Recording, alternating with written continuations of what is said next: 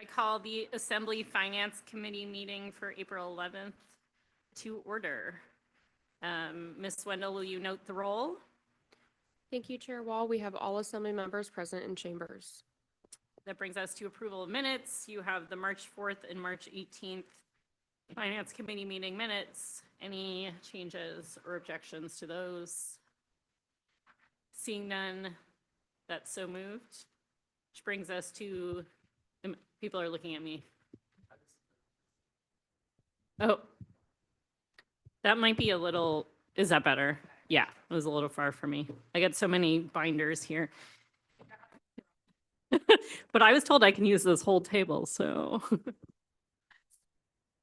That brings us to agenda topics. We are going to start with our budget agreements. So on the wall here, we have our FY26 budget agreements, budget process agreements. So this is really just how do we want to show up and work together for this long, arduous journey that we are about to do. So maybe we can, those are somewhat hard to read here. So maybe you can read them off and with the idea for folks to say, these are good, or we want to change these, and then we can move forward. Go ahead, Ms. Flick.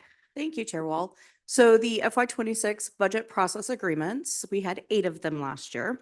The first one was laugh at least once per meeting, be judicious with questions, utilize the at ease option, be generous of comments made, don't take things personally, grace for everyone. This does not apply to today. Let me just be totally clear. Aspire to be done by 9:30 p.m. We aspire today to be done much earlier than 9:30 p.m., but on a Wednesday. There we go. 7, allow staff enough time to research and respond to ideas and questions. And number 8, team attire when appropriate.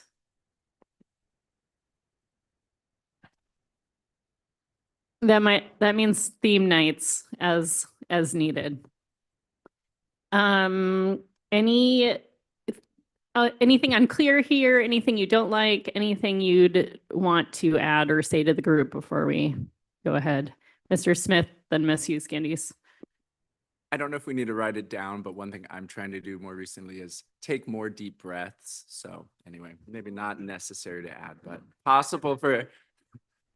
And I might have a team attire amendment here in a second for Sparkles.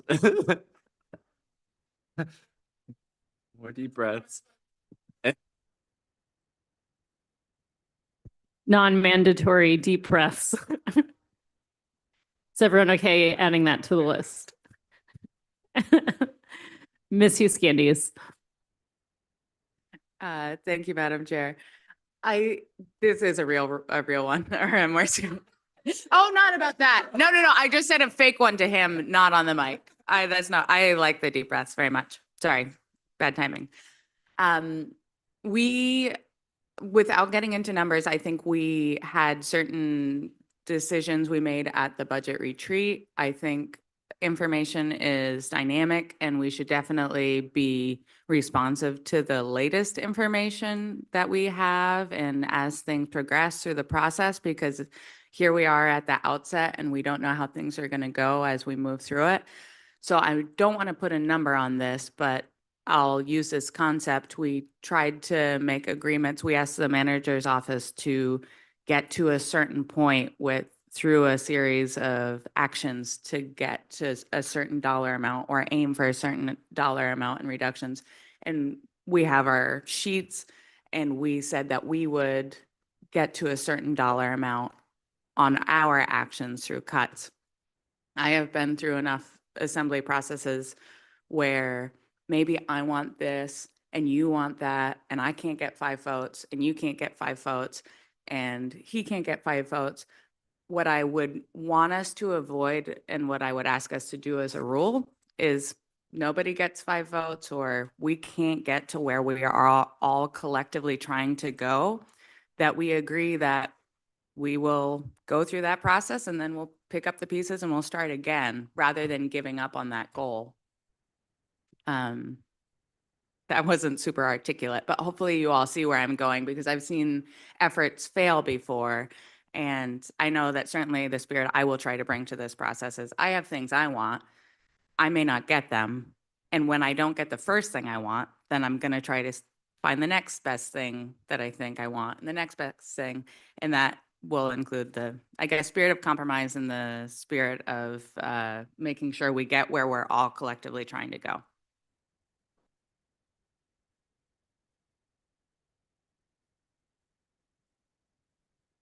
Can you say that again? Or tenacity to goals?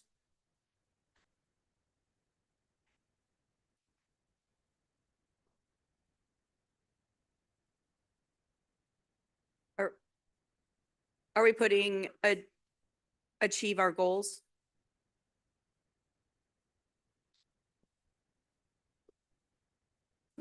I actually, Don't let perfect be the enemy of the good, maybe.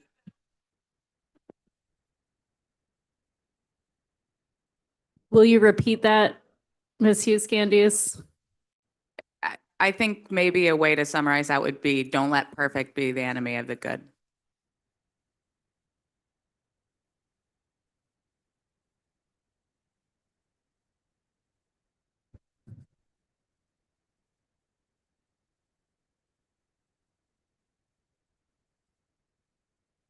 As opposed to what?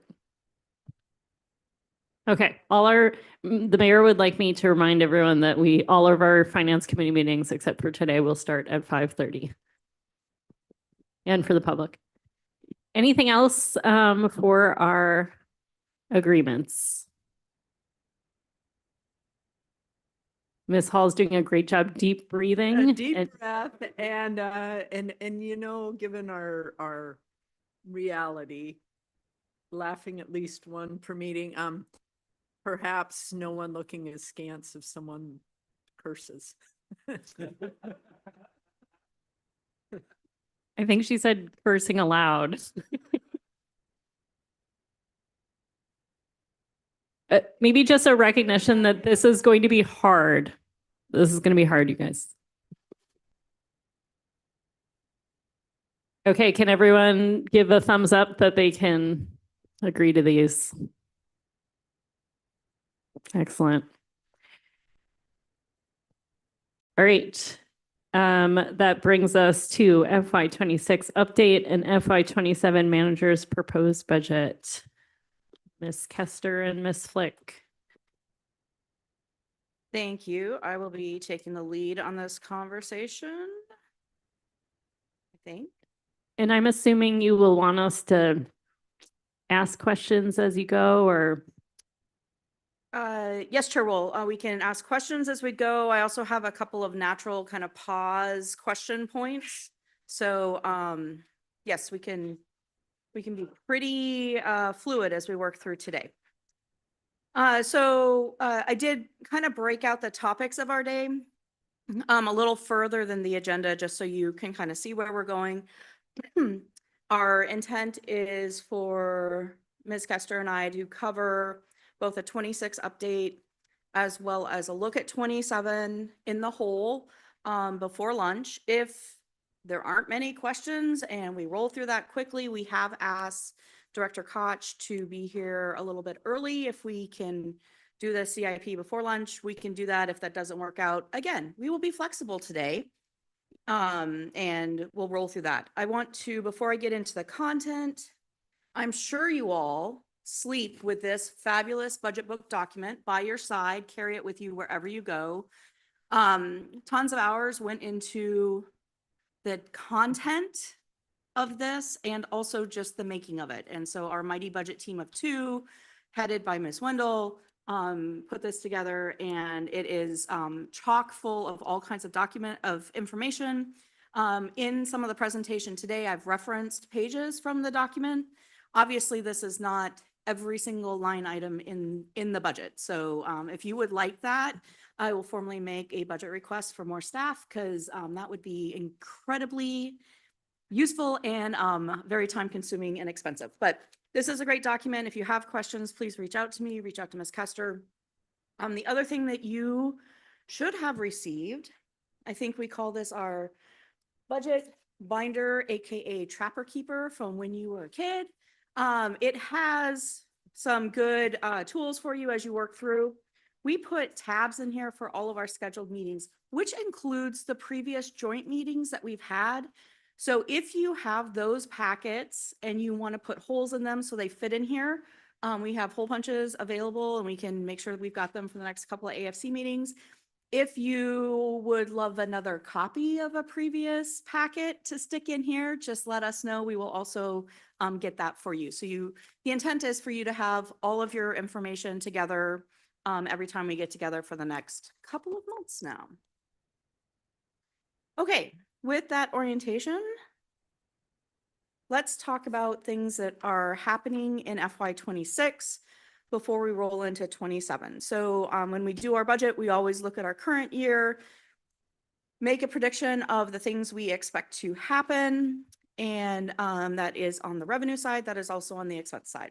And so we put that together along with the 26 budget, so you can see those side by side, and then the 27 proposed budget, again, so you can kind of see that flow from year to year. So let's look at our revenue first. So our revenue has changed just a little bit since we talked back in December. I think of note, we're seeing more state grants being reduced or not being renewed. You'll see that flow through to next year as well. Our investment earnings, at least for now, are doing fairly well. So we're expecting additional 3.7 million in investment earnings to stay within the general fund. But we're going to talk about this a bit here in the next few slides. Sales tax is not doing nearly as well as we had hoped. So we all knew that with the passage of the ballot measures from October that we would see a decrease this year. We're seeing a larger decrease than we had anticipated just from the new exemptions. And so we had planned on about $6.4 million in total sales tax revenue. So that's both the operating piece and the project piece. And we're seeing another $3 million shortfall on top of that. And that's based on the first 2 quarters worth of data. So we're going to talk about sales tax a little bit more as we go through. We're also seeing other sales tax type things, liquor, hotel bed tax down as well this year. Tobacco being one that has a significant impact on the general fund. Other types of sales are also down. It looks like other revenue is skyrocketing. And what I want to just say to that is really reflective of the return of your assembly grant from Gastineau Human Services for their housing project that didn't happen. So that's not new revenue, like a new stream coming through. That's really just where the return of those funds came because that appropriation happened in a prior year. So we don't have an expense to offset, so it comes in as other revenue. So that's the big driver that you see there. So let's talk about sales tax just a little bit. You can see the year over year perspective. Nice. You can see my whole screen. And this is reflecting just about $9 million of decrease. As I said, if you look quarter by quarter, you can see the green bar is our budget and the blue bar next to it is our forecast. So you can see July through September, there was a gap. You can see October through December, there was a gap. And we had anticipated in Q2 that we'd have about $900,000 of reduced revenue in sales tax because of the ballot initiatives. And we actually saw on top of that, another 1.3 million. So it was a big decrease. We are seeing strong like commercial sales. When people report their sales tax, they report their sales, they report their exemptions, and then what they've collected and are remitting on behalf of their customers. And on the commercial kind of sector, we're seeing strong activity, but on more of the retail, individual type spending, we're seeing really soft numbers. We're also seeing on the commercial side, a lot of sales that are also exempt from sales tax. So pass-through freight, medical services, resale of goods, things like that. So while the sales are strong, there's also a lot of exemptions that are going with those sales that are in total between the soft side of the individual purchases and the exemptions for those particular sales. Overall, we're seeing a decrease. I do want to note that our first full quarter of sales tax with the new exemptions ended on March 31st. Those sales tax reports and remittances are due at the end of this month. They're due April 30th. And it will be probably around May 20th when we will have reports from that we can share that we've keyed everything in and validated and done our process to see what that is. I will note by that time, I am hopeful you will have worked your way through the budget and the budget will have moved forward for full adoption by the full assembly.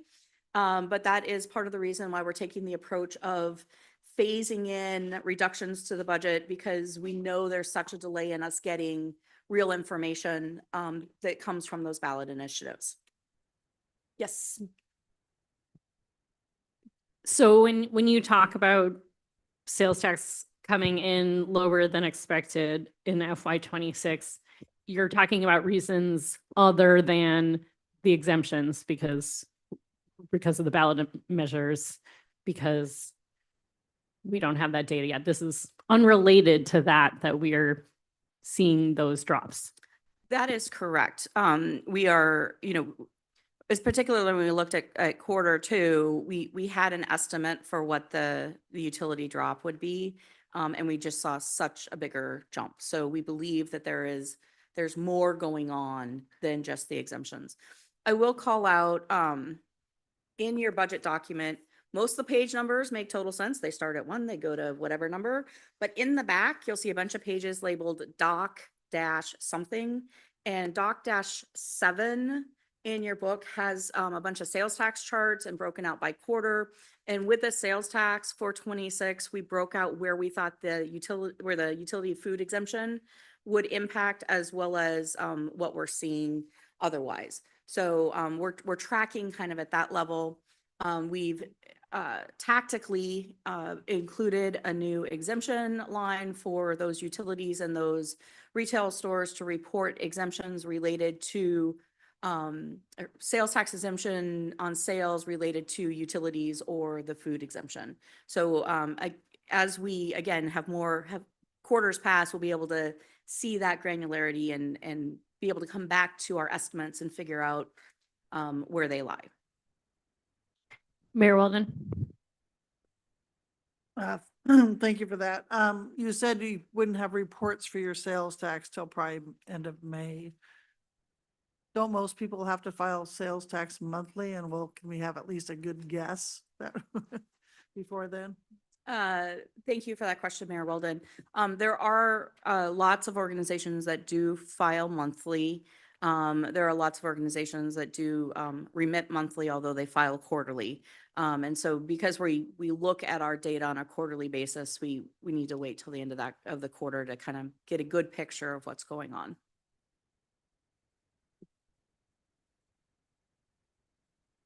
Excellent. So this is interesting, looking at sales tax by quarter. My brain has a hard time following like the 21 line across and going back to the 22. So I always like to kind of just put it as a line so I can see what's going on. So the blue line represents our actuals, and that little red line is our expectation for FY 26. That will look a lot more interesting when it becomes the FY 27 expectation, but that's the breakout there. And then we did, for FY 26, put together our budget for 26, which is 70.1 million in sales tax. What we think our sales tax collection is going to be, that's just soft, not related to the newly approved exemptions. And then what we think it's going to be, the 61 million with the exemptions and kind of the soft sales tax that we're seeing. And then the last, the bright orange, is what we've actually collected from quarter 1 and quarter 2. So you would expect that to be much less than the whole. And I will say that our first quarter of the fiscal year, so the July through September sales, tend to be our strongest. So we have our biggest quarter at the front of our fiscal year. Of course, the quarters 2 and 3 through the winter season are lower, with quarter 4 picking up with all of our summer folks returning. Questions?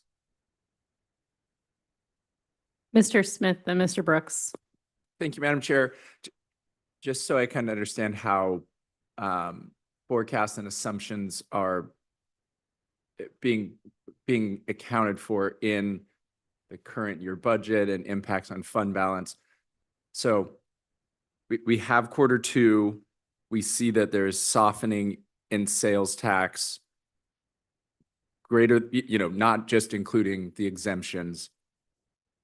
I'm looking back at that Doc 7. Anyway, the budget says 10.2, the actual / projected say 10.6, and there's a sales tax exemption impact.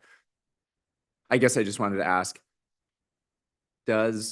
do our fund balance assumptions or forecast for this fiscal year, does it include, has it been like updated to say, ooh, we're seeing softening in Q1, Q2, and we've applied that kind of softening we've seen in Q3 and Q4, or is the budget that we're looking at and the fund balances that were shown, do those still anticipate, do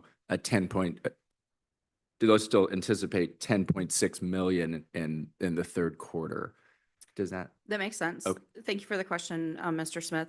The fund balances, and we will actually go through that in a little more detail here in a couple slides, includes all of our forecasts that we're talking about today. So it includes the softness in sales tax that we expect to see, both just the softness and also the exemptions are included in our fund balance projections. And we can see that called out here in just a few minutes. And got to care, maybe the better way is like they have incorporated our most recent best knowledge in what we're seeing. Okay, Yes, thank you. absolutely. Very good. Thank you. Mr. Brooks. I'll remove my question. Thanks. And I'm having a little bit a hard time orienting, so whatever. If I'm not seeing you, just make a little bit more movement. Thank you. So the other sales related expenses are, I've called out the remote sellers from a fund perspective. It flows right into the sales tax fund. And it has been strong and steady, a little less than budget. Oh, no, I'm sorry. It's been right on budget, but a little less than last year's. Hotel bed tax is the blue, liquor is the black line, tobacco excise tax is the green, and then marijuana is the pink on the top. So you can see that we're seeing some soft sales overall in these other sales related taxes, particularly hotel bed tax, tobacco, and liquor are the ones. And on this chart, I did do the data chart at the bottom. And so you could see the dollars. It is in millions. So like the budget for the marijuana is 440,000. We're expecting 430,000. So that's how you would read the data table at the bottom. Mayor Weldon. I have two questions if no one else has one. You would think that the marijuana would be growing a little bit, and it's weird that it's the same all the time. Can you speak to that? Could the amount of scent you get walking around downtown, you would think that it would be growing, but am I wrong in that? And then my other question will tack on. So we haven't seen a decline in the remote sellers tax, even though we've taken sales tax off food, because I do know people order food offline. That's correct. So I'll take your second question first, if that's okay. We haven't seen a decline in the remote sales tax. And I'll just take this opportunity to also say that we will start seeing an uptick in the remote sales tax. Amazon has recently, as of I think the beginning of this month, officially taken the position they no longer have a physical nexus in the state. And so that was based on textbook rentals that they did, and they are no longer in that business. So now instead of reporting and remitting directly to CBJ, they will flow through the remote sellers. So overall, there should be no impact. like where the dollars come in will shift a little bit. But remote sales tax has generally been stable, which is great. And we would expect to see some food sales through that come through with exemptions. With respect to the marijuana tax, I agree. There is, it feels like through the odors around town that is a product that is used heavily. I don't really have any insight into that particular piece of the market. What I will say is we have engaged with an auditing firm in town to do various sales tax audits. So to go to various what we feel like are representative entities within some industries and do a sales tax audit. And so we have selected one of the local marijuana shops as one to audit. So I would expect we might learn more over the next few months as that audit continues. Ms. Hall? While we're on the marijuana, tobacco conversation, does that include vapes or is it just cigarettes? Thank you, Ms. Hall. That's a great question. So this body passed an amendment to the sales tax code so that it included that the tobacco excise included e-cigarettes and vaping and like covered that whole genre of product. We have been reflecting on the fact that we haven't seen a change in the tobacco, which we would have expected, and feel like internally we had a miss on pushing out information to the retailers that would be affected. So we have, we're working on that to make sure that that's known and that's out there, and we can, make sure that everybody's following that new sales tax guidance and code. Mayor Weldon, do you still have a second question? You asked her to. Okay. Mr. Steininger. On the remote sales tax, that ramp up from 21 to 25, is that a correct assumption that that's more a reflection of like vendors coming into compliance and not necessarily a shift in behavior of consumers? Mr. Steininger, I would absolutely believe that is vendors becoming aware, become compliant. One of the great benefits that we have of working with the Remote Sales Tax Commission is they also do their own enforcement, and they've got a little more clout because they are representing the state. And so, yeah, I believe that most of that ramp up, part of it, you were coming out of COVID. For part of that, we still use that word. But I do think that most of that is just organizations becoming aware and becoming compliant. We're going to leave the sales tax world if we're good with that. Okay. You have over the past couple of months been engaging with your empowered boards. And we wanted to make sure that in a summary, you had a picture of all of the non-general funded or general government funded expenses, the FY26 budget, the FY26 forecast, if they're looking to be over and under in that percent.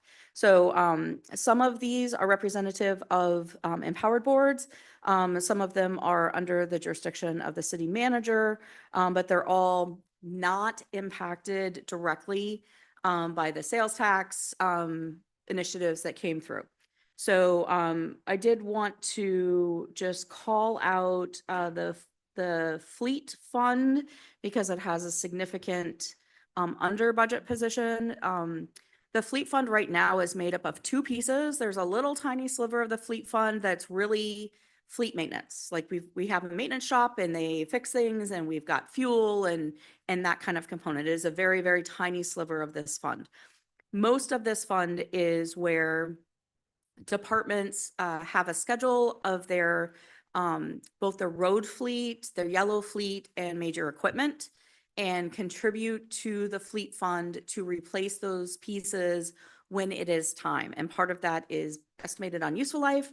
Part of that's we know how we drive these trucks and we know they're going to last so long, whatever it is. And so this is a fund that has been particularly under balance and by a lot over the past few years. This particular $2.5 million of under budget is tied very much to our CCFR replacement of a fire engine and a ladder truck, which are 1.2 and $1.7 million each. They've been on order. We thought we were going to get them this year. They're probably coming in 27. So that authority is going to lapse. We do have another about 400,000 from our streets department of just pushing out purchases. So one of the things that we don't do is just say, oh, it says we should buy this year. Let's just go buy a new thing. We look at our equipment that we had on the schedule to buy and decide, does it still have useful life? Can we continue to use it or do we need to replace it? And in the case of streets, they've been able to push out some of their replacements to future years. I will also say that working with our friends at the airport, we were able to take advantage of the fact that this fleet fund also has enough expenditure authority that we could order an ARF truck. If you remember from the joint meeting with the airport board, there were questions about, well, how long would that take? And what do we need? And we talked about some of the logistics. Well, it came to fruition probably not more than 10 days later that an ARF truck was found. It met the needs of the airport and the fire department. We were able to look at it, just decide that it was coming off the line, it's new. We turned a purchase order around in a matter of like 90 minutes, got it to the vendor so that we could secure that truck. It will be here at the end of the summer, I believe. But one of the reasons why we were able to do that is we had sufficient authority within the fleet fund to be able to move forward on that. So this under budget position also includes that ARF truck purchase. So that would be like over budget for the airport, but we're under budget in other places. And so I just wanted to circle back on that particular item. One of the things, oh, go ahead. Mayor Weldon. Sorry, this is a basic question, I know, but you guys do things a little bit differently and you're under and over budget sometimes confuses me. So we'll just take the airport because it's the top line. So 109,700 can now go into their fund because it's extra, correct? That is correct from an expense side. So they are budgeted to be at 14, we'll call it $15 million, and they're planning to spend 14.9. Okay. So, I'm just making sure my yes. positives and negatives are clear in my head, sorry. Right, and this is the forecast. So we'll have to see how their expenses truly come in at the end of the year, which we will. And the other side of putting into fund balance is the revenue side, right? So this is just the expense side.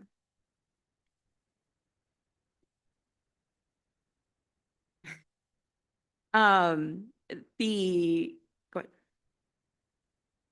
ahead.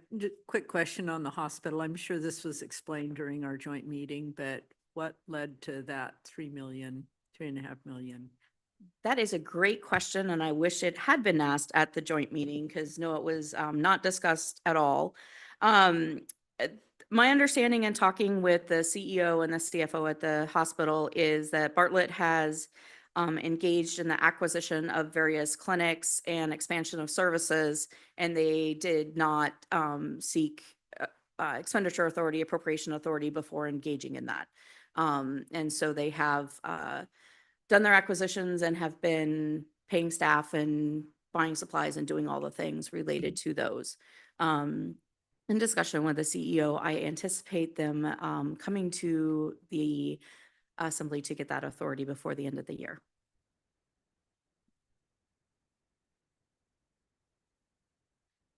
Okay.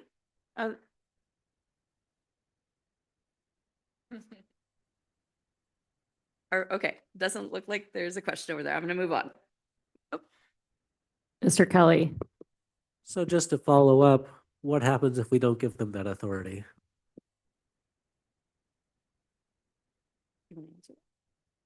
They go to budget jail. Really, I don't want to put words in Ms. Custer's mouth, but if she were to expend her budget without authority, I think we would be in an executive recruitment.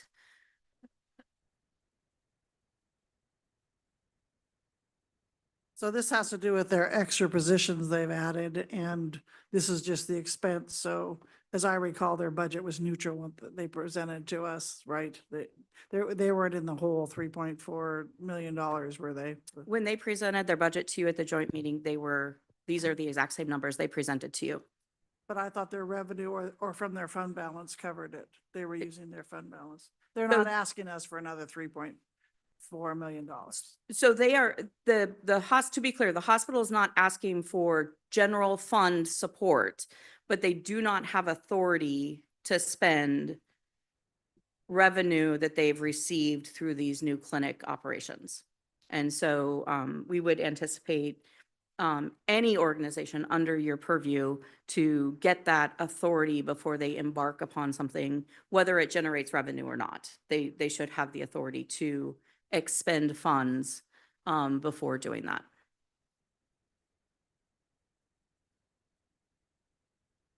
Okay.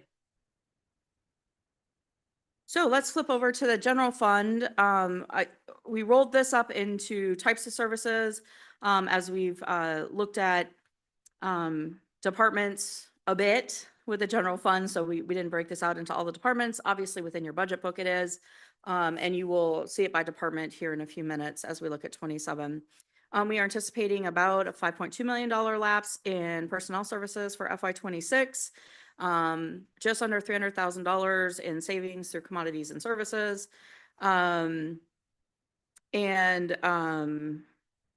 Some additional support to other funds and capital outlay by category within the budget authority for the appropriate fund and department.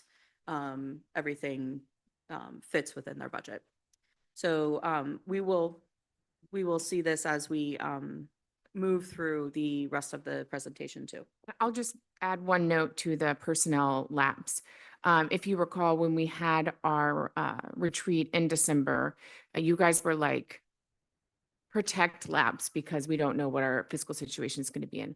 And we have done, some tangible things, holding positions open, maybe not starting new services. We haven't made any major cuts, but I just, you get criticized for lapse, but this is a very intentional lapse because trying to hedge against the uncertainty this year. And as we developed the FY 27 budget, we really tried to care for bringing down that lapse number. Okay, so we're going to move from this picture. We've already talked about revenue. We've now talked about kind of the general fund expenses by categories and work through the FY 26 expected fund balance. What you see on the screen in front of you is a summary. If you look at your budget book doc pages, page 1 is all about 26, page 2 is all about 27. I have grouped many of these things together just for ease of presentation and discussion.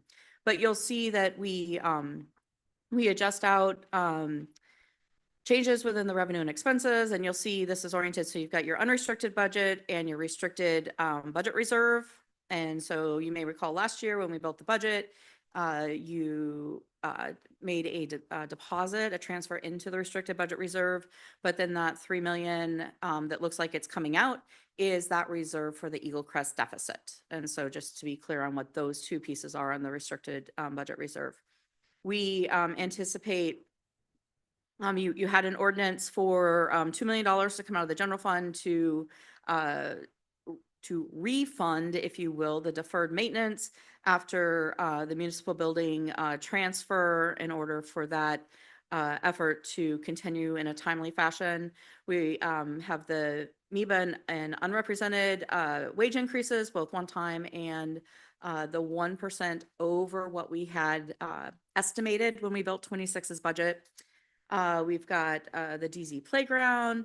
We've got AV equipment in here. We've got cold weather emergency shelter increases, the emergency shelter extension, which I believe actually got approved. So this was printed or was ready to be printed before that meeting, but that's included in here.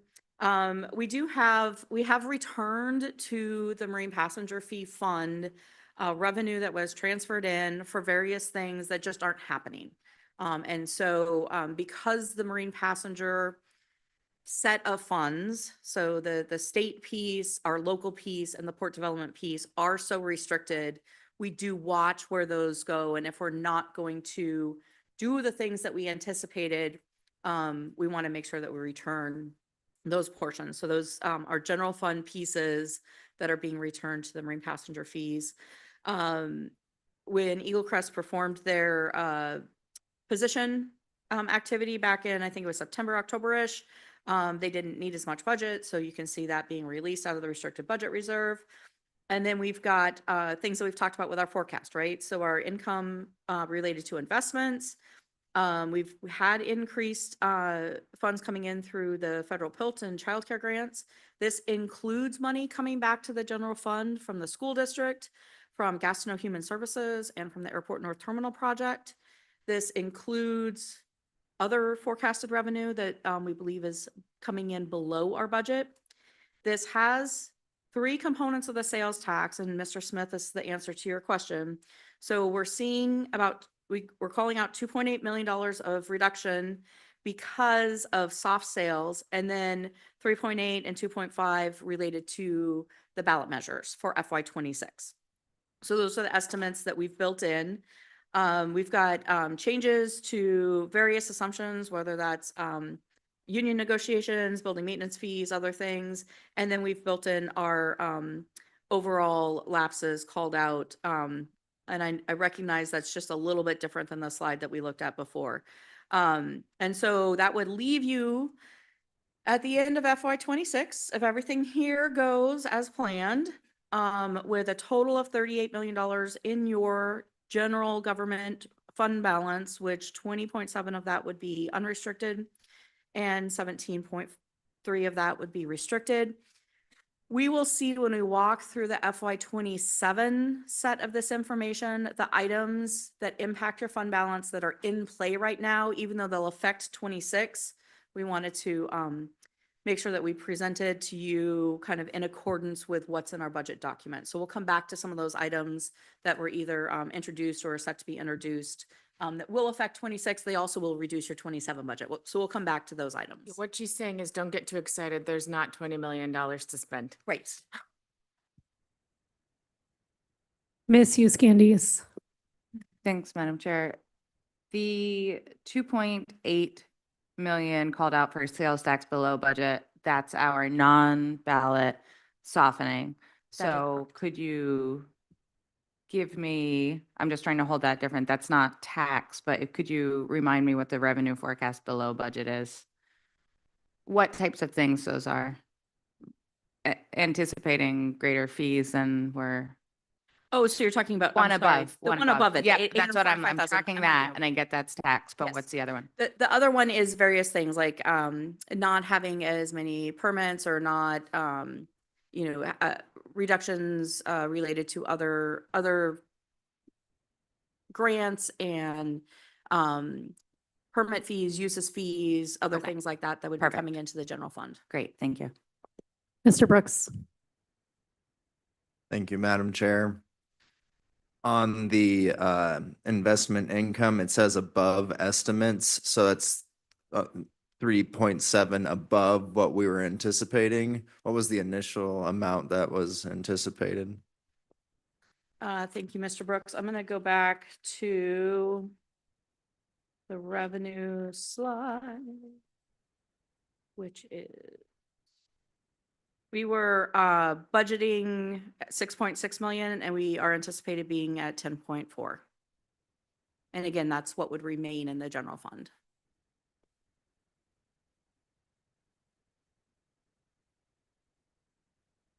Mr. Steininger. Thank you. On the marine passenger fee, the 1.2 million. So you said that's money that we didn't spend. So that lack of spending is included in those lapse lines down at the bottom. So it's all kind of nets out to zero. That's correct. Okay, thank you. That's correct. I'm gonna ask a question. For Eagle Crest, if we do move forward with ending the RSA for the gondola and we say okay, as a result of that, we're not comfortable with Eagle Crest fund balance going into negative. What happens to the restricted balance at the end of FY 26? Would it, I think it stays the same. This number would remain the same because that money has already been reserved, and it would go and move that not into zero. Is that, if the assembly makes those choices? Thank you for the question, Chair Wall. There are a number of decisions that the assembly and direction the assembly would need to give. So if we're kind of holding the course and we're gonna keep them rolling forward, but we just don't want them to go into more negative or maybe reduce the negative, this 3 million just stays reserved. It's still in the general fund. The Eagle Crest fund just is negative. If there is a decision moving forward that we need to, we're going to structure the Eagle Crest budget differently, whether that be how it's funded or how it's operated, that negative balance has to be resolved eventually. That could be resolved by saying, you know what, just flat out transfer from the general fund to the Eagle Crest fund to make it whole. That could be, oh, we are going to do, we're going to have an investor come in and take over capital and operations, and we want them to pay back the negative. That could be a solution, in which case that amount that's reserved would just change over time until that balance becomes zero. So that there's a lot of ways that could be resolved, but until that fund is zero or higher, this would get held in reserve unless there's direction to transfer from the general fund to the Eagle Crest fund to reduce that deficit. Does that answer your question? So if we were to say, okay, fill it with general fund, make it zero, then our restricted budget reserve amount would increase because we would remove the hold that we currently have on money in the restricted budget reserve for that purpose. We would need the body to clarify to transfer it out of the restricted budget reserve, in which case there would be no change because we've already shown that it's kind of spent from a presentation perspective. Or if you say, no, take it out of unrestricted to pay the deficit, then you would be correct. We would increase the restricted budget amount because you pulled it from the other column.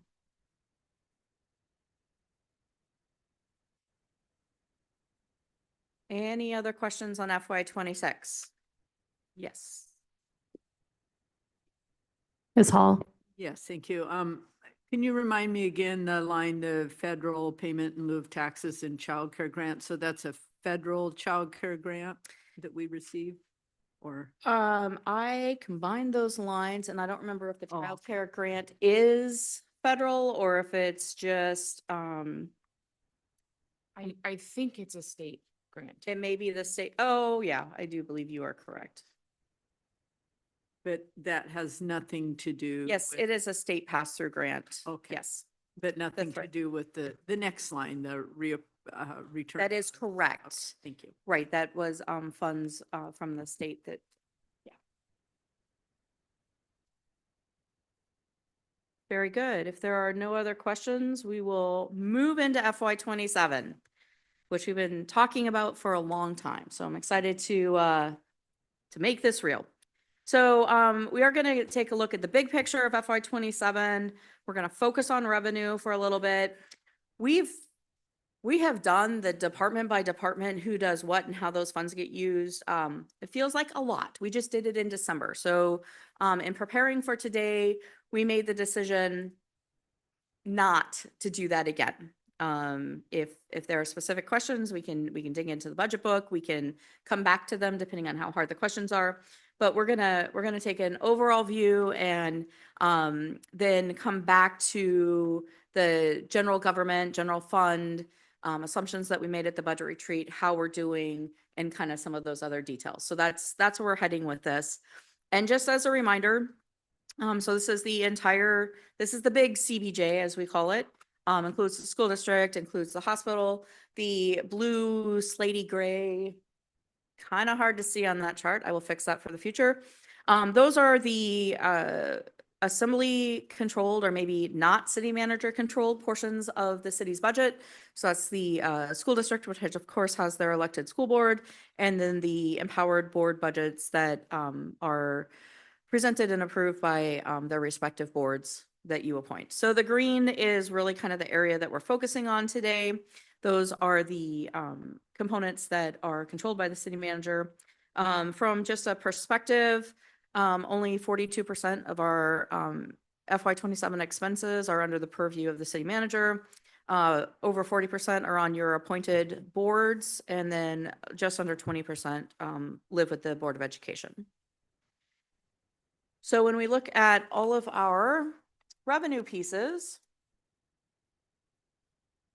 this has overall, we've got an increase of about $4 million in our revenue, and that really has to do with charges for services, specifically Bartlett's expansion of their services and their clinics being the primary driver of those.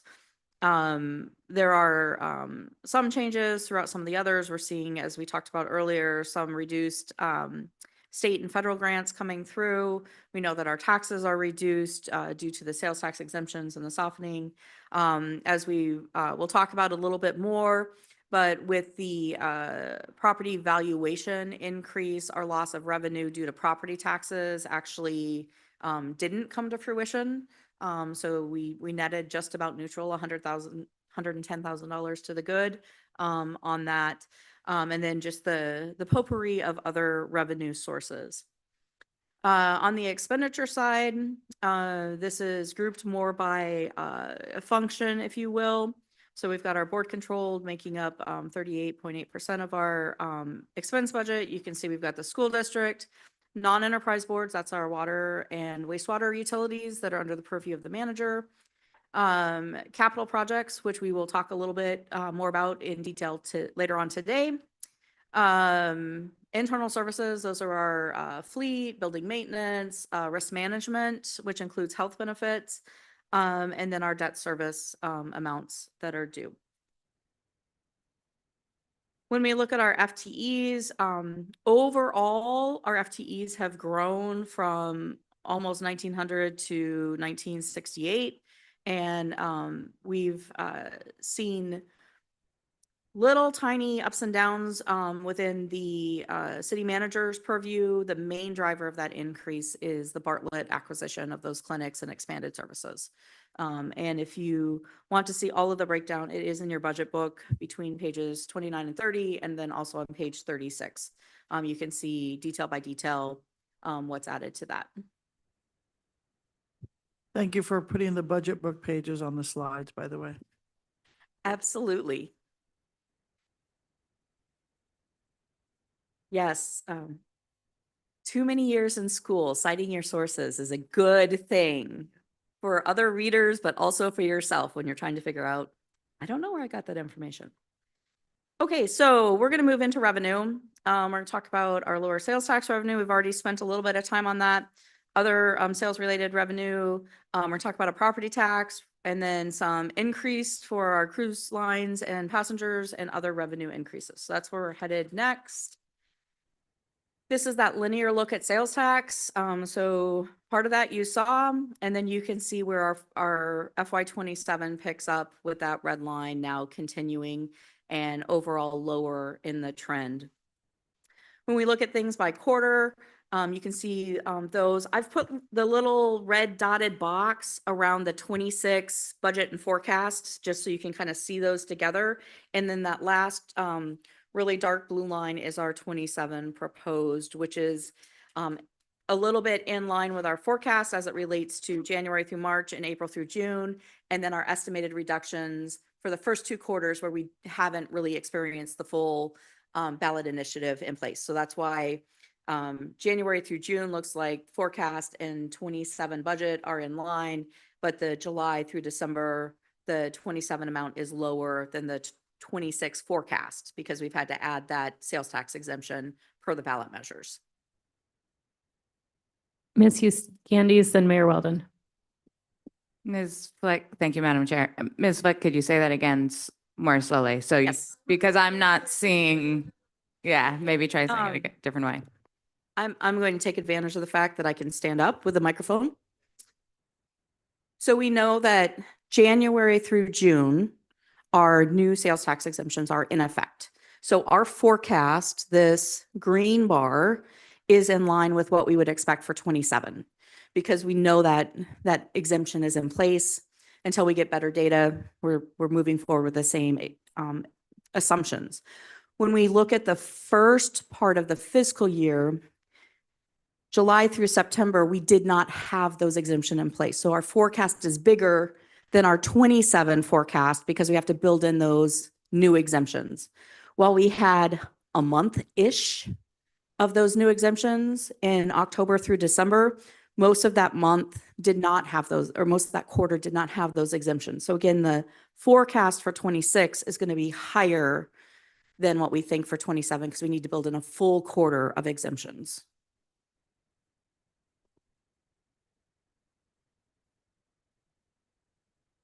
Absolutely.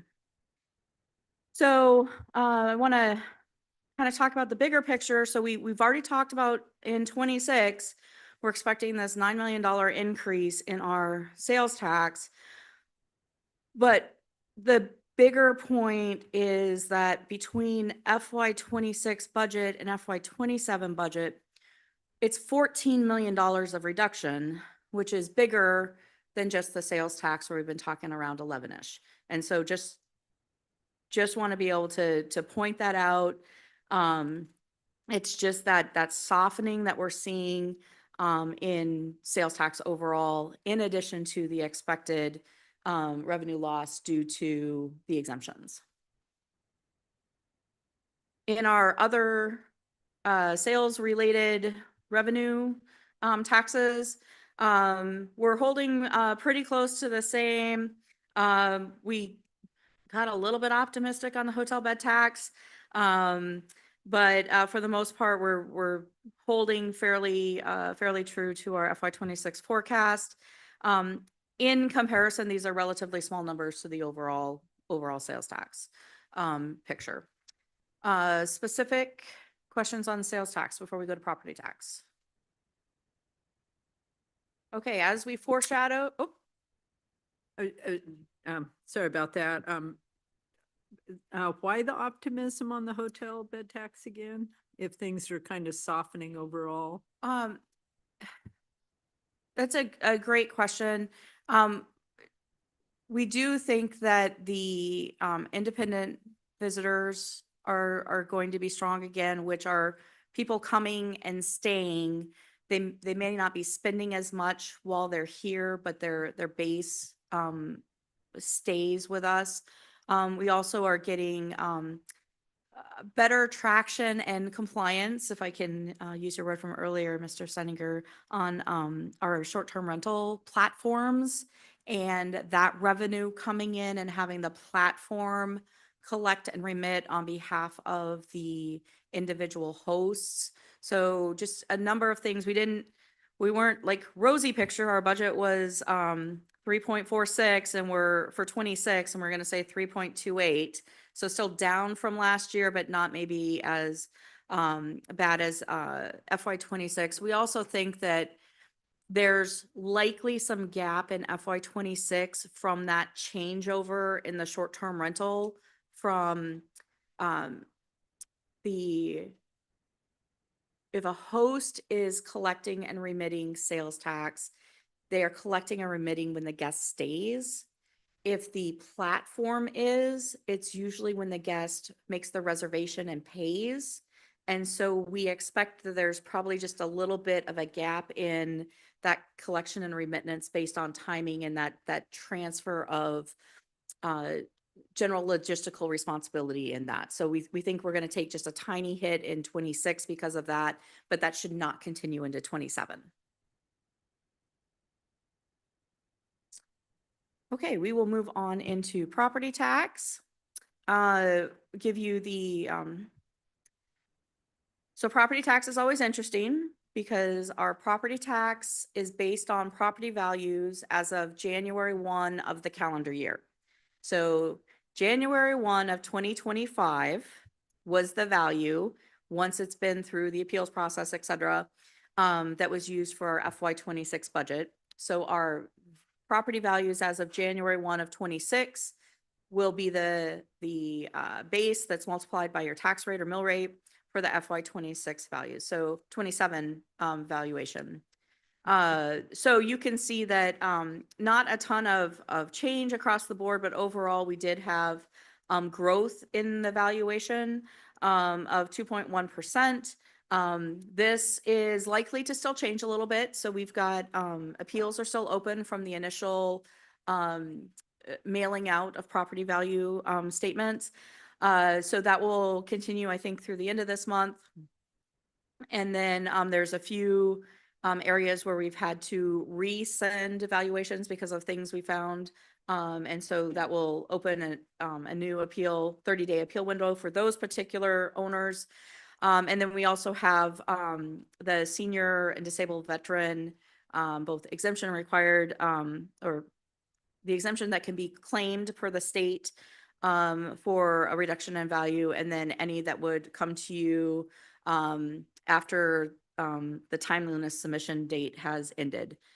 So this value of the base for the property tax math will likely change a little bit, but I don't expect it to be huge swings. We have built the FY 27 budget, assuming that we will be at the 9.0 mill rate for the area-wide road service, fire service. And with that, the property tax revenue will be about $110,000 more in 27 than in 26. So most of that growth, there are a few things at play. So with the flooding that happened along the Mendenhall River, there was a little bit of an assumption that sales would be down and those houses wouldn't sell, or they would be sold much lower because they were deemed less valuable. And really, sales data that we've gotten has shown that not to be true. Those homes are selling. They're selling at a reasonable price, not a depressed price. We also see a lot of revenue increase that we measure through building permits. So as new construction or major renovations come through, those are captured through the building permit process and appropriately added to the value of the property. Mayor Walden.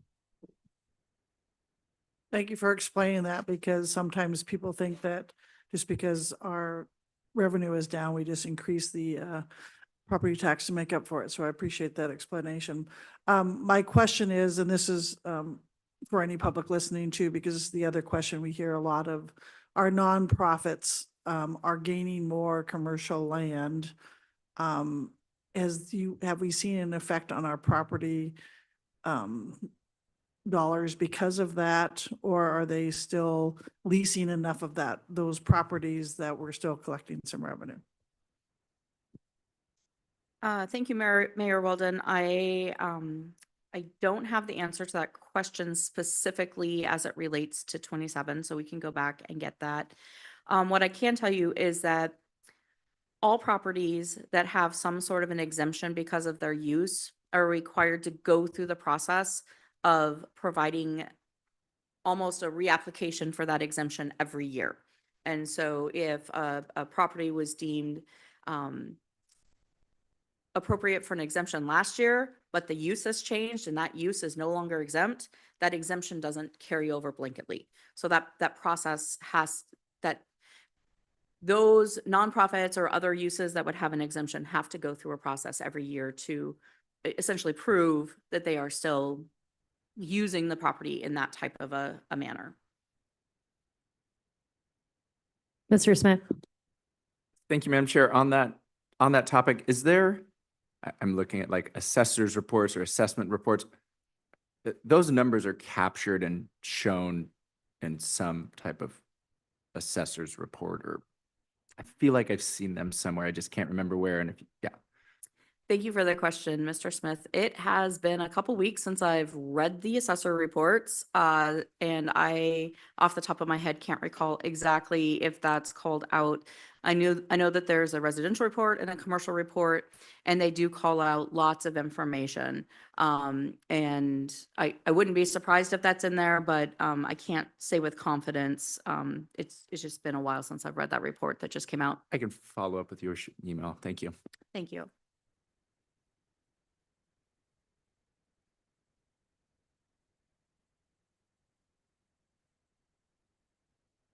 I just had a question about the overall increase of the 2.1%. Is that, do you know how much of that can be like, is attributed to, any new properties added to the tax roll?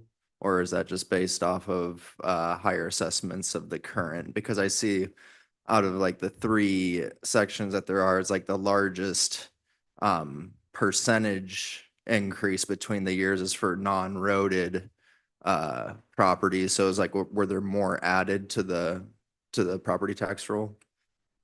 Thank you, Mr. Brooks. I don't have those details right in front of me. I would say that in talking with the assessor about the valuations for this year, residential overall doesn't seem to have moved a lot, similar to last year. That was relatively flat. I know that there are some areas of residences that did go up, some areas that did go down, but kind of in aggregate, residential didn't change that much. So I do believe that you're correct, whether it's new property or new development on land. Most of the growth did come through that type of a venue, and we see that through the building permit data that we get from CDD. Mayor Weldon. But isn't our non-roaded mainly the mines? Isn't that their business, personal property or whatever business property?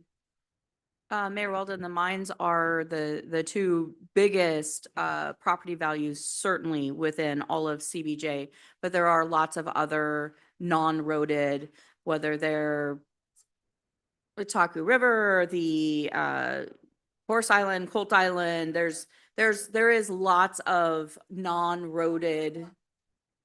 We don't collect from Horse and Colt, just so you know. Thank you.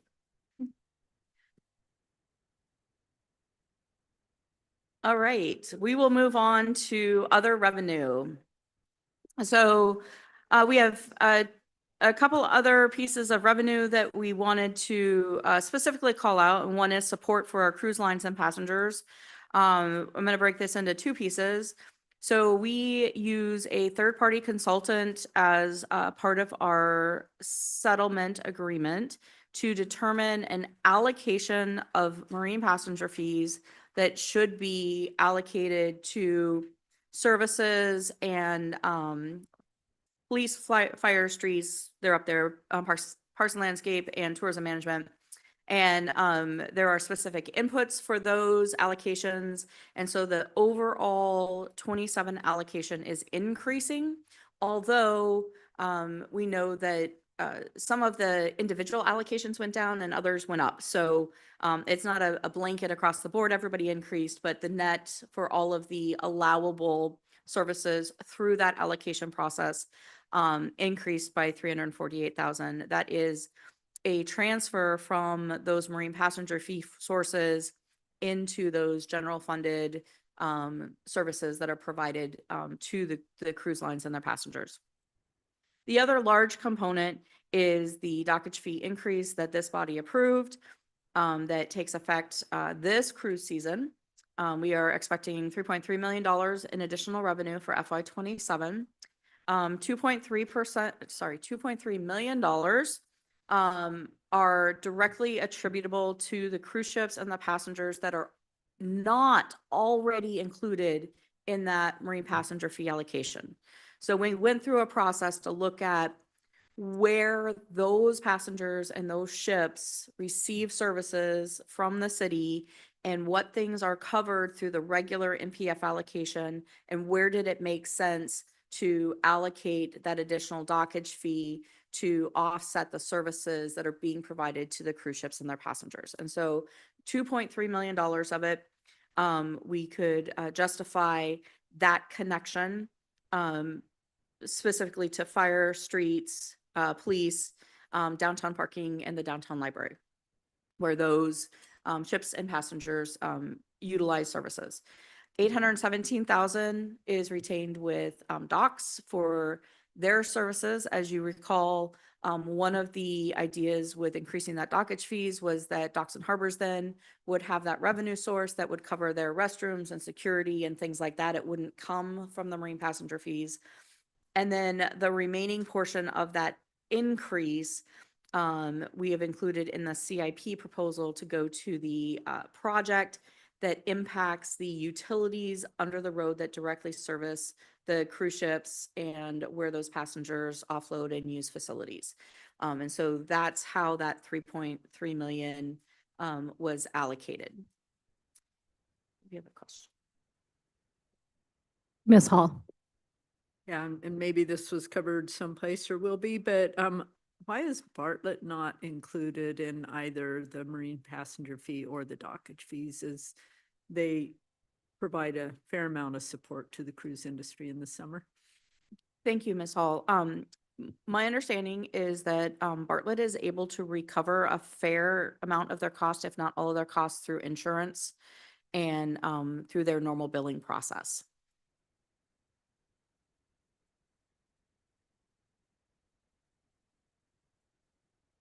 I would assume that would be true for passengers. I'm wondering about crew, but that may be something we don't know. You know, actually, when we met with the hospital, they said crew is covered because through their employer. So crew is covered. You know, there certainly is a policy decision there if the assembly would like to handle that differently, but we feel like that's the way that we've approached passenger fees and dockage fees is a fair representation of those direct services to passengers. Mayor Walden. I'd be certainly interested in looking at that at some point, since you just talked about, because some of them may be on Medicare and we don't get fully reimbursed, so they could possibly reimburse parts of that, but it probably is a small amount. So your 817,000 support for services through the docks, do that pay part of the salary of the port director, et cetera, that, or are we just doing totally services to our docks? Thank you for the question, Mayor Walden. That is a direct replacement of what Docks and Harbors would traditionally ask for through the marine passenger fees. And I don't know the details of everything that they've included in that, but I would expect that they've got some overhead built into those services that they provide. I got a question on the question of kind of the hospital or other things. If we were to try to make a, policy decision based on the data that would be allowable under marine passenger fees, that wouldn't increase the amount of money that we would get through the third-party consultants analysis. It would just spread it out in a different way. Is that a correct assumption of how this works? You're correct. You would not be generating any new revenue, and it's harder the further away you are from the dock, the harder the justification is for that expenditure. I'll also add that under the dockage fees, we also, in addition to the information Ms. Kester gave, also that was the direction that we were given from this body, was to look at the services that are provided from more of a general government perspective to those cruise ships and those services, and not necessarily other enterprise funds or places like that. Okay, we will look at some other revenue. We want to acknowledge that we've increased our budget expectation by 1.9 million for investment earnings over last year's budget, or 26's budget. CDD's revenue, Community Development Department's revenue has been increased in the proposed budget. That is not due to fees. That's more of looking at the trends of how permit requests have been coming in and we felt like we could expand our budget expectations based on previous experience. And then Parks and Recreation has made decisions to increase a whole host of fees across many services that they provide and are generating another $320,000 worth of revenue to offset their costs as a department. We do have some decreases. We're expecting to lose about $1 million through emergency programs and transit. Those are just decreased grants that we're seeing come through both federal and state. We do have a reduction in revenue due to not transferring as much for the capital transit, not router, tripper service that had been requested at about $1 million. And as they've provided that service and we've been able to put dollars to it, it is not that expensive. And so while that was considered somewhat of an operating transfer of $1 million, they do not require as much every year to provide that service. And so that's a reduction in revenue, which matches a reduction in expenses. So in some ways it nets, but it does decrease the revenue side. And then our state community assistance is going down by $121,000 for next year. Ms. Hughes Candies. Thanks, Madam Chair. Just on that transit one, I have a question. So you said in some ways it nets, but that's not a total net, or why did I guess I'm not tracking Yes. why it would be a decrease on the revenue side if it's not a corresponding exact There is a decrease on. corresponding, I'm sorry, I didn't say that very well. Yes, there's a corresponding decrease on the expense side. Okay, so Yeah. it does, okay, thanks. Mr. Smith. Thank you, Madam Chair. I guess similarly, but maybe not. For the emergency program and transit grants, the grants decreased. Was there a similar reduction in spending, or do we still need to spend that money we just are getting? We're just having to pay for it for somewhere Yeah, thank else? you. I'm glad you highlighted this because I think it is important to highlight where we are seeing decreased support from the state. And the emergency programs is one where we made a policy decision that those positions were absolutely critical given just the emergencies that we're experiencing. So positions that were normally reimbursed by about 50% are now fully general funded. And a similar decision was made in transit. The emergency programs grant is a federal pass-through grant that the state gives to us, and the grant hasn't been canceled. It is just not shown up. So it's a bit of we made the decision to not budget for it, even though theoretically it still exists, but no revenue has been given to the state to fund that. And that's a struggle that communities across Alaska are going to be facing when they deal with emergency programs. I only highlight that because it's, so important to our community. Can I follow up just real quick? So just so I understand, we lost $1 million in, in grants, and then we had to, $1 million of that is now being funded through general funds. Thanks. That is correct. Ms. Hughes Candies.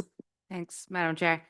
I'm embarrassed I don't know this, but the community assistance, this is, we're looking at 27, correct? So this is a result of how Juneau is viewed within the community assistance program, like how our allocation is, because I thought that was fully funded. I mean, I guess, could you elaborate on that one a little bit? So from what I understand, this is the ramp down by 30% of community assistance funding. So when community assistance isn't fully funded, then it takes 30%. They've got the fund set aside that takes that down. So this is our share of that community assistance funding. Yes. Yes, we are still getting some community assistance, just not as much as last year. I'm going to go to Ms. Hall first, then back to Mr. Smith. And help me understand this. But session isn't over yet. So would we know for sure if we're not getting that, or we're just anticipating we're not going to get it? We've had the oil price. Anyway. Thank you for the question, Ms. Hall. As with everything in the budget, it is based on the best information we have at the time. And so as we move forward, If we find that we are getting more than we anticipate, you would see that as additional revenue above our budget. If we find out we're getting less, you would see that come back to you through a forecasted amount. But yeah, based on all of the information we have at this time, that's what's included in the budget. Mr. Smith? Thank you, Madam Chair. Just a question. Who gives us the prediction, or how do we predict the investment earnings?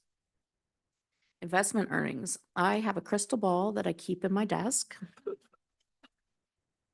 Along with a magic 8 ball and wads of money that I can pull out and take care of all of your needs. No, we have a professional financial advisor. We work with them closely in predicting, guessing, estimating, forecasting what the market's going to do over the next year.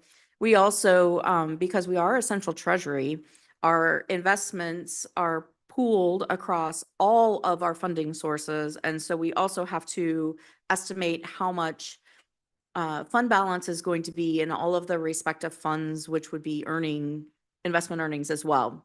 And so it's somewhat of a two-step process of working with our investment advisor to get their best prediction for next year's market, but also then looking at how our various funds are poised to perform over the next year and how much of that interest earnings would be allocated out to those places, what's left in the general fund.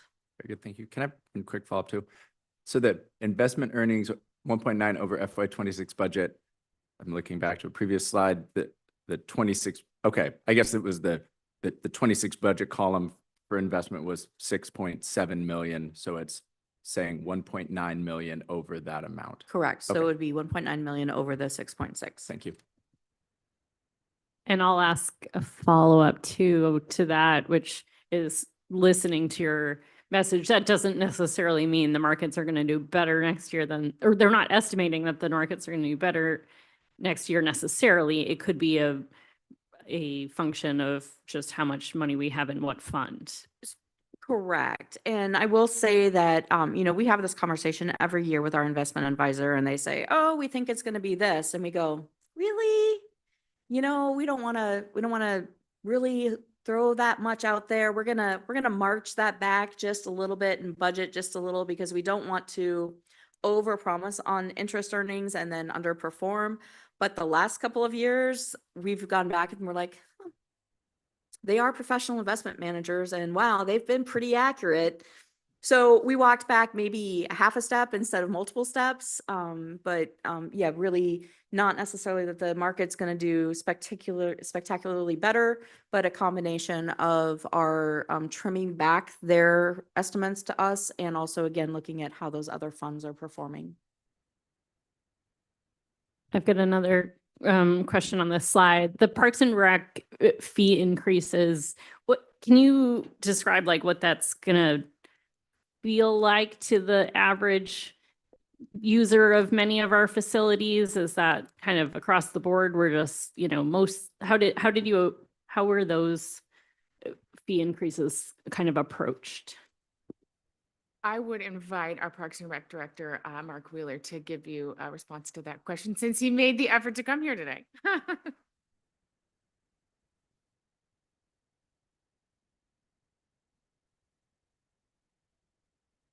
Mr. Wheeler, go ahead. Through the chair, thank you. We pretty much increased them all across the board, but they're in the roughly like 10 to 25% rate. So like adult swim pass for the day is going from 9 to 10, but some of the like the annual, I think, pass for the pool went from like 325 to 4. I don't have it on the top of my head. I could share it with you, but yeah, it's across the board. That's helpful. Can I make one more note?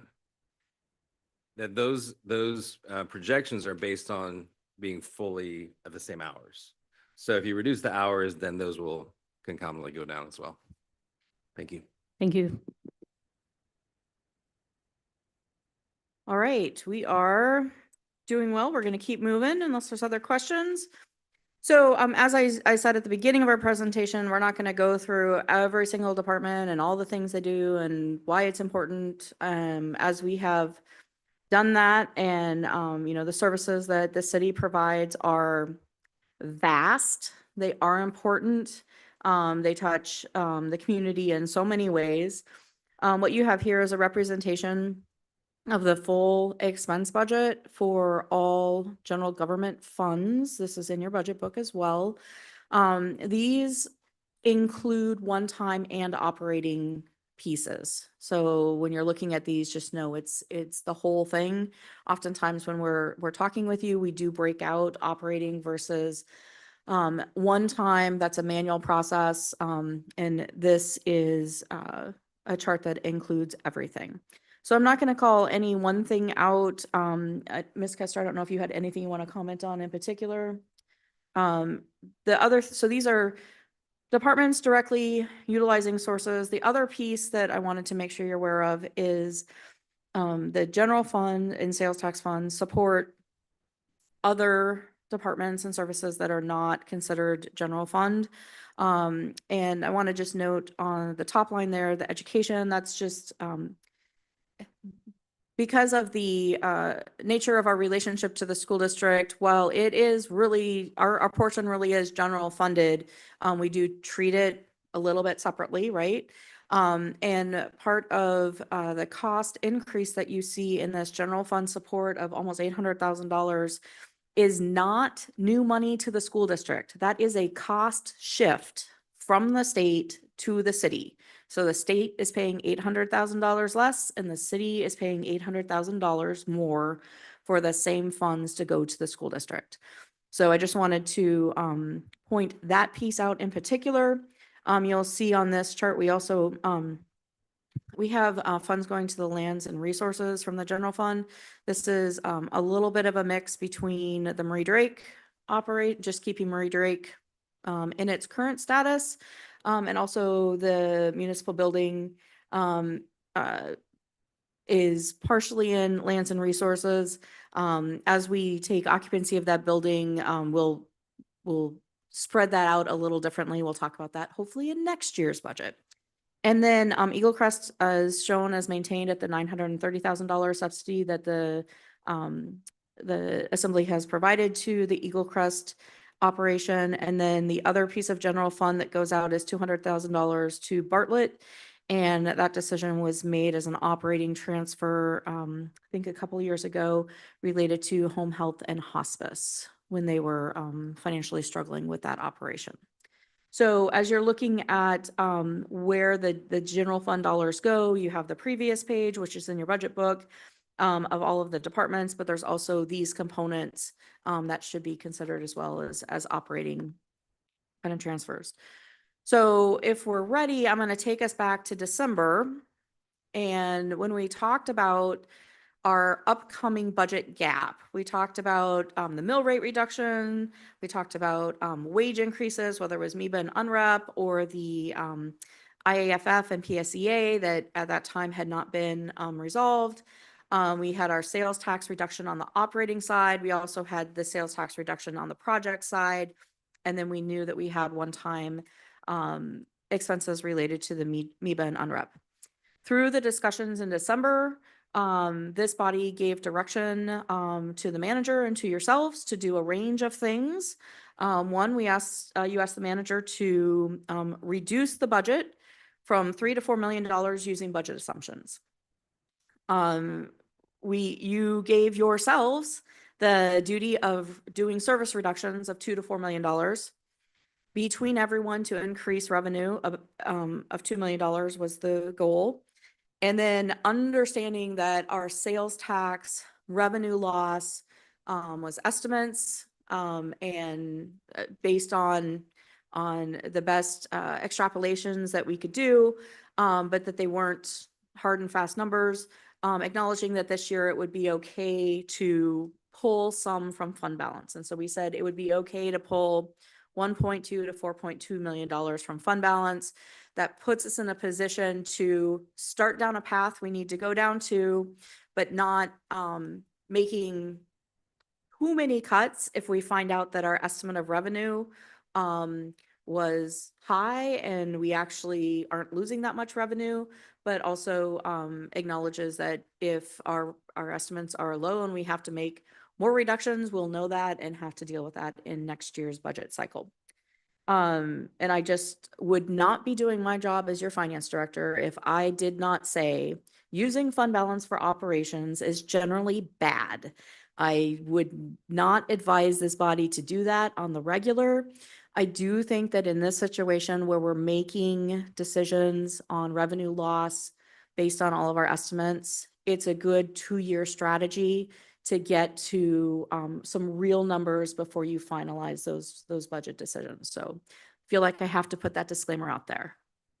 So how'd we do? Well, we give 2 gold stars to the city managers. What we do, not just because she's my boss, but because she did what you asked her to do. So let's talk about the first one. When we talk about budget assumptions, I know that's kind of nebulous. Certainly as a member of a public, you might be, what is that? And really, it was doing a couple things. So the first thing that we did was really look at vacancies. So one of the areas in which we've had, I think manna from heaven is the term, is we've had budget for positions and we didn't have positions filled. And therefore we had more money drop to the bottom line. And so that was the big lever that was talked about in December. And that was a lever that we pulled on really, really hard. And the way that we did that was we pulled 3 years worth of real data, budget and personnel data. We looked at a 3-year average. We adjusted that for anomalies. Some departments just had some weird things going on where it's like, don't know that we can really take that data as a whole. But we looked at the average of those 3 years. And for the most part, we took 80% of that lapse and reduced the budget by that amount. Why did we pick 80%? We looked at as a total and felt like between that and also doing reductions in other areas, we would meet your direction and we would allow some latitude within departments to not have their backs pinned against the wall when they have vacancies. We really do expect that there may be some departments in the upcoming year who are more successful in filling positions than they have been in the past and may find themselves in a position where they have authority from an FTE perspective to fill positions, but they don't have enough budget authority. And in those cases, there'll be a long conversation with the manager's office. And if it's deemed appropriate, I would expect you would see supplemental requests come forward before we try to fill positions in those situations. And so what I want to stress in all of this is it was hard. Nobody liked it. And it made us have some good and hard conversations about staffing and the reality of our experience. I do want to also note that this reduction in budget because of recognizing salary savings or vacancy factor, however you want to call it, does not reduce our FTE count. So there were no positions cut through the process, but funding was removed. So it's also important to note that if through discussions and reduction conversations that you want to have, you want to just reduce FTEs, that may not actually result in a budgeted savings because we've pulled the budget from those FTEs. Where that may not hold true is if you decide, oh, we're not going to do this service and therefore we have to get rid of these FTEs. You will see some savings for that, more if those positions have traditionally been filled, less if those positions have been more vacant. So that'll be part of our job as we're helping vet budget service reductions that you want to do. The amount of savings will vary a little bit based on kind of that function of how full those positions have been that have provided that service. Is there anything else you want to add to that? Thank you. The other area that we really looked at was our historical spend on various contracted services, supplies.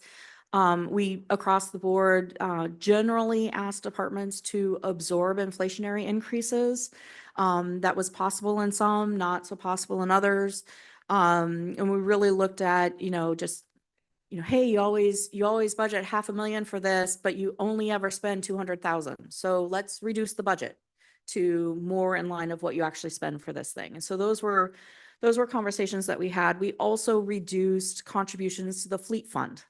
So where we've seen departments consistently push out purchases, or you may have some fleet that we may not want to replace. We've made those reductions to the budget by not contributing to the fleet fund in certain departments. So those were the three areas in which those budget assumptions were achieved. So 3.9 million when the instruction was 3 to 4 million on the high side of that. So that was really good. And the other thing, we've already talked about this, particularly through the dockage fees that you all approved, and our ability to utilize those to offset expense to the general fund and providing those services to the cruise ship and their passengers. In addition to the Parks and Recs fee increases, we can attribute $2.3 million of new revenue to that revenue increase. Ms. Hughes Candies. Thanks, Madam Chair. I want to clarify my understanding of the vacancy factors. We are still, because that was helpful to hear what you were saying about you may not see an actual savings if you're reducing positions, if it's not a reduction in services. So just in how I'm thinking about this, if I have a department that has 15 FTEs and I've historically always had 5 people, but I've always had budget authority for 10, should I be able to hire those 10? Would the way I'm imagining the process, the way staff went through it, I just want to see if that's true. We didn't do a process where we said, okay, you've lost authority for those 10 FTEs. It might be that maybe now you have authority for, let's be realistic, you might get 1 this year, or maybe you'll get half an FTE, but you haven't gotten 10 people in the last 5 years, so we don't think you're going to get 10 people. Is that the right way of thinking of it? I was picturing this process as like leaving a little bit still of a haircut, that if you had a lot of FTEs that you may still be able to grow, but we really don't expect you to grow that much.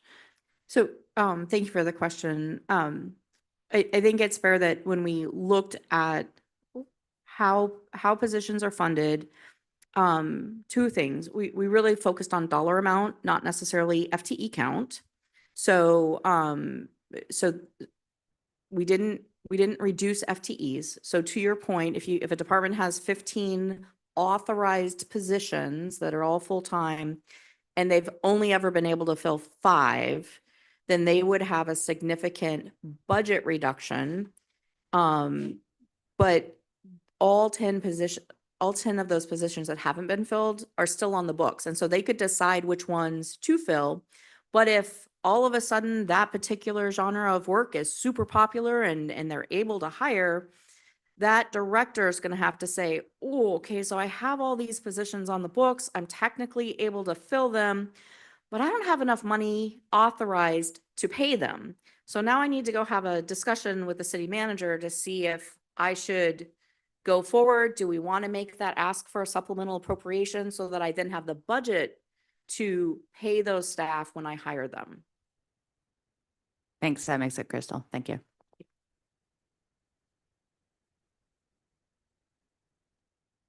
Sorry, just one question on it. You've said it, I think we understand. Those increasing those budget assumptions and with the vacancy factor, we should expect there will be less lapse as well. So we will, like in 26, we had 4.3 million in personnel lapse. We should not expect, I mean, I don't know how much, but anyway, that will go down. So the chances of extra bumps at the end of the year will be reduced. Absolutely, Mr. Smith. we are, through the budget reductions, actually reducing the budget. And so there would not be as much unspent budget at the end of the year because there was not as much budget to be unspent. Just like to add to this because it's part of the conversation that makes me very nervous as a city manager. Like we usually, if we come in under budget, we're celebrated for that. Our community has really looked at that carefully and said overtaxation, which we appreciate and are responding to. But the closer we get to this estimate, which is always just an estimate, the more likely we could come in over budget. Like I could overspend in any given year as well. And instead of saying, hey, we lapsed only $5 million or $2 million, I could be like, I spent $2 million more.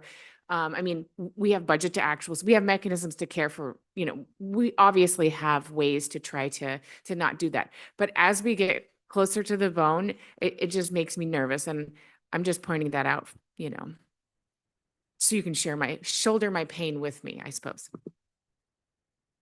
I'm gonna ask another question. I know we're gonna be talking about CIP here soon, but just this helps orient me as we get through this bigger picture. The CIP budget that has been approved includes, or not approved, been presented, it includes $4.4 million less in CIP spending year over year, or we only approve next year's and that. Yeah, thank you for that question, Chair Wall. The draft CIP budget that you'll hear about in just a little bit includes a reduction in projects planned for FY27 of $4.4 million. And that is directly related to the anticipated sales tax loss. The actual difference from the amount that went to CIPs in 26 versus the amount going in 27, I'm pulling this off the top of my head, but I think it's actually a $17 million difference because there were other actions putting money towards capital projects throughout the year. So year over year may not be the best comparison on the CIP, but as we looked at how do we plan and fund projects in 27, we looked at the funds coming in, reduced it by that 4.4 million and said, here's what we have to work with.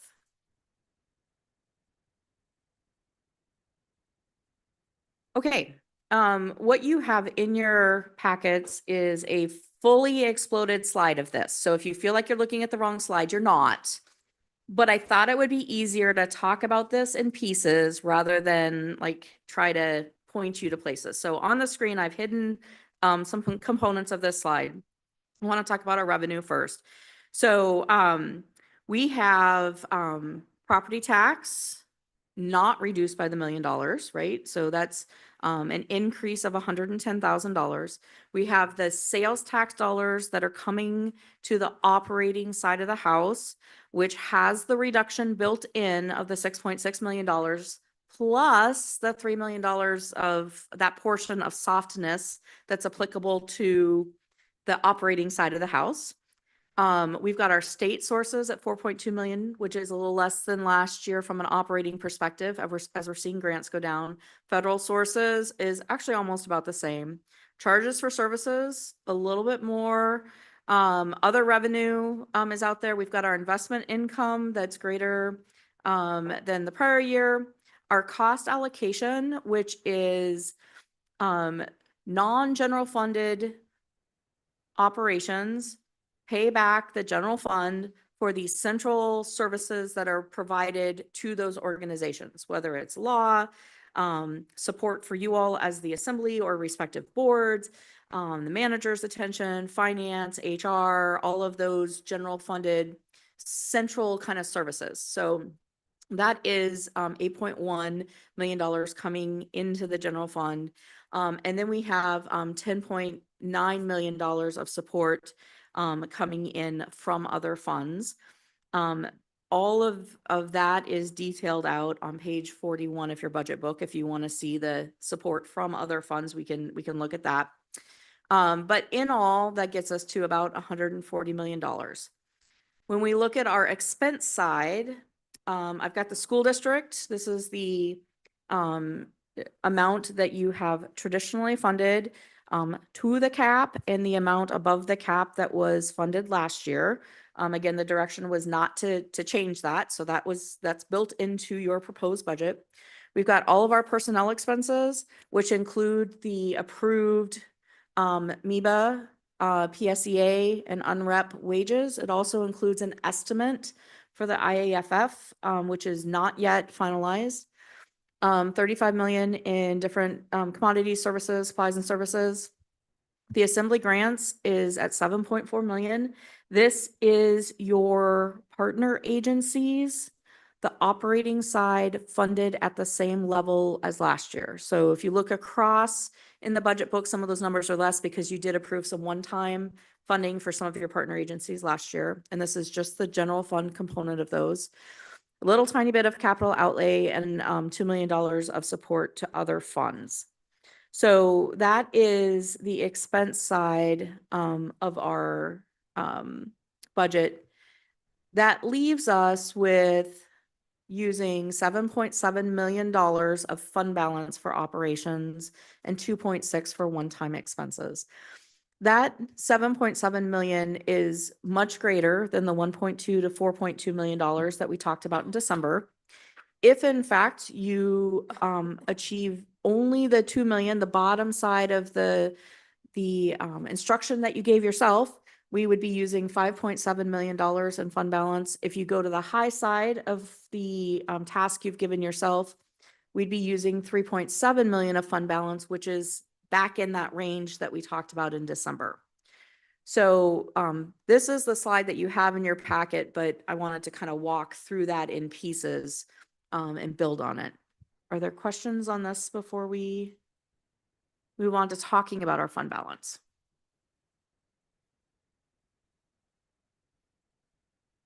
Mr. Brooks? Thank you. Do you want us to try and come up with 8 million in service reductions? That is a great question, Mr. Brooks. In a normal year, I would say absolutely yes. However, in this 2-year trajectory on adjusting to our sales tax revenue loss,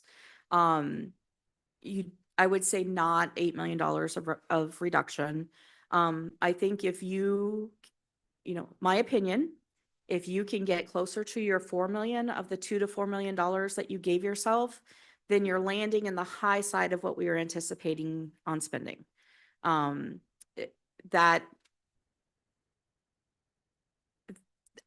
Yeah, sure. If you want my opinion as your finance director, I'd say aim for the 4, not the 2.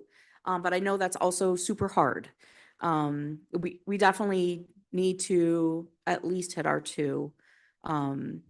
We are going to talk about our fund balance and what that looks like using all 7.7 million, because in the proposed budget, that's what we're doing. So you will have to take action, 5 of you in agreement to take action to make changes to the proposed budget to make those revenue reductions. Mr. Smith? Thank you, Madam Chair. I think probably we all are aware, but just for clarity for everyone, this is a 7.7 for operations.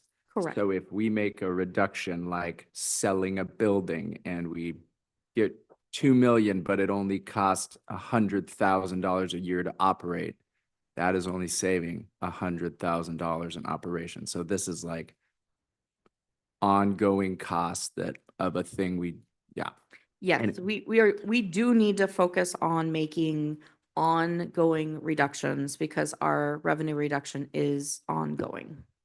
Thank you. Okay, and now that we can smell lunch, we're gonna go through the fund balance and get us to our lunch break. So the getting to the 27 expected ending fund balance takes 2 slides. And I still did a little bit of consolidation. This is all covered in the back of your budget book, document page 2. you will see that it adds in things like an increase for investment income, an increase for department revenues, which is a combination of the Parks and Rec that we've talked about and the CDD, the additional for property tax. You're seeing the decline, the softness, the 3.5 million year over year, as well as the operating and capital revenue reductions. You're seeing changes for our wage increases, but also the reductions made through the budget assumptions. I do want to just pause for a moment on the next line, CIP allocation to restricted budget reserve. And I'll talk about that for just a minute, unless you wanted to take that.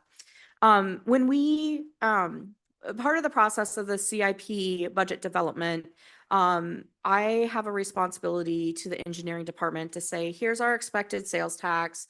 So here's what you have available to spend on the 1% projects and the projects that are attributable to the 3%. That direction was given, but also specific projects were called out based on conversations at the December retreat and direction from the manager. And through that process, after the CIP was introduced to the PWFC committee, we recognized that there was about $2.7 million that could have been expended to take full advantage of the funds, the sales tax dollars that we do believe we will achieve for FY27. One of the items on the 1% tax is contribution to the restricted budget reserve. And so we internally made the decision that for the proposed budget, we were going to show that additional kind of CIP dollars that could be utilized as a contribution to the restricted budget reserve. We did that for a whole host of reasons, from Eagle Crest to flooding to just kind of a whole myriad of reasons that we thought that was probably the most prudent move for us to make for the proposed budget. So I just want to call that out, that that decision was made. So you see it coming out of your unrestricted fund balance and going over into your restricted budget reserve. I think we've talked about almost everything else on this slide. I will call it near the bottom, you'll see the municipal building maintenance fee that we're adding to the budget as an annual amount, but we've also reduced leases out of our operating budget for the full year as an operating. You'll see the part of that added back in for a partial year. So from a budget perspective, we will assume full year occupancy of the new municipal building. And from a lease perspective, we took the leased buildings out of the operating, but the fact that we're kind of paying for things twice in 1 year while you move, we called those leases one time. And so you'll see that on the next slide. A good news story is we have been paying for Floyd Dryden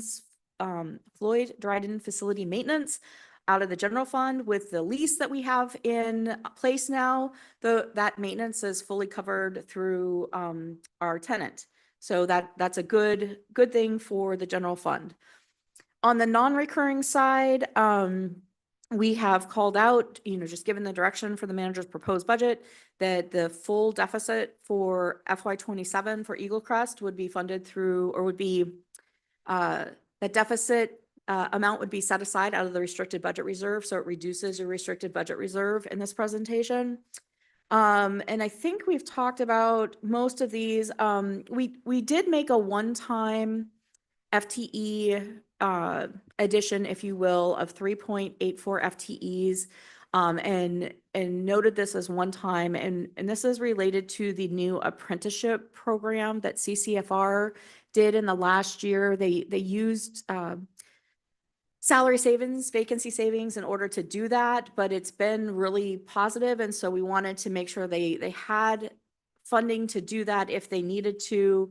And with the reduction of their budget for vacancy savings, it felt appropriate to put some one-time money aside so they could, again, activate that apprenticeship program if they need it. And again, that's one of those things where they know they've got firefighters leaving. They've got some runway so they can get some apprentices on board and get them started on their certification and training, so that when those vacancies happen, those participants have an opportunity to apply for those positions.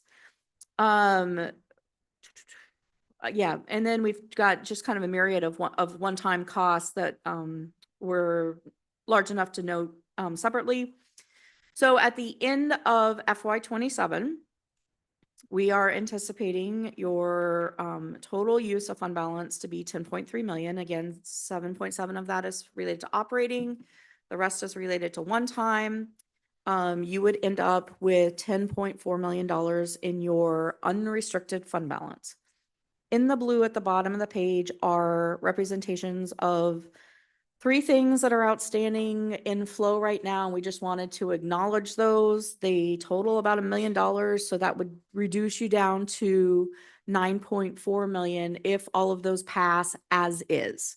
And just, again, these are in process. So we just wanted to not ignore the fact that they are potential uses of your fund balance. So we're looking at 9.4 million. You'll see off in the corner, just a reminder that our restricted budget reserve should be 24.2 million. We're at 17 right now. So that's definitely not where we would want it. And to Ms. Wool's question earlier about the restriction on Eagle Crest, until we, if we decide to pay that fund balance off through another mechanism, those restricted amounts would then become part of your restricted reserve. And so that's upwards of about $5 million right now. So you would be a lot closer without those restrictions. I do want to make sure that you keep on your radar as we're moving forward, and I can go back and answer questions, but we've got, we continue to have mitigation efforts around our flooding event in the valley. Midterm solutions, enduring solutions will have some sort of a financial impact on the city. Through our recent conversations and direction, resolving and ceasing the revenue sharing agreement with Gold Belt has a financial impact. The IAFF wage and contract negotiations, we have built in some assumptions to our FY '27 budget, but those negotiations are not final. So that's a risk out there. We can't put an exact dollar amount on. The warming shelter, if you want to do that year-round past June 30th, would require adding funding to the budget for next year to do that. And then we continue to have maintenance issues around the city that also need our care and attention. So just want to make sure that those things are kind of out there. Questions on the fund balance before I wrap up? I had Mr. Smith and Mr. Kelly. Thank you, Madam Chair. Yeah, on that last slide, I was curious on the travel and training. I thought I saw in the manager's budget message that travel and training was like kept at FY '26 or reduced.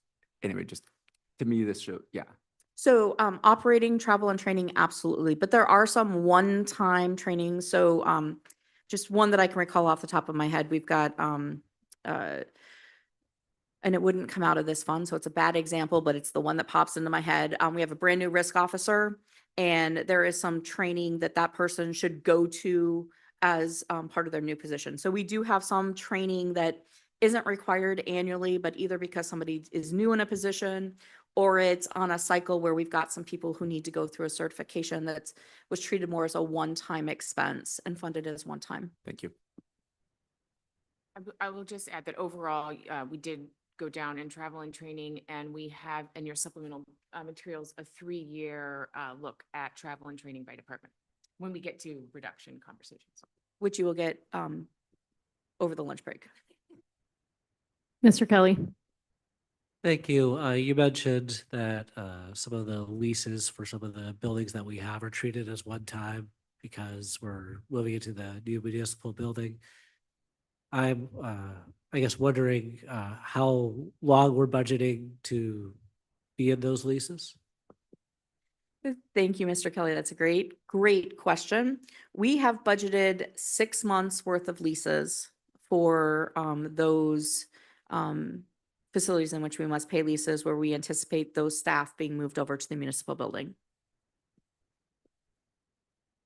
Mayor Weldon. Well, thank you. The GF subsidy to fleet maintenance. Why are we doing that? Because we have a fund balance in fleet maintenance. And That is a great question, Mayor Weldon. So the fleet fund, again, is divided into two pieces. And this subsidy relates to the operations of the fleet maintenance program, not what departments are putting aside for fleet replacements. And one of the things that we do have on our to-do list for the 28 budget is to go through and look at all of our rates associated with our fleet internal service fund portion of that. And so this resolves an area where our fees are not sufficient to cover our costs. Go ahead. it's not really a follow-up. Did we ever go through, because that's one of the things that someone had mentioned a long time ago, and I apologize, I can't give credit to somebody. With our insurance, have we ever gone through our insurance and everything we're insuring and making sure that we're not paying insurance on things that we've gotten rid of? That's a great question, Mayor Weldon. I believe that is an annual process, but I can follow up with our HR and risk manager, director and risk manager just to ensure that that's going on. But I believe that is an annual process that we look at the actual things that we have and make sure we're not insuring things that we don't own anymore. Just to add context on the fleet transfer, the wash bay at Streets, a project that was supposed to pay for itself, happened quite a while ago, we cannot generate enough support from different departments to fund the wash bay. So the wash bay is it's just a driver of that, that transfer. Okay, I'm just gonna do the last couple slides here. Our debt service, so our mill rate proposed in the manager's budget is the 9 mills, which is the new cap. It will also include, it is actually a total of 9.92 because we need the 0.92 to fund our general fund debt service. So you can just see on this chart how our general fund debt service would need to flow. And those mill rates are representative of evaluation at a point in time. So we adjust that mill rate obviously for what property values are and how much we actually, in the actual dollars that are outflowing for our general fund debt service every year. But 0.92 is the amount of our full mill rate that will be needed to pay for our debt service. And then finally, we just wanted to just put on one spot for you where we are with the FY27 budget. So as directed, the manager has delivered $3.9 million in budget reductions. We have $2.3 million in new revenue included in the proposed budget. We have a $14 million reduction in sales tax compared to the $10 million as we've talked about.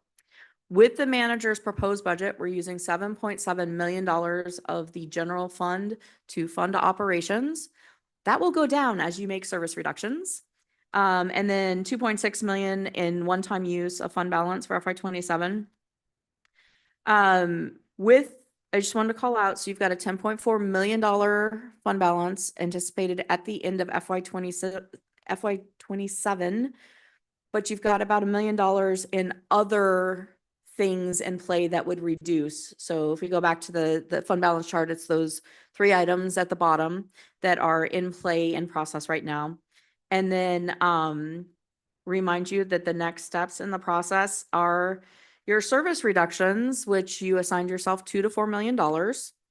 We can stop and take questions. We're over time to go to lunch, but I do want to just foreshadow that we're going to take a break for lunch. We're going to talk about the capital improvement program. We're going to have a report out from our communications lead on the community input process that's been going on. And then we're really going to spend some time starting the conversation about service reductions. So that's where we're headed. I can take questions. We can break. Ms. Wool, your preference. Yeah, I think time for questions here before we go into lunch makes sense if there are any last remaining ones. I got one more on the big budget summary, which I appreciate, which I mean, to me, there's one more headline here. And so correct me if I'm wrong in terms of how I'm thinking about this, but we also are putting forward $4.4 million less in CIP funding in this budget. And I'm just saying that because, the public's, I've heard from the public, we want to see less new projects. And I just want to make clear, this proposed budget does that significantly. That is absolutely correct. This proposed budget, so this is sort of looking at the operational side is what we've covered right now. But the CIP budget is $4.4 million less than it would have otherwise been without the election results. All right, let's take a 20, do people want a full half hour? Or do you want to come back at 1:10 or 1 and just take a 20-minute lunch break? 20 minutes? We are having tacos, so build to your desire. Thank you.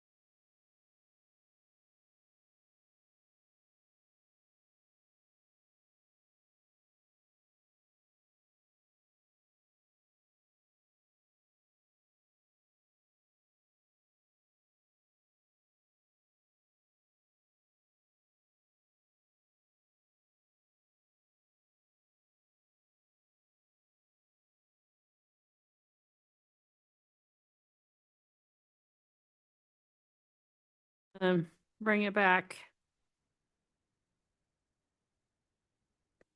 Bring this AFC meeting back to order. Are we going to Ms. Flick? We Mhm. are ready to roll. I am really happy to introduce Nate Rumsey. I'm sure you all know him, the Deputy Director for Engineering and Public Works, and he is super, super excited to talk about the 27 CIP program. Thank you and good afternoon. This presentation provides an overview of the CIP development process, as well as a breakdown of the proposed FY27 funding source allocations. The draft CIP resolution was introduced at the April 1st Special Assembly meeting, and the CIP is scheduled to come back before the AFC and the Assembly several times during the budget process. So the development of the CIP process is an extensive process with much coordination and choreography over an 8-month period, with input from operational departments, finance, the manager's office, and the Assembly. The way I've organized this presentation is kind of in line with the way that the FY27 resolution is set up, basically broken down by fund source allocations. And then there's also some key takeaways from what is proposed for the FY27 CIP itself.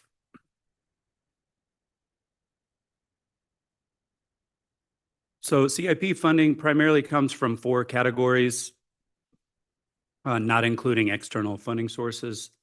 That would be the voter-approved 3% sales tax, the voter-approved special 1% sales tax, passenger fees, which you can see broken down here, and then also the enterprise funds. And we'll talk about each of those in a little bit more detail. For the voter-approved 3% sales tax, that funding typically, is based on projected tax revenues from finance and with direction provided by the manager's office. So for the FY27 fiscal year CIP, we anticipate that $9.6 million will go towards streets projects with area-wide street sales tax, and $2.4 million for other general sales tax improvements.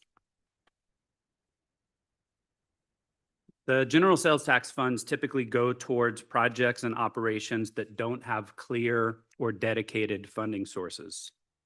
For the proposed FY27 CIP, this includes funding for Eagle Crest maintenance, Parks and Rec projects, and then also some funding for the proposed waste transfer station project.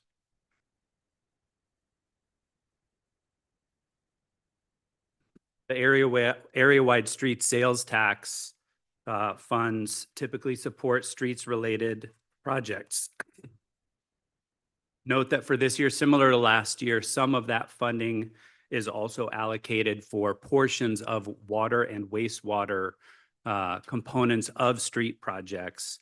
And that really comes down to 2 reasons.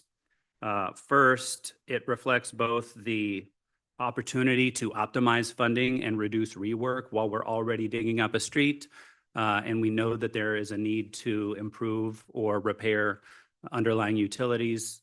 Getting it done at one time makes the most sense from a cost standpoint. But it also does reflect the fact that as it stands right now, there are more needs that exist for utility maintenance and repair than available funds.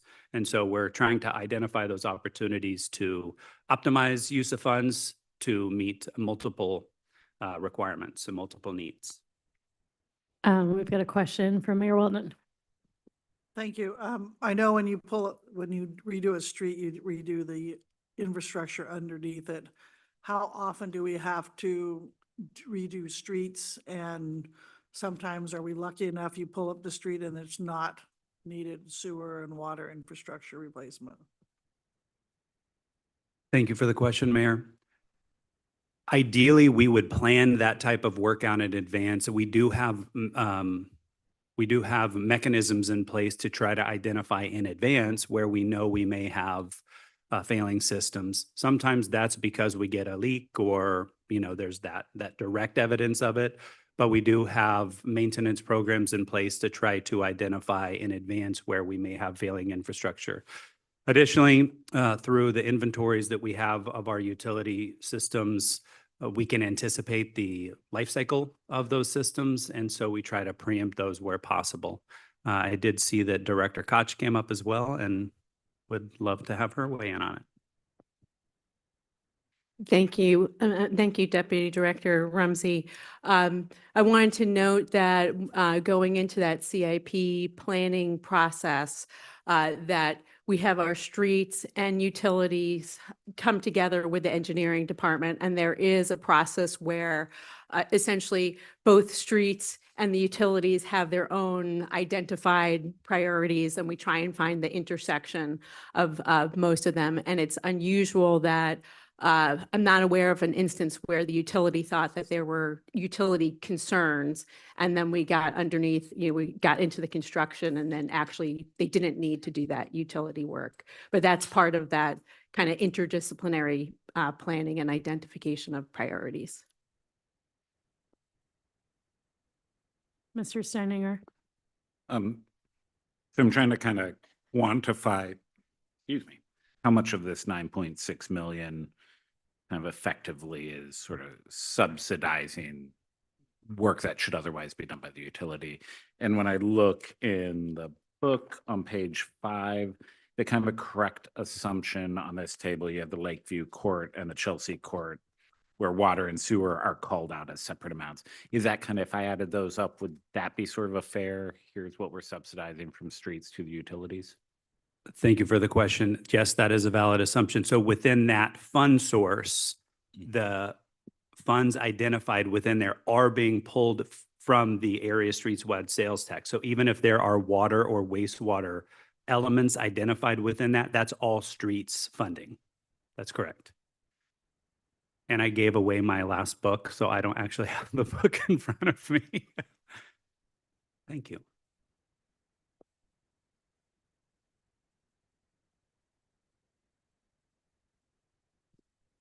Okay, I will move on. Next up is the voter-approved special 1% sales tax.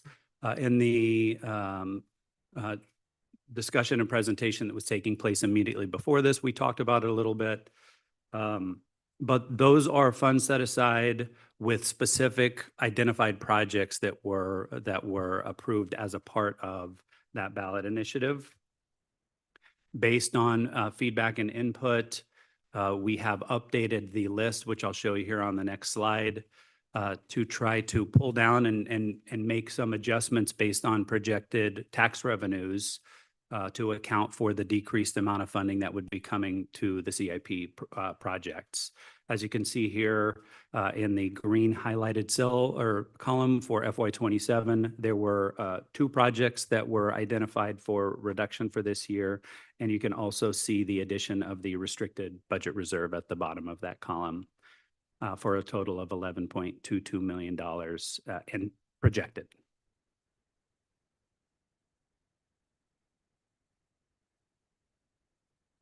The passenger fee budget is ongoing, but projects have been identified as shown on this slide, with 3.5 for the waterfront covered shelter with restrooms, 3 million for Taku Seawalk replacement, 750,000 for water system upgrades, and then the $9 million toward the Seawalk extension.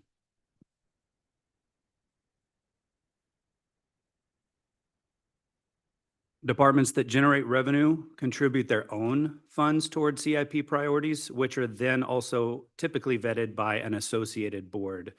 As you can see on the slide here, that's primarily the hospital, docks and harbors, lands and resources, and then water and wastewater utilities as well. What's not captured on here specifically is the airport, which in the resolution is identified specifically for airport unscheduled funding because they get the bulk of their funding from federal sources.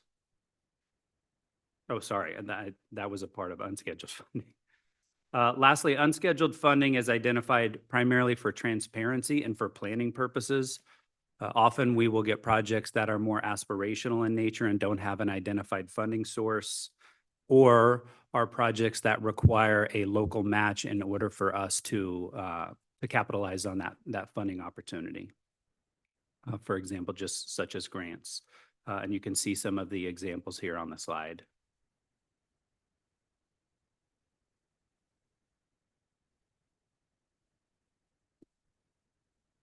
So although Engineering and Public Works coordinates and consolidates and assembles the CIP book, we do not establish the priorities ourselves. As there are more needs than available funding, we work hard throughout the fall, primarily with the departments that would otherwise be submitting requests. We work with finance to understand the availability of funding, and what we attempt to do is use those priorities and match them to the best of our ability with the available funding sources. The draft CIP book itself includes a list of the departmental requests for FY27 and their out-year priorities, as well as a column, a newly introduced column in the FY27 column, which identifies which requests are proposed for funding this year. So you can get a sense of, here's all the requests that were made by the department. Here's the ones that are actually proposed for funding in the FY27 CIP.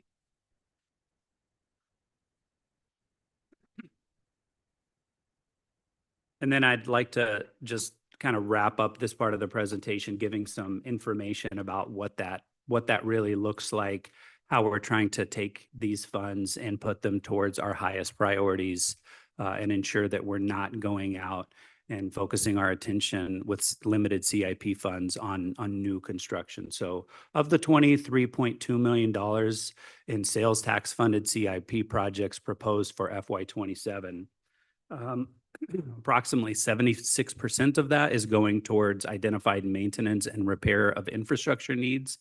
And if you were to remove the $2.72 million restricted budget reserve number from that calculation, it's really more like 87%. So a vast, vast, vast majority of the sales tax funding that's going toward the CIP is being turned around and put towards maintenance and infrastructure repair projects. So that wraps up what I was hoping to achieve with the presentation today, but I know there may be questions. I appreciate the opportunity to talk with you about the process. And now that you've also had a chance to look at the proposed book, please let me know if you have any questions. Thank you. Ms. Hall. I guess it's a question, but also maybe a statement. When the manager's office gave direction to reduce CIP spending, the direction also included a reduction in Eagle Crest annual appropriation and parks and playground maintenance appropriation, but wanted to hold steady per direction from the assembly at the December retreat with all of our like deferred maintenance spending. So just wanted to, it was just a commiserate reduction. I want to say it was 30% or something. But I just wanted to highlight that those reductions also happened from what you may have seen in prior budget years. Ms. Hall. The 500,000 for childcare, what, for maintenance, that's a little, what would that be directed towards? That's our childcare grant program that we work with. So it was approved by the 1%. So I know that Blue's organization has a name, and it's in our packet. Thank you. Yeah, Southeast Alaska Child Care Collective.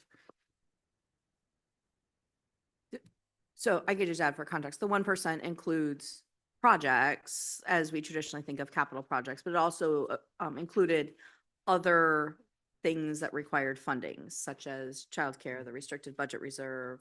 There may have been some IT in there.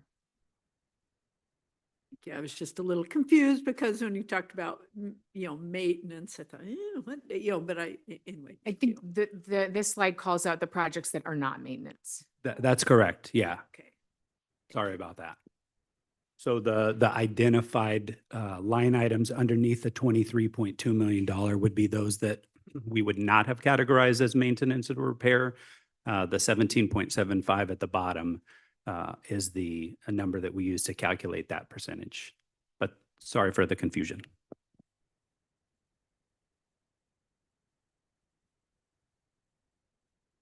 Any other questions, Mr. Brooks? Thank you, Madam Chair. Is there a rough idea, and I'm not even 100% sure if it's something that's tracked, but out of the 17.75 million that goes to the infrastructure maintenance and repairs, do you know like how much of that is for like identifying issues, and then what percentage of that is actually like getting the equipment and labor to address the issue? Thank you for the question. I want to make sure I understand specifically the information that you're looking to achieve. I likely won't be able to give you a direct answer to that question without going back and performing a calculation or another review. But when you say identifying the issues, are you talking more about where we might be doing a design or a study versus perform or awarding a construction contract? Okay, I can report back on.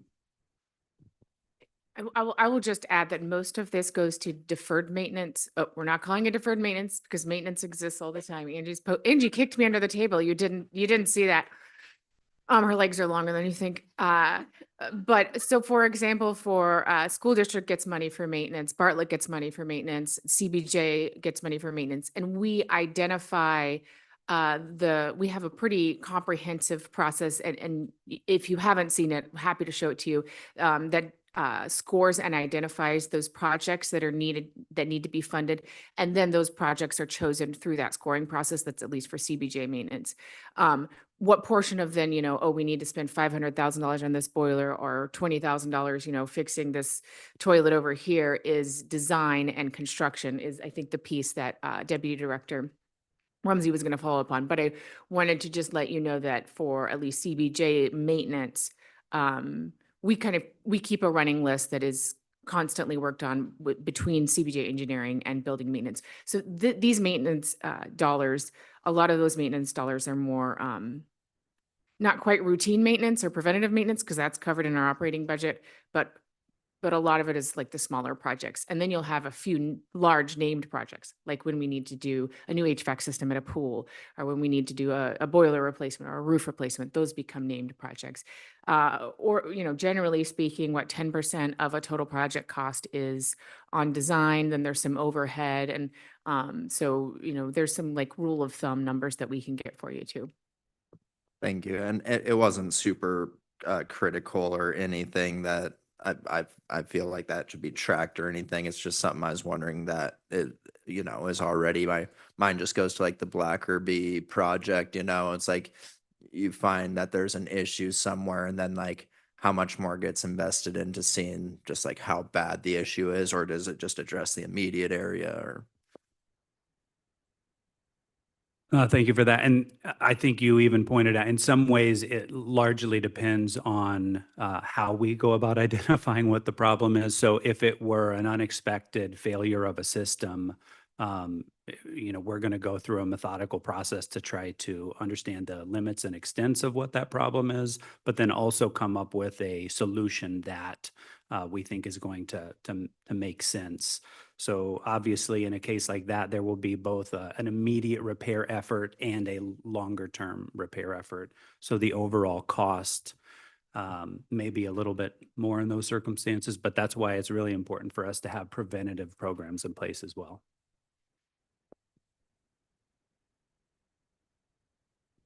Did someone else have their hand up? Okay. Mr. Smith, go ahead. Thank you, Madam Chair. Thank you, Mr. Rumsey. I was looking at this page 3 of the CIP book. And I don't know if it's necessarily a question. I guess it maybe is a little bit, it may be for you, maybe for the manager, Ms. Flick. That, you know, based on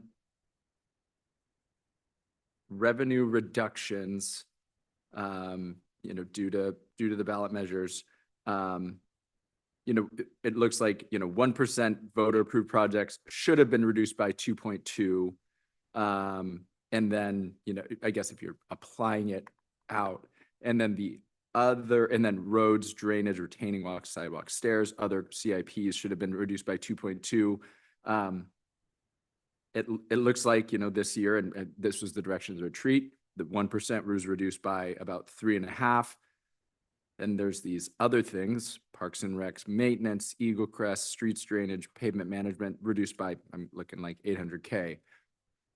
I guess as we move forward, and maybe there are less of these easier projects to reduce, and none of them are easy, they all have value, but I mean, we will likely be having to shift more cuts into the true maintenance type things in streets and drainage. Sorry, does that? So I think I understand your question. A couple things, if I may, Mr. Smith. Again, the reductions represented in this direction were based on our assumptions, the same assumptions we're using for our operating budget. So my expectation is when the time comes next year to provide that direction and build that forecast, we will have more data, and so we can be a little more accurate in what we think our reduction is going to be. That could be good, that could be bad, but we'll be more accurate. And I believe also through that process, the manager's office, and likely you through a conversation at the retreat, will have the appropriate discussion. Also, the 1% sales tax only has one more full year in it. So while we know the 3% temporary sales tax needs to be on the ballot this coming October, the 1% needs to be on the ballot the following October. So we'll kind of, through that process, have a resetting of what gets funded through that 1% as well.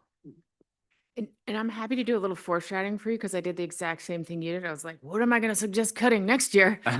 And I went to the 1% and I was like, okay, it looks like we're probably not going to do the North State Office Building parking garage because we killed that. That's 0.4 million. Waterfront Museum is 0.7 million. Already killed that. And then Gastineau Avenue widening and turnaround is going to be probably a policy call question. So like I'm looking at that FY28. This is not a commitment. This is just me saying, when I look at an area where we can continue to find savings and doing the no new project direction, that's what I would be recommending to you next budget cycle. Great. And I guess not a question, but just a comment. I mean, I guess this is, as we know, just showing that there will be in the future, well now, I mean, next year and in the future, millions of dollars less for the maintenance of our existing infrastructure. And we're not getting less of it. And anyway, it's just like, yeah. And just to tag on, I remember when I asked at the retreat, how do we feel, you know, based on metrics in terms of assets of infrastructure and our investment? I mean, it sounded like we were on like the low end of what you'd want already. And now we're going to be having to just invest less. I think that's an accurate assessment of my sentiment in December that is only exacerbated as our gap widens. Thanks. Thank you, Mr. Smith. I have the exact same question, so I appreciate that. And I think just one more point there, that is we made a policy call in December to basically reduce the CIP by the amount that we would see less in sales tax. And so as future assemblies consider the impacts of that, they could make a different decision. So this year it was maybe a little easier because we said no new projects. As we get closer to as we get towards it coming out of our, more and more out of general maintenance, the assembly could say, we still, we're cutting somewhere else to refill this, right? Okay, I see head nods. Other CIP questions? Ms. Hall? I think Neil had the same concern. Was there a booklet issued a little thicker of 2027 CIP at one of the meetings? Well, not the little thin one we just got. Okay. Yeah. I just remember, I was watching like the public, well, I've got that. Yeah, I was watching the Public Works Committee meeting and they said, everyone make sure you keep this booklet. And I've been kind of digging around at home thinking, God, was that given to us or this is it? That's it. Okay.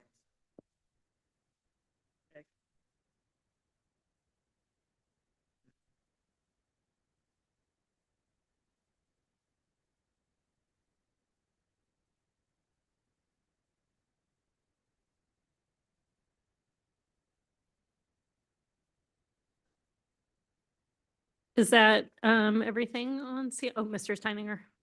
And this might be kind of a repeat of the kind of chain that Deputy Mayor Smith was going down. When I'm looking at this document, for one, thank you for adding the proposed for funding column. It makes it so much easier to see what we're doing and really not doing.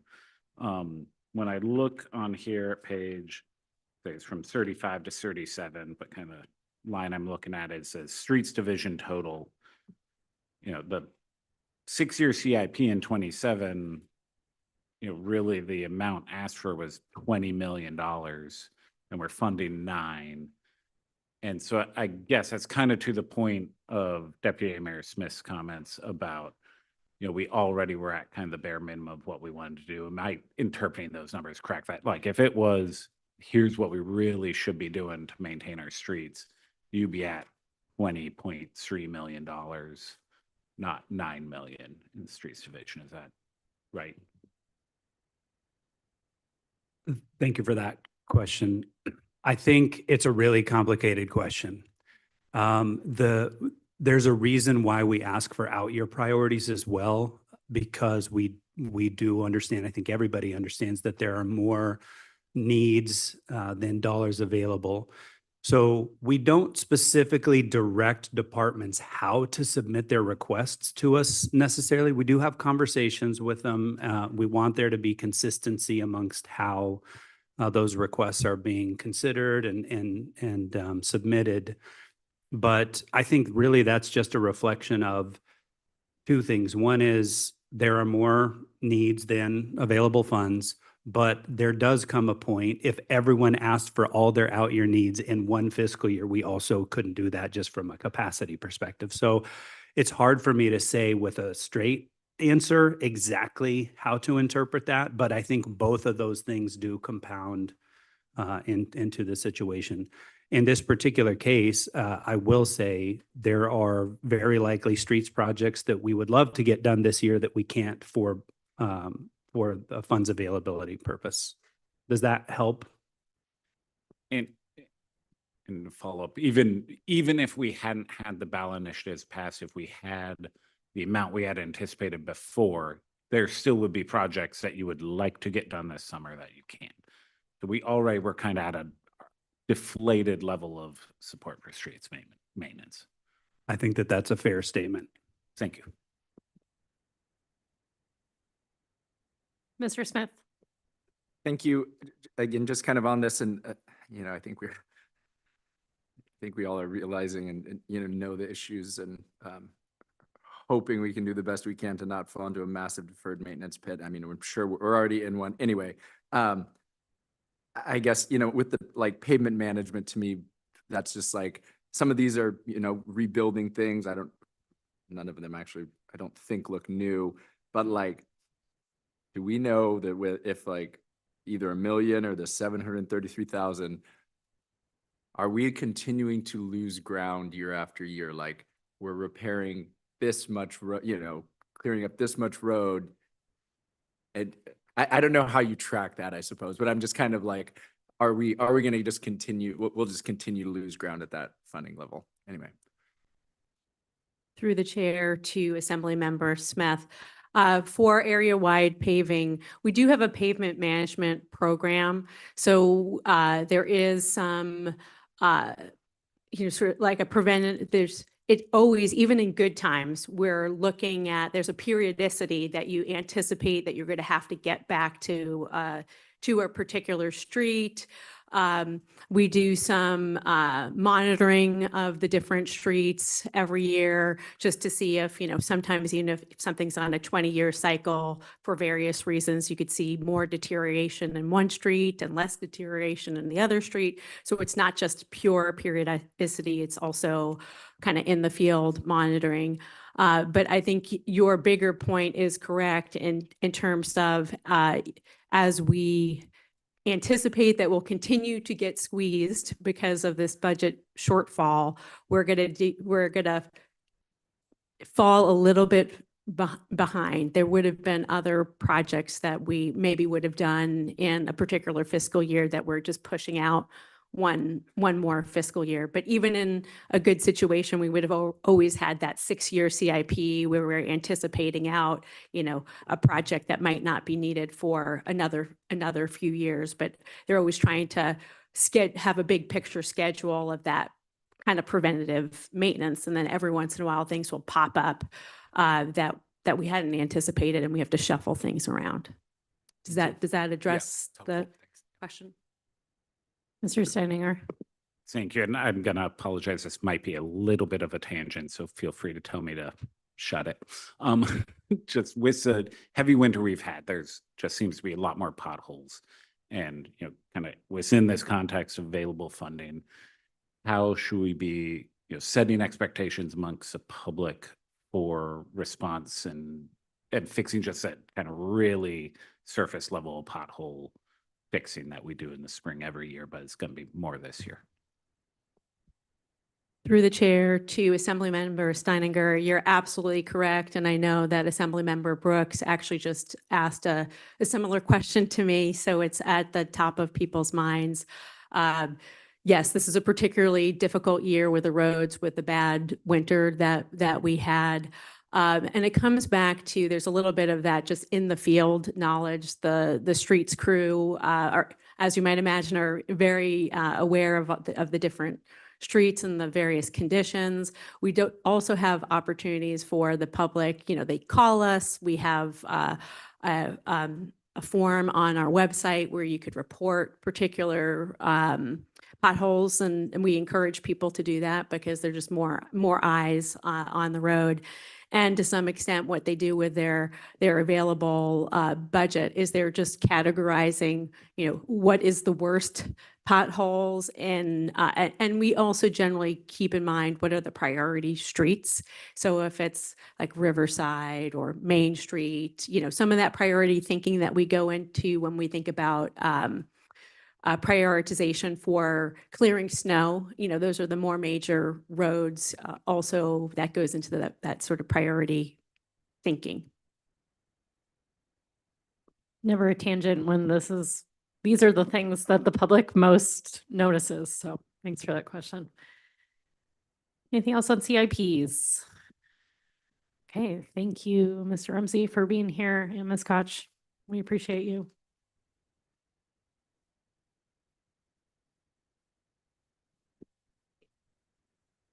All right. I'd love to invite Ashley up if she wants to switch hot seats with Deputy Director Rumsey.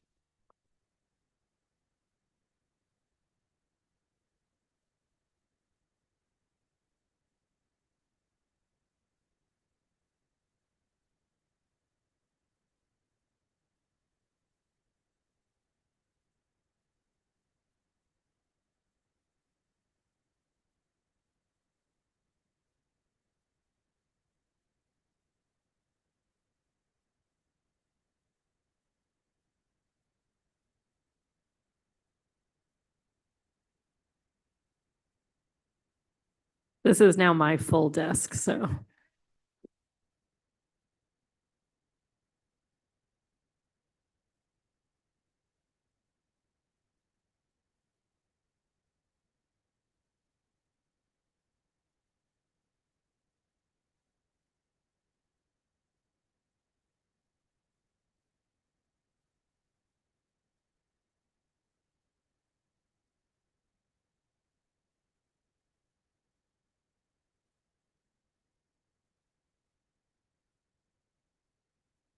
How's everybody doing on temperature?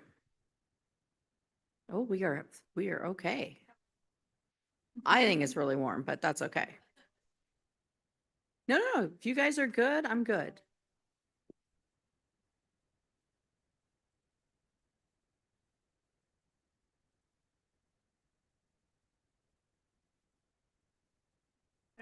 So.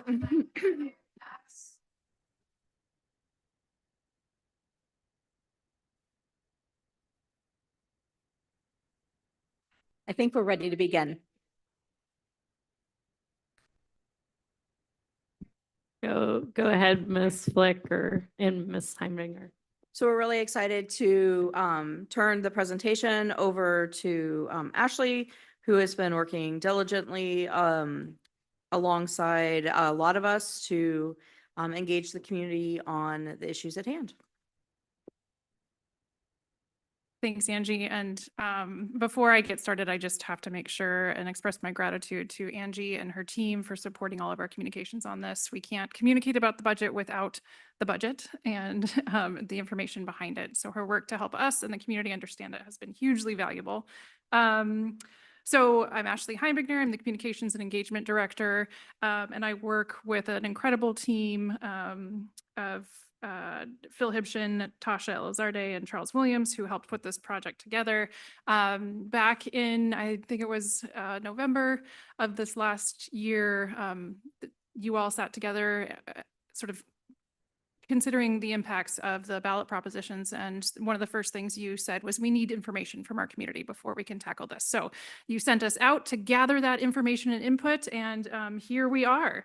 The last time I sat here was with Meilani Shivens, where we had hot off the presses the results from the community input survey. But now we have completed our work, and so we wanted to provide a summary of the input that we've gathered.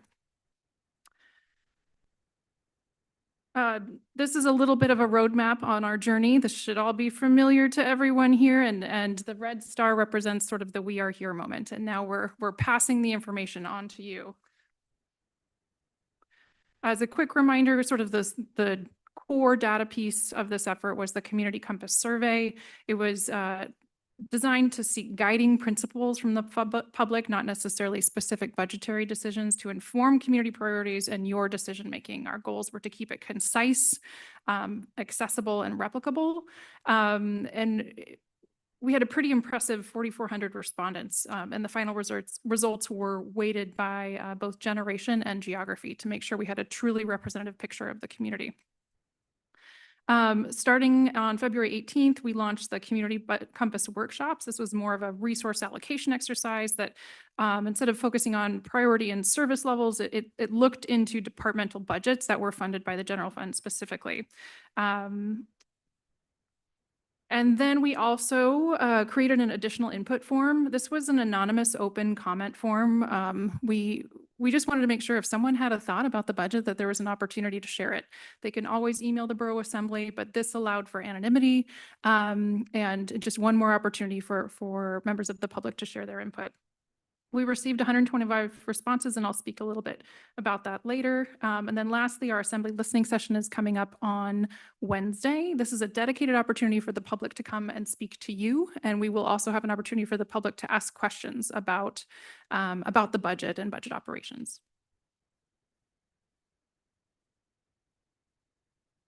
So when both the survey and the report started with a question about priorities, that long list of priorities where you got to pick 4 to 5. But I thought it might be useful to kind of take a step back and look at the goals that the community said were at the top of their list. If you look here, the top goal for community members, 68% said making Juneau a place where working age residents and young families can live, work, and stay long-term was a top value. Delivering high-quality core services and well-maintained public infrastructure is obviously really consistent with the priorities that were identified. And then you can see strong fiscal management, responsible budgeting, and availability of affordable and attainable housing across income levels rounded out the top 5. That said, I also find it helpful to show what people didn't select. And I realize this is small text, but it's in your binders. Now, I had to use a thumb drive because I realized this slide was missing from the packet. So if you're looking for it, or there were a couple slides that were bumped around. This is also, of course, in the survey report as shown, but in terms of order of operations in your packet, things have shifted just a little bit.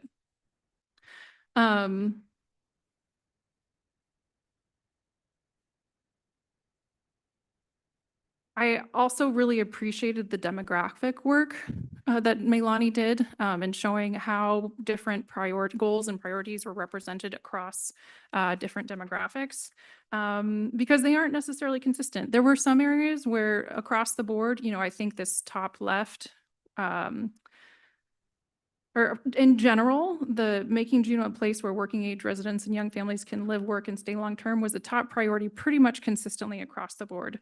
But that wasn't true everywhere. So if you look at the priorities by generation, so that's the top right, for example, there's a 33% spread between the silent generation and Gen Z in terms of prioritizing delivery of high quality core services. And then a pretty significant spread the other way in terms of expanding the availability of affordable and attainable housing. So not necessarily a surprise, but I think important when you're looking at those high level percentages that there are some pretty big disparities between generations, and all the same is true of income status in this one.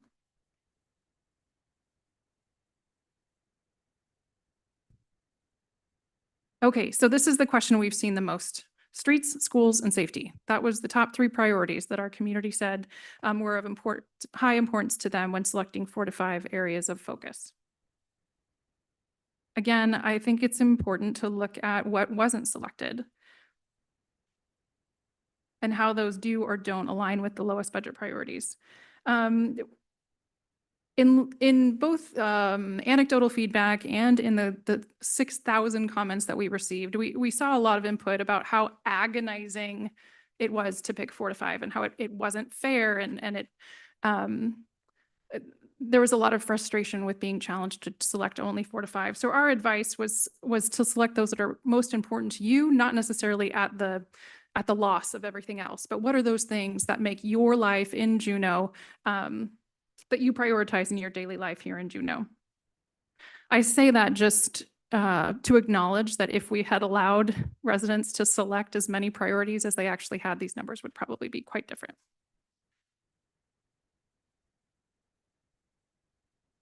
Here's the look at the areas.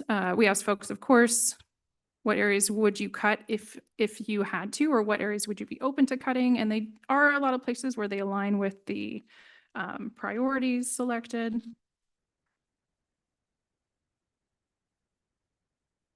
And then again, I just wanted to provide a little bit of a screenshot of the demographics by subgroup. A couple that I want to call your attention to were in the top left, prioritization by generation. You can see there's a fair spread between Gen X, baby boomers and the silent generation, and then Gen Z in terms of prioritization of public safety.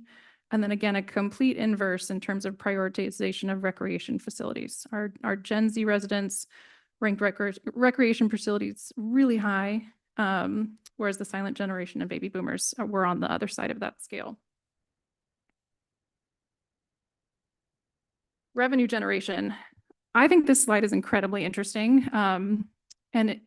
What is also interesting is that consistent across the survey, the survey comments, the workshops, the additional input form, we heard residents say that they're interested in the assembly pursuing and evaluating alternative revenue generation opportunities.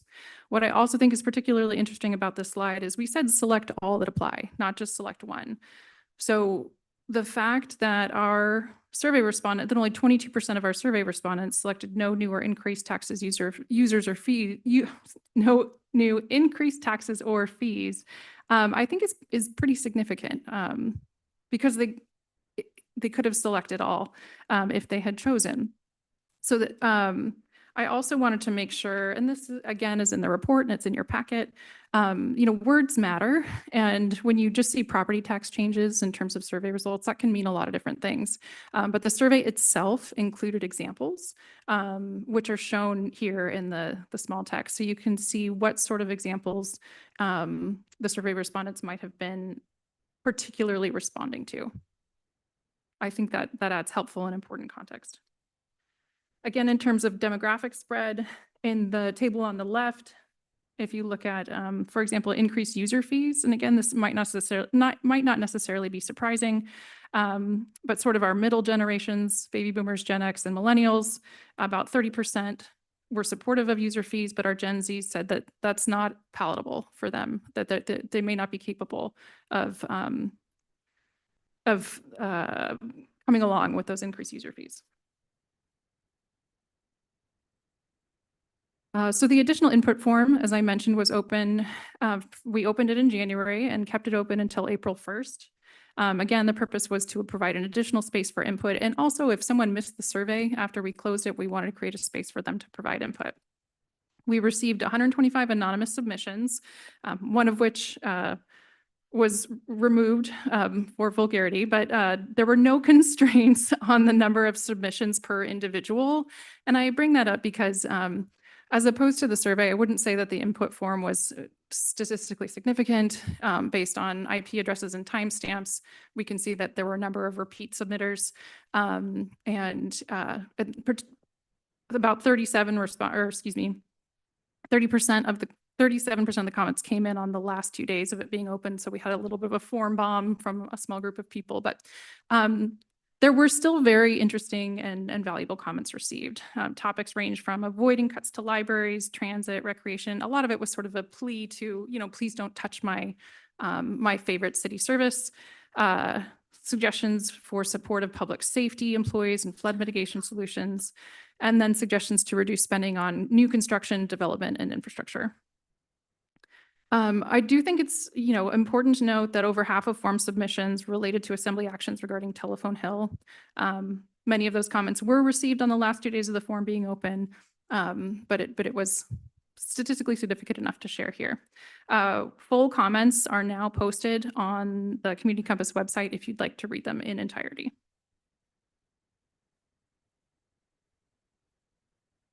Okay, the Community Compass workshops. Thank you all that participated in our after hours workshops together. These were meant to supplement the survey data. It was to create a platform to gather more input steeped in budgetary context and allow for open community discussion.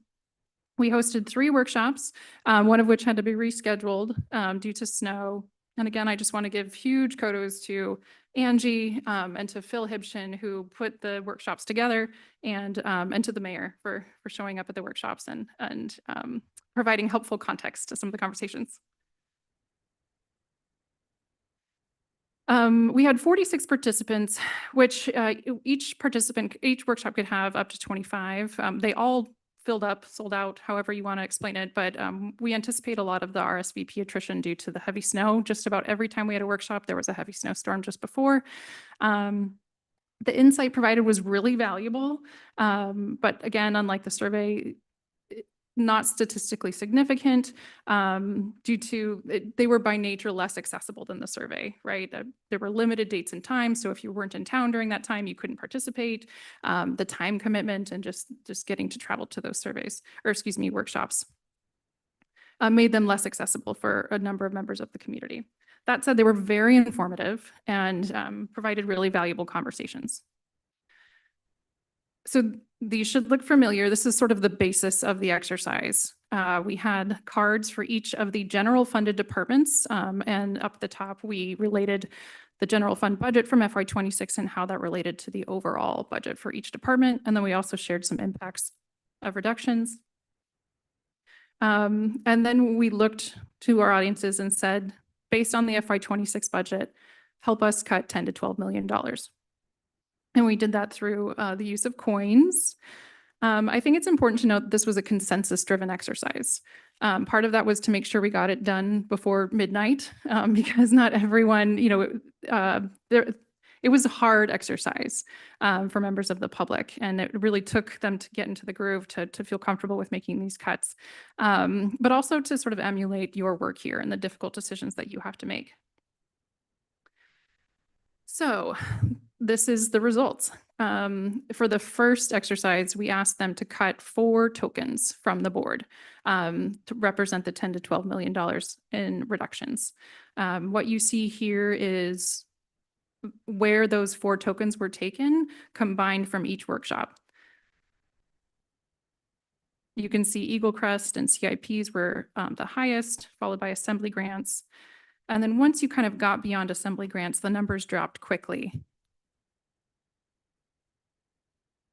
The second exercise was more of a hypothetical scenario exercise where they would literally roll the dice and be challenged to either reallocate funds, remove additional funds, or to add funds. I do think, of interest when there are additional funds available. There was a high consensus of giving them to our friends at Parks and Rec. And while Parks and Rec and libraries and museums and CDD may have, and the school district may have made it through the first round unscathed, once budgets got tighter, those were the departments that groups targeted. So I realize this is a lot of words, and I'll leave it to you to read it in your packets. But these themes are consistent across the survey and the workshops and some of the other input we received.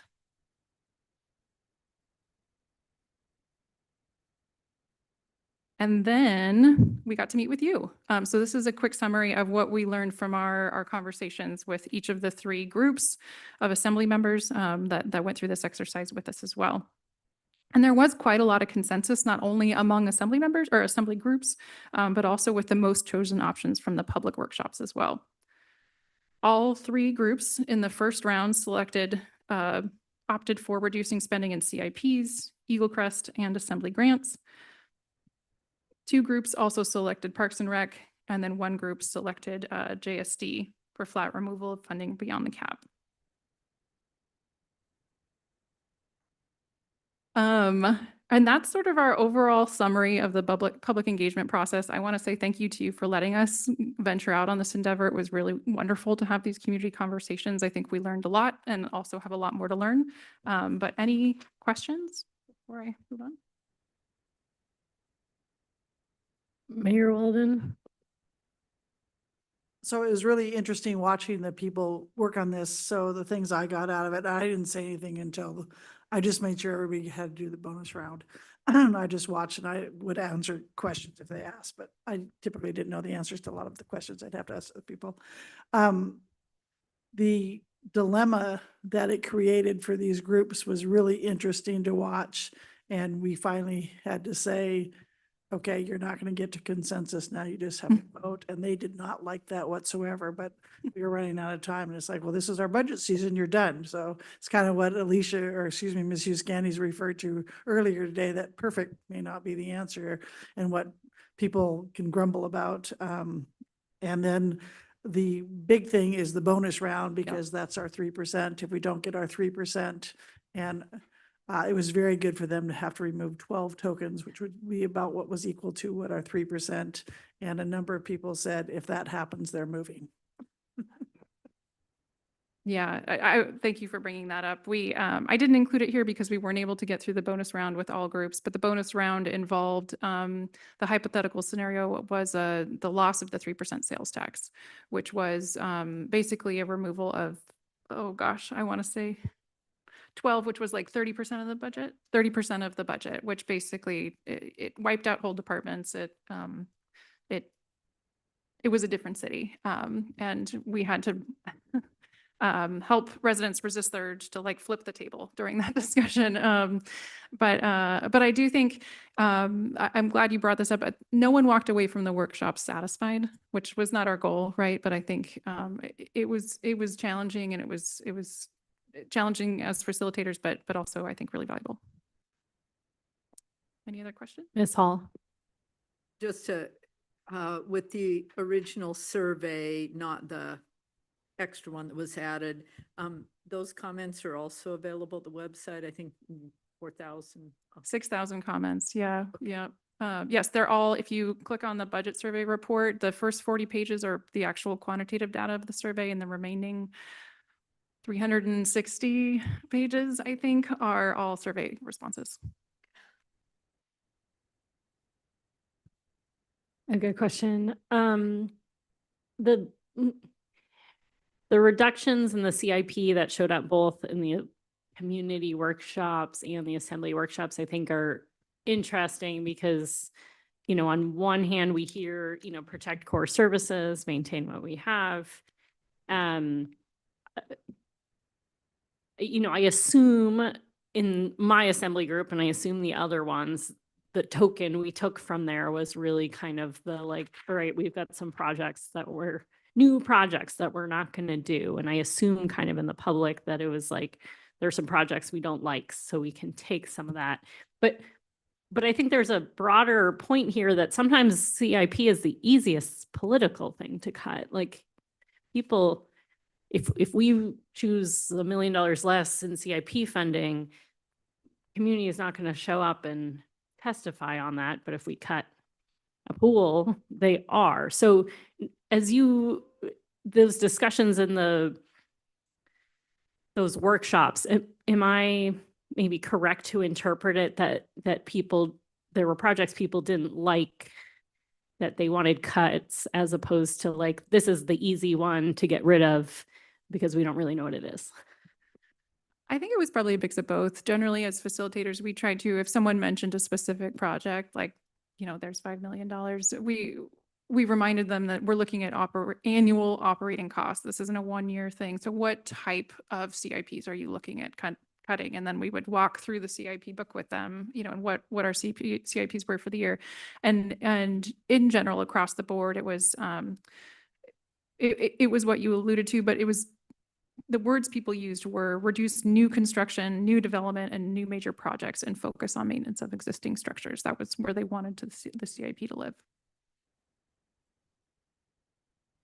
And the other thing you heard was, we'll just move things timeline down. So if you were supposed to do, just pick a street, Gold Street reconstruction, it's gonna have to wait a year. Just push I mean, things further down. that's like a very different like approach than, so I don't know, just something for us to think about as we make decisions to which one are we doing?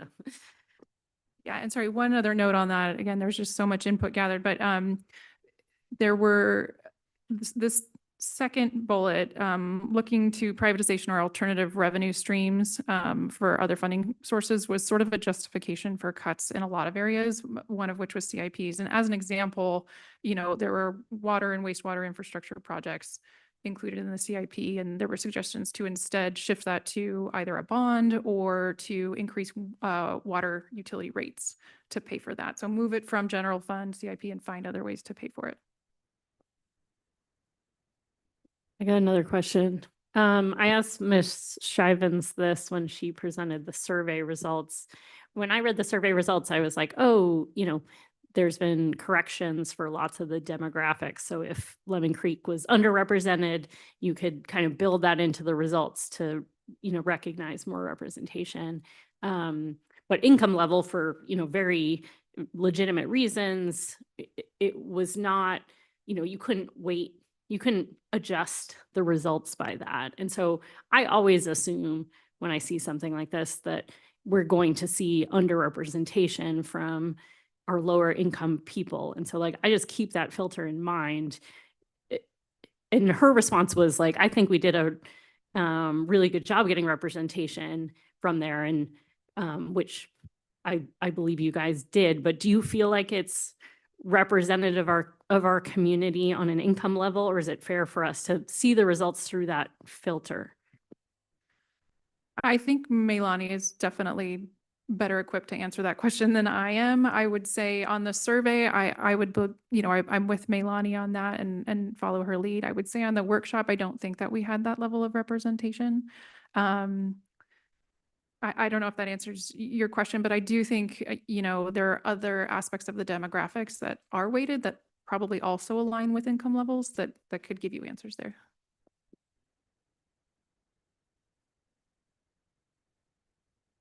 Any last questions?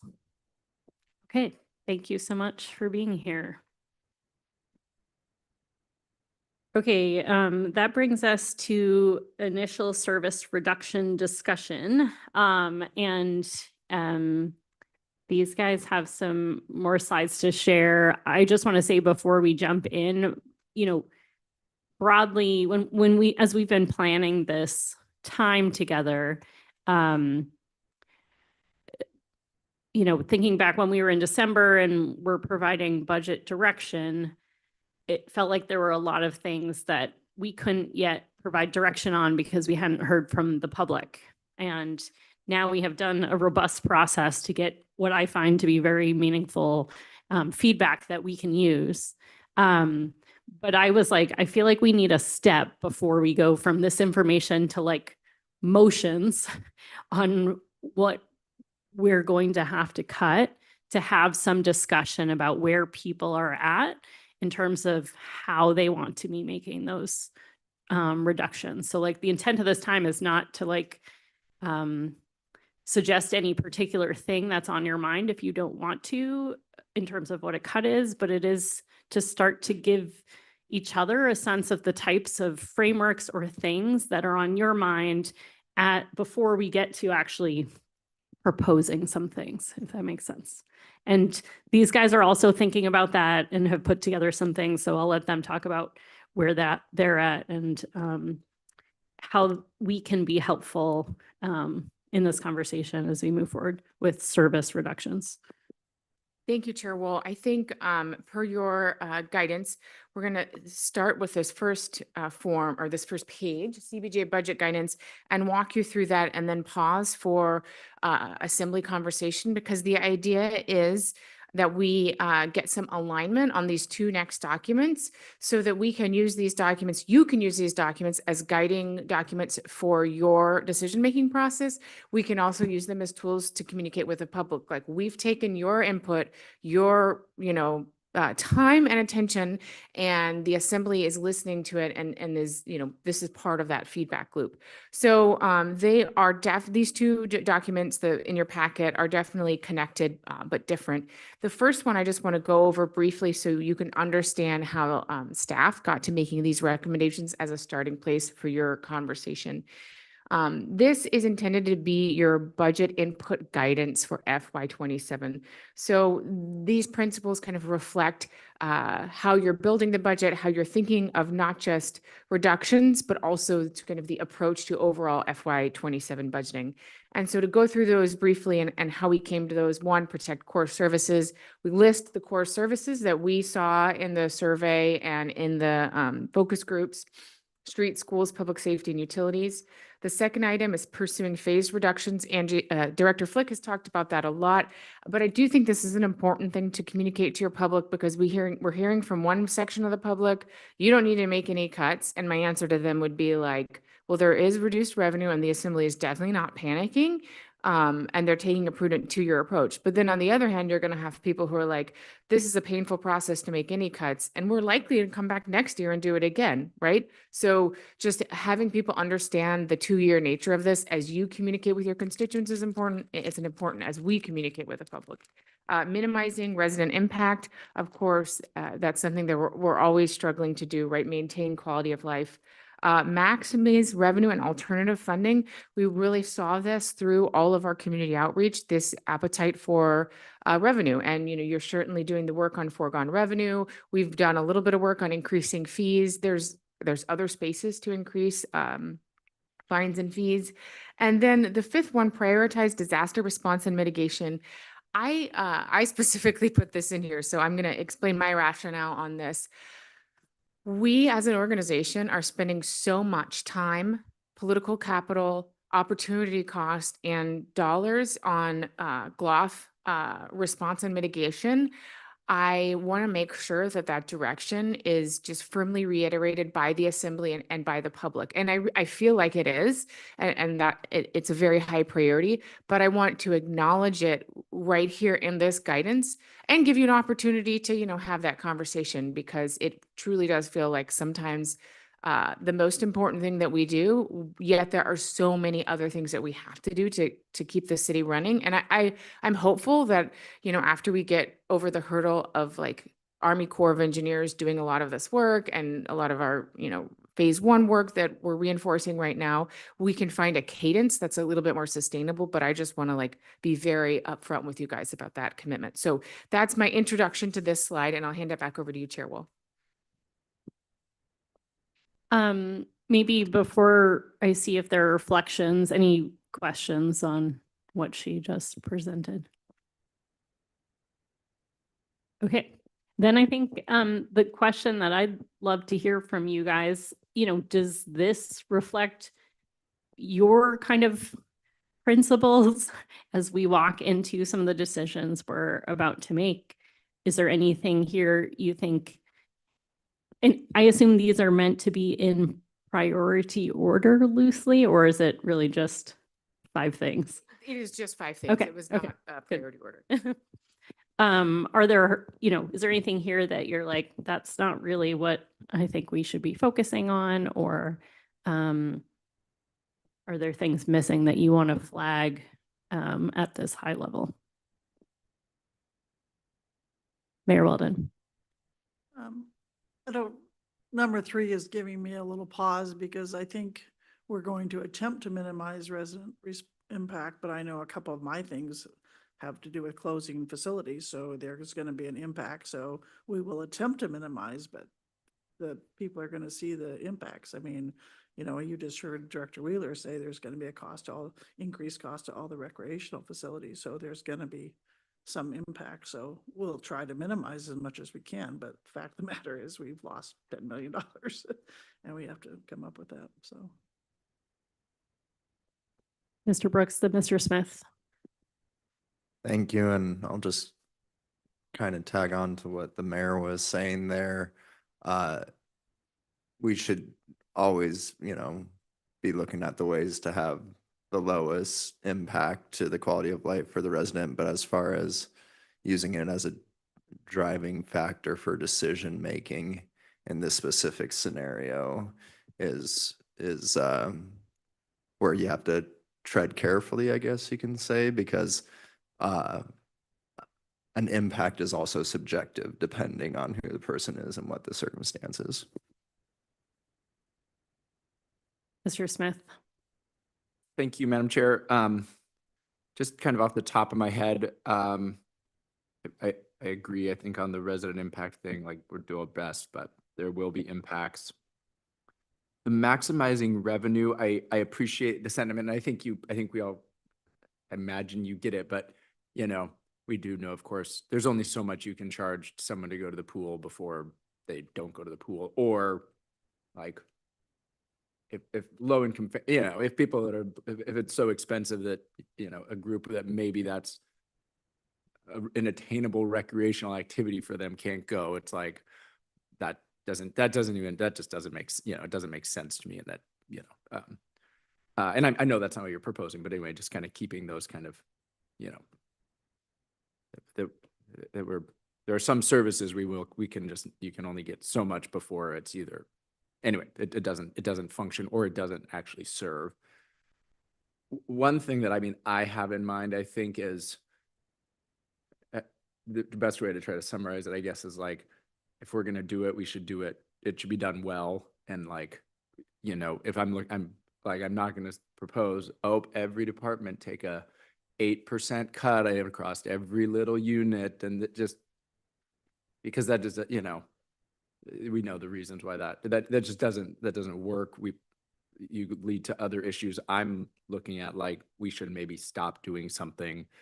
Of course, efficiency and things, but we need people that do have training, that they have the resources they need to do the job and to execute what we're being asked and what the public expects, and in a you know, a competent and in a strong way. And, you know, anyway, as opposed to just trying to trim and make everyone do more with less. So I guess that's one that kind of sticks out. I don't know if it, anyway, that totally fits, but that's something I'm thinking about. Thanks. Ms. Hughes Candice. Thanks, Madam Chair. I think these are reasonably useful as a shared sort of how we're thinking about this, or how I'm thinking about this as I approach it.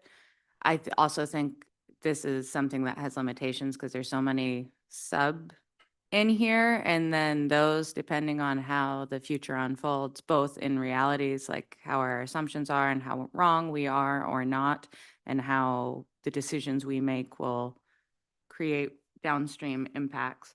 So I think for me, 1, 2, and 4 are like, certainly those to me like ring out as, yes, this is what we're saying, this is what we kind of set out to do at the budget retreat. And as far as keeping in my mind, I do want to say that I agree with Mr. Smith in terms of we should be doing services reasonably well, or taking a good look of whether we should be doing them at all. So I don't favor that approach. To say a little bit about 3, minimizing resident impact, you know, it really depends on the resident. And I do think there's no way we're gonna affect residents, for sure. And I don't see every city service as being equal. And so for me, I will be thinking about, I think maybe, you know, I don't know that it's like a 6 or something like that, but weighing the overall community impact to not providing a service, and whether that means somebody's park and rec is not equal to somebody else's, you know, what it takes to make them reasonably able to live in this community, or something that we are responsible for providing, even though we don't provide it directly. And the state and the feds are not stepping in. So I will be also applying that lens, I guess. And then, and also because we are a forever entity and we aim to be responsive to the community. So I will be thinking about what keeps us going forever and keeps us, I sort of think one of the most important things we do in this budget process, and the budget is the most important thing we do as assembly members, is to take our hand on the wheel for however long we're on the assembly and make sure the ship doesn't run into the ditch and that the city's still going another, you know, 100 years from now. So that is also kind of phased into all of this. And then thanks for indulging me, the only other thing I'll say on 5, in case it's helpful, I think it's helpful for us when we're thinking about 5 to think how much of 5 is in 1, and do we see 5 as a core service? And I think that's what I sort of took from Manager Custer's comments, that, right, we're committed to this, right, that this is kind of a core service. And I would say yes, to the extent that there is funding, but I want to be really clear that, let's say some of those scenarios like 3% doesn't pass or something. No, I would say a city that is that much less of a city doesn't provide much in the way of emergency services, which is not somewhere I would want to go. But it is part of 1 in my mind, to the extent that the city is large enough to provide that as a service, is just how I'm thinking about it. Thanks. Ms. Hall, Mr. Brooks, I did see you, but just so we get a few other people who haven't gone yet. Go ahead, Ms. Hall. Yeah, I would agree that 1 and 5 are, you know, pretty darn critical.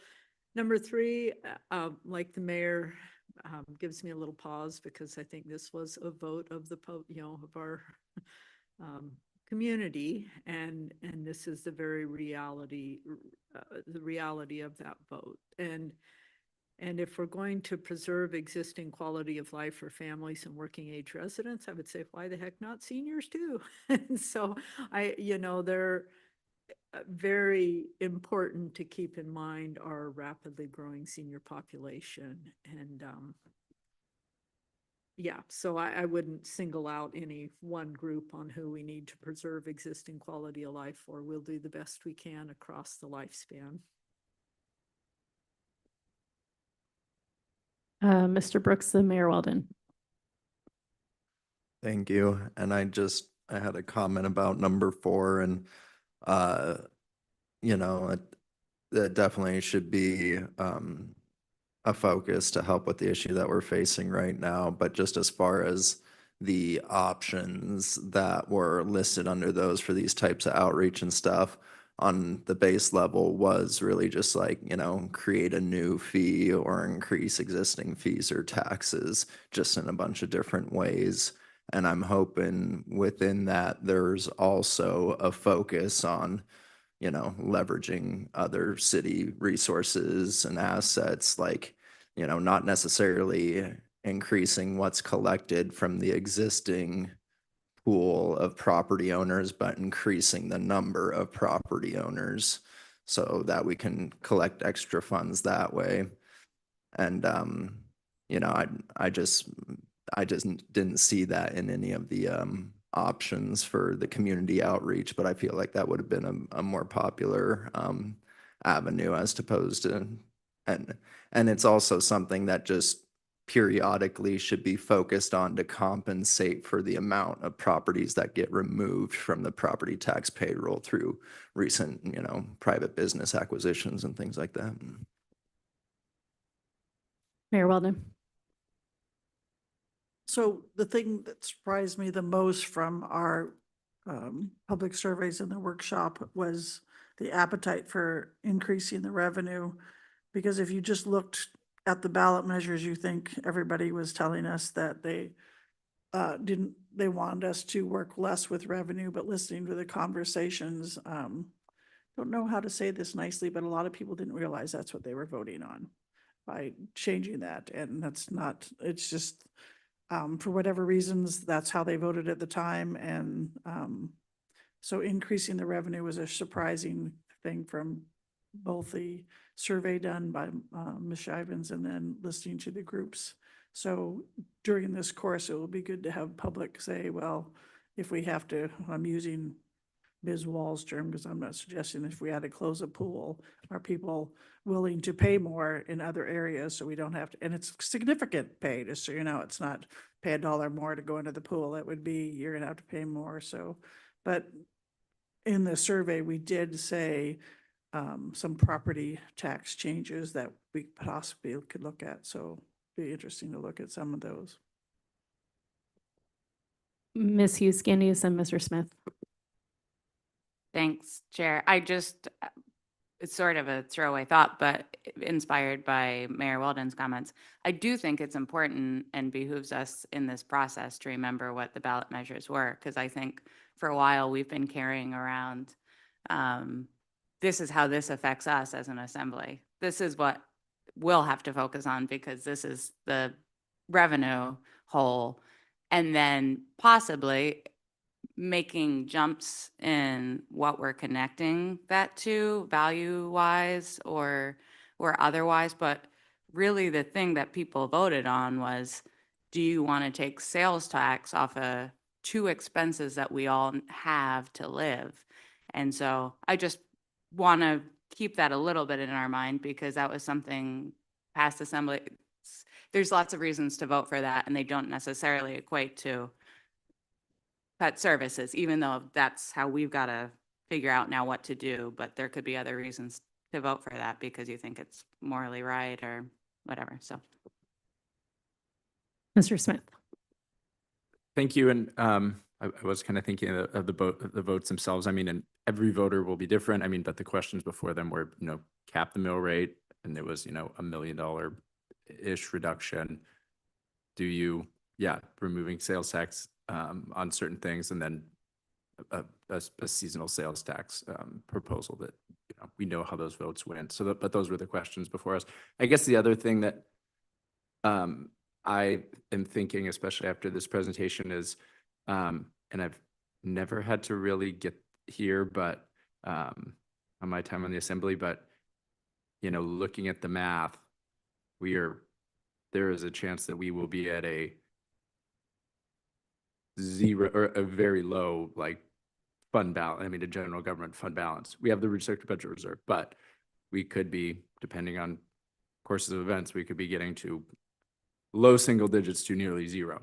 And without actions, and we're looking at actions but you know, I'm, it kind of makes me think about the discussions that happen at the state or something, but you know, it's like, we obviously have to, we need to have some, and like, you know, just, anyway, I guess it's having a bare minimum amount of fund balance because investment returns could go negative versus positive. You know, we're not going to get laps. There are costs that just come up. I mean, what if we need to pay more for GLOF than we thought? I mean, so it's like, you know, that's going to be, as I'm looking through these things. Anyway, how do we either, you know, get something into fund balance or and obviously we're doing that in multiple ways, but providing some bare minimum number, I don't know what it is, and maybe, you know, it'd be interesting to maybe discuss or hear from staff at some point about, like, you know, seems like we should maybe at least have 5 or 4, you know, I don't know what the number is. I mean, well, I mean, we can, there are numbers around that can be, you know, moved in, you know, be moved over there. So anyway, but just having some amount of fund balance to, and it obviously it doesn't just come from nowhere. It comes from projects, it comes from operations, it comes from increased revenue and things. So I'm going to make a quick comment. I really appreciate these comments. They help me think through things. On the number 5 here, the prioritized disaster response and mitigation, I like how you framed it, that this is like, is this a core service? Are we, you know, and I do think something, I mean, yes, I agree with our direction. We have made this a priority for the right reasons. I do think that mentally, for me, there is a segregation, and it affects how I view other things, between the work that we do to protect lives versus the work that we do to protect property. Because, you know, to me, first priority, protect lives. And of course, that should be a core service with help of our partners. When we get into protecting property, so, you know, one of the reasons that we have put so much resource, I think we put so much resources into GLOF is because to imagine what our community would be without that, losing all of those housing units, knowing where we at would be a disaster if people had to vacate those homes. And we're already talking about that. We're talking about buyouts on View Drive. If we are thinking about midterm solutions, some of those may involve also buyouts and losing units. And so to me, that is commingled with the housing, our housing discussion. And, you know, I do think that if we're going to consider GLOF mitigation a core service, that, you know, to me, that housing is also a core service that we have been investing in, because it may be a lot more expensive to protect all these homes than it is to build new ones. And I want to do both because I think that's the only way our community moves forward. But just want to share that those are all mixed together in my head in terms of why we would prioritize this as a priority, in the same way that housing has been our number 1 priority as long as I've been here. Then, yes, go ahead, Manager Kester. I just wanted an opportunity to reiterate what I heard and articulate next steps on this, unless you're about to do that. I was about to transition to the next one. So if you want to wrap this up, that'd be great. Because it would be great if we could actually have this document be meaningful to you. I'm going to tell you what I heard, and then maybe 3 of us could get together and try to do a couple of edits. So this document more accurately reflects the body's direction. I heard putting, instead of a number 5 as disaster response and mitigation, putting that up top as a core service. I heard being a little bit more explanatory in the category maximize revenue and alternative funding to be realistic that we're not talking about user fees necessarily. I think that, like in any instance, user fees are not significantly moving the needle in the revenue gap. I heard, maybe changing minimize resident impact to maintaining quality services with that idea that not all services are created equal. I think that might be the most difficult one to wordsmith, but I really appreciate that acknowledgement, like we need to do what we do well, and not just try to do everything poorly. So that would be my suggestion. And then I guess I heard, but maybe is not consensus on a new 5 that talks about some protection of a minimum fund balance. I think that one might be harder to get to.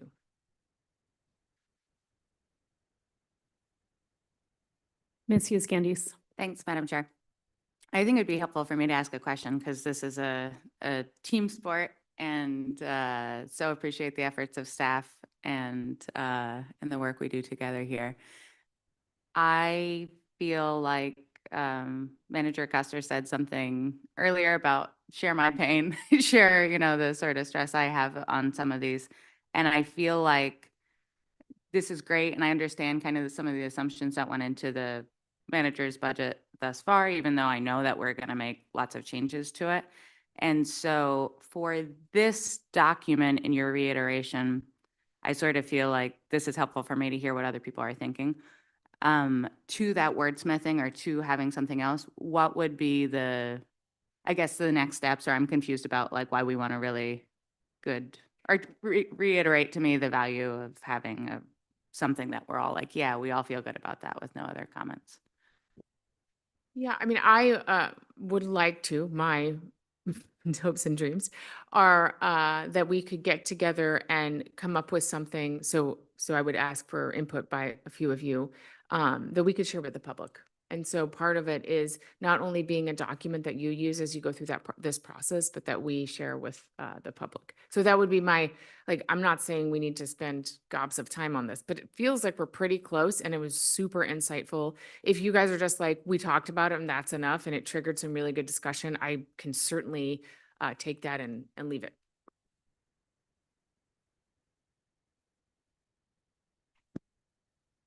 I see head nodding that I think is indicating we're good with this conversation and we don't need to update it for public consumption.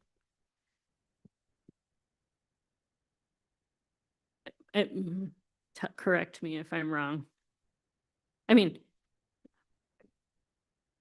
go ahead. I think that's helpful. And I do think it's helpful as in keeping the conversation going 2 ways between the public and us.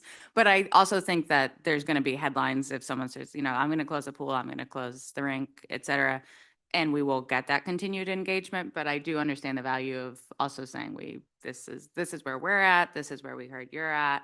I'm not super opposed to it. I just think that, once you get into the mud, not the mud, but once we're like into the terrible minds of the process, then this will serve us somewhat, but it won't serve us too much more. Like this was helpful to know where people were. So I'm not terribly opposed to people doing stuff, but for me, I don't need that. Mayor Weldon. I appreciate where the city manager is coming from, but I think we could just stop at this. You put 5 nice ones together. I think our comments are enough, at least it's enough to satisfy me. And I personally don't want to spend any more time wordsmithing this. Mr. Smith. Thanks. Yeah, I probably should have asked the question on the use going forward, like obviously putting fund bent, if it's kind of a public focus, like principles, yeah, that obviously doesn't really make sense. And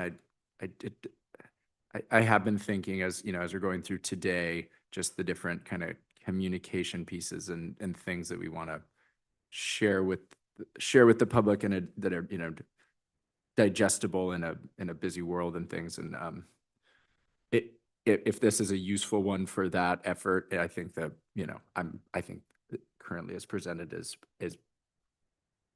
probably good enough. I think so. Andrew Kester, does that give you the direction you need? Yes, my takeaway is this is one and done.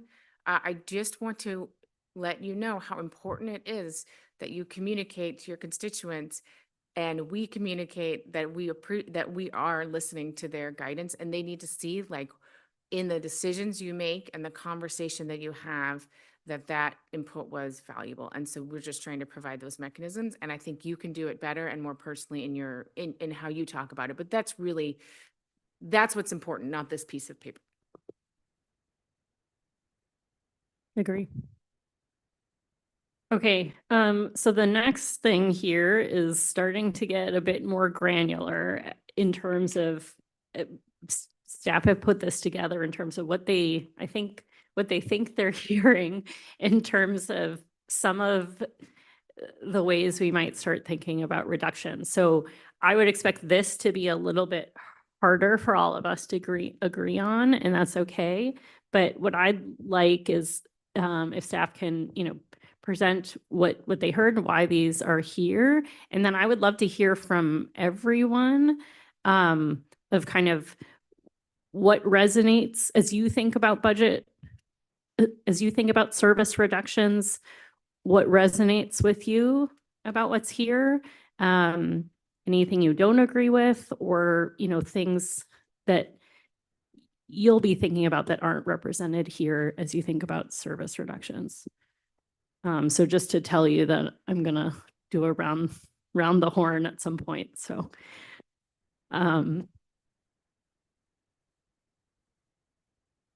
Manager Kester. Thank you. So I won't, this is a lot of the same information that you've been hearing. It's just, again, summarized in this document to try to provide some structure to your conversation on reductions.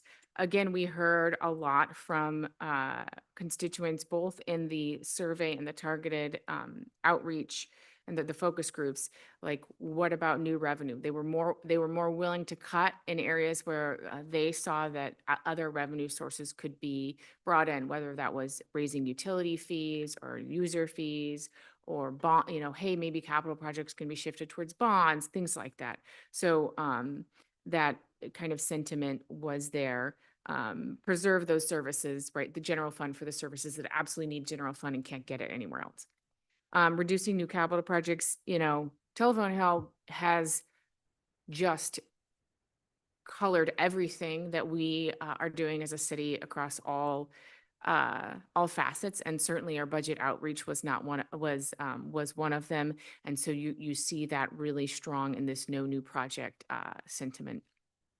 And there are probably other no new projects that can be cited out there. I probably moving the municipal building, people cite, there are different kind of what people consider new projects, but people do want us to prioritize, infrastructure, safety, maintenance. And so that's heartening because I think that's something you guys want to prioritize too. This one is a little bit harder. I think people really struggled with recreation is not a core service. There was still a lot of support for recreation, and you saw that in the survey results. You saw that in the focus groups in being really hesitant and kind of only reducing some of those recreation services. I think that Eagle Crest and just all the attention on Eagle Crest really colored this feedback, right? Because one thing that I'm sure you've noticed, but I've certainly is weighing heavy on me, is that what feels like a tremendous and gut-wrenching reduction in Eagle Crest budget is actually not an operational savings in your budget and doesn't count towards that 2 million, right? So that's kind of sobering. Narrow focus of assembly grants. I think in a sense, the assembly grants gets a little bit blown out of proportion. It's not that large of a portion of your budget, but it's kind of what people see in the news, grants here, grants there. And so while there might not be as much room to trim that, it is what people see as kind of low hanging fruit. Important to note that there was a real focus on maintaining social services. So each one of these buckets has a lot of nuance. And I think like Assemblymember Hugh Scandy said, like really the bucket doesn't matter so much as the nuance and how we choose to interpret it. But that is our stab at providing you some guidance for your reduction discussion. And maybe I'll reframe question a bit I mean, this is meant to inspire your comments, but just to say, as you walk into your approach to suggesting service reductions, what's on your mind? If it agrees or disagrees with this, so that your colleagues can hear that, because we will be putting things on the floor and it's good to know where people are at. So I will just take volunteers for whoever wants to go first, and then we'll get through everyone eventually. Miss Atkinson. Thank you, Madam Chair. I think that a thing that has been really on my mind, and I think probably not just mine, is we talk about assembly grants, we talk about core services. My definition of core services is not only utilities and not only roads, not only schools, especially in a time when the state and the feds are not spending as they should be on a lot of social service, a lot of social services. We are the last really hope for those to continue, and they are a service that matters tremendously in our city. So I do think that, and a lot of that goes through the assembly grant process, right, or the Juneau Community Foundation process. And so I just, when we're talking about not cutting core services, I would put a lot of those services in that bucket. And I just really want people to be thinking about long-term consequences and even short-term consequences to those not being funded, and remembering that I think, as people have testified, the small amount we put into some programs would lose them millions in other places. So it's just something that's been weighing on me. Thank you. And I can kind of infer from your comments, if you're like, protect this, what you're not kind of protecting, but is there anything you want to say about kind of where you would be looking for cuts potentially? Yeah, absolutely. I mean, I do think when we look at, like, I agree that the recreation not being a core service, that's definitely something to look at. But I think another is assembly grants that don't meet, I guess, that category of these are things that really matter to lives and will not be funded elsewhere. So I think there's a lot of, partner agencies and things that are doing important work, but are not core service work for the city. And so that would be one area I'd be looking at.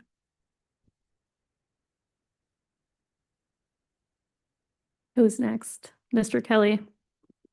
Thank you. I'm also looking at the recreation is not a core service, and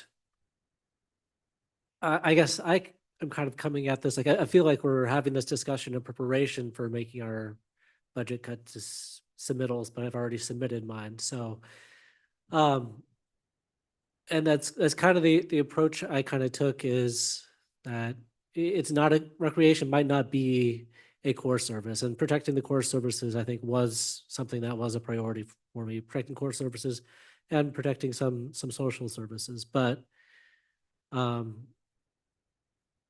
think it is still important, and I tried to preserve it as much as possible in my cuts, because I'm also looking at the demographics in the survey, and what a lot of the younger people supported. And like, while we do have a growing aging population, we also need to make sure that we continue to have the younger generations coming in here to provide services to those people, or just whole continuity of our community. We need to be thinking about that. And so while I might have made some modest cuts to recreation, I tried to preserve that as much as possible in my cuts, because it is going to be something that's important for keeping people in Juneau, and attracting people in Juneau who we need to bring here. I'm gonna ask a similar question that I asked for Miss Atkinson. Do you want to expand on other areas outside of recreation that are on your mind for reductions? I'm not trying to pressure anyone. I'm just trying to make sure we have the opportunity to share. Sure. So a lot of my reductions came out of the Parks and Rec budget. But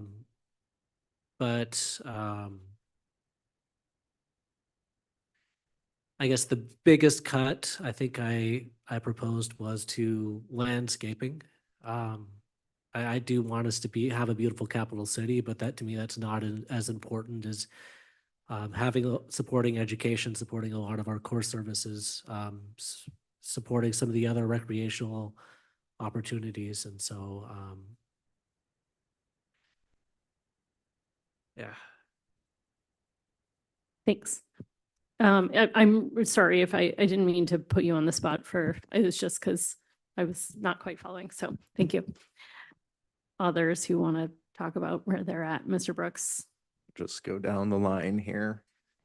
I think that this is a really good framework and kind of encompasses, I think, what a lot of us are using as the lens to make a lot of these decisions or have a lot of these thoughts related to these reductions. And the things that I focused on or, would investigate were, the types of services or things that are offered by the city that could be, have a little more redundancy or could be subcontracted to private industry or other community partners that already do like type things.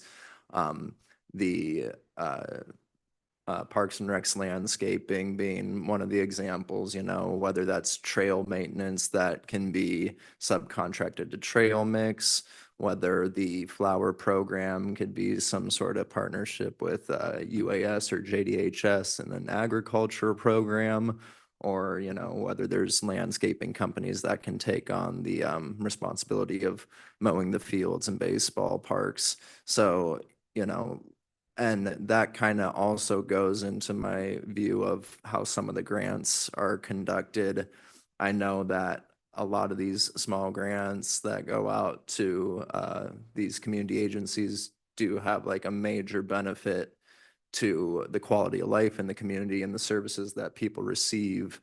But a lot of the testimony that we've heard and a lot of the requests that we're getting, it's, a lot of people might think that we're the only ones who could possibly fund these things. And when I think about people who can, perhaps pick up some slack in areas that we create a little bit of gap, specifically for a lot of those health related grants that we do, the Juneau Community Foundation, they have $110 million in the bank. And, they might be a type of partner that we'd ask is like, hey, if we create this gap here, what would it look like for you to take that over for however long a period of time until we're in a better financial standing? And then also, as far as the assembly grants goes, just looking at the types of organizations that are the most like financially stable, have large amounts of assets or holdings and bank accounts, just things that they don't necessarily require the taxpayers' money to conduct their operations. Who wants to go next? No follow-up questions for Mr. Brooks? Yeah, and I probably haven't given it as much attention as Paul has to really delve, I'm certainly on my mind at all times. I guess I would look at what can be picked up by other funding sources, like if there's someone that, and again, the assembly grants aren't a huge percentage of what we're looking at here, but if there's other entities that might be willing to pick up some of the funding. Small little example, the League of Women Voters. I thought, I wonder who else out there would support that. Does the city have to, or is there another entity that would?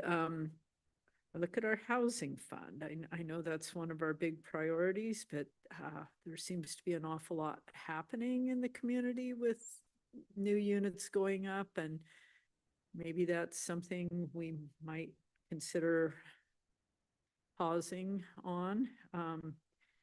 And having healthy recreation availability is great, but also kids are awesome at just playing in the woods. And so I think, yes, we need our pools and our skating rinks and it'd be great to have our ski area, but as far as a ton of new money into, parks when kids are quite happy to play in the woods if they're let. So that might be areas that I'd be looking at.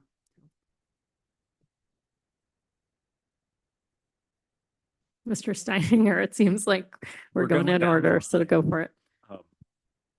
So, Mr. Kelly touched on what's been going through my head as I think about this and I look at the survey results, and that's really kind of the demographic questions we have in Juneau. And that kind of goes back to part of the reason I wanted to get on the assembly was seeing demographic shifts and what that means for the future in Juneau. So as I've been thinking about this and looking at survey results, particularly from the younger generations of, I took it to mean what do they see as important in Juneau to keep them here and to kind of continue to build our community in that way. Because I see that as a long-term concern for Juneau, because those young people turn into old people and they turn into taxpayers, and that's great. So I definitely, as I've been trying to think through my budget reductions, it's been to try to avoid as many cuts to those areas, even though they are the least core services. From that kind of long-term public policy view, I see them as pretty advantageous. That is not to say that I'm not going to have some reductions in those, parks and recreation areas. I think everybody's probably got some in their list. But I'm trying to put every effort in to minimize what I have to do in that area. So to that end, like if, the items I think, been in some of the memos that we've gotten from Katie that point to saying that maybe somebody else would pick up, maybe a different level of government would, maybe this is a responsibility that could be elsewhere. Those types of items are definitely going to be higher on my list.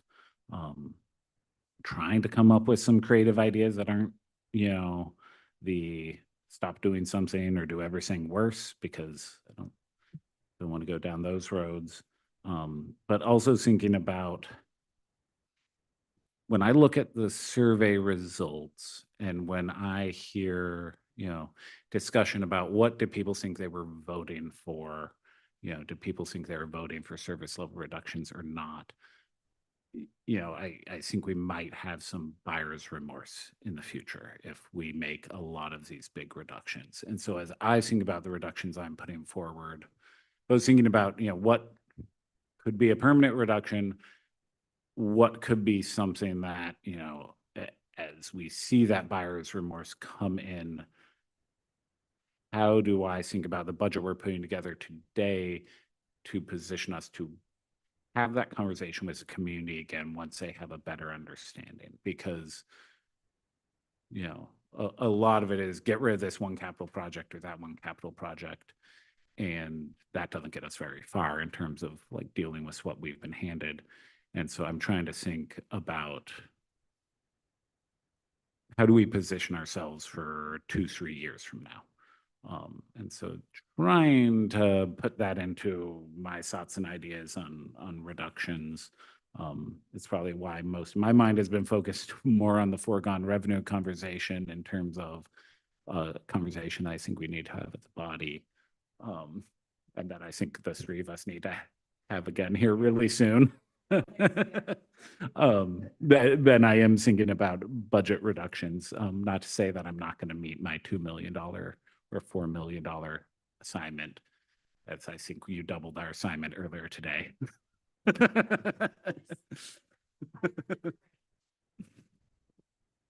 that was a bit of a rant. No, that was helpful.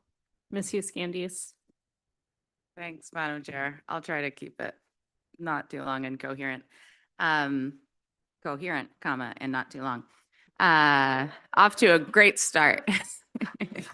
I'll just say, because I think since it's come up a little bit in comments about the, no one can really know the heart of a voter because we have 32,000 voters. So everyone votes for different things for different reasons.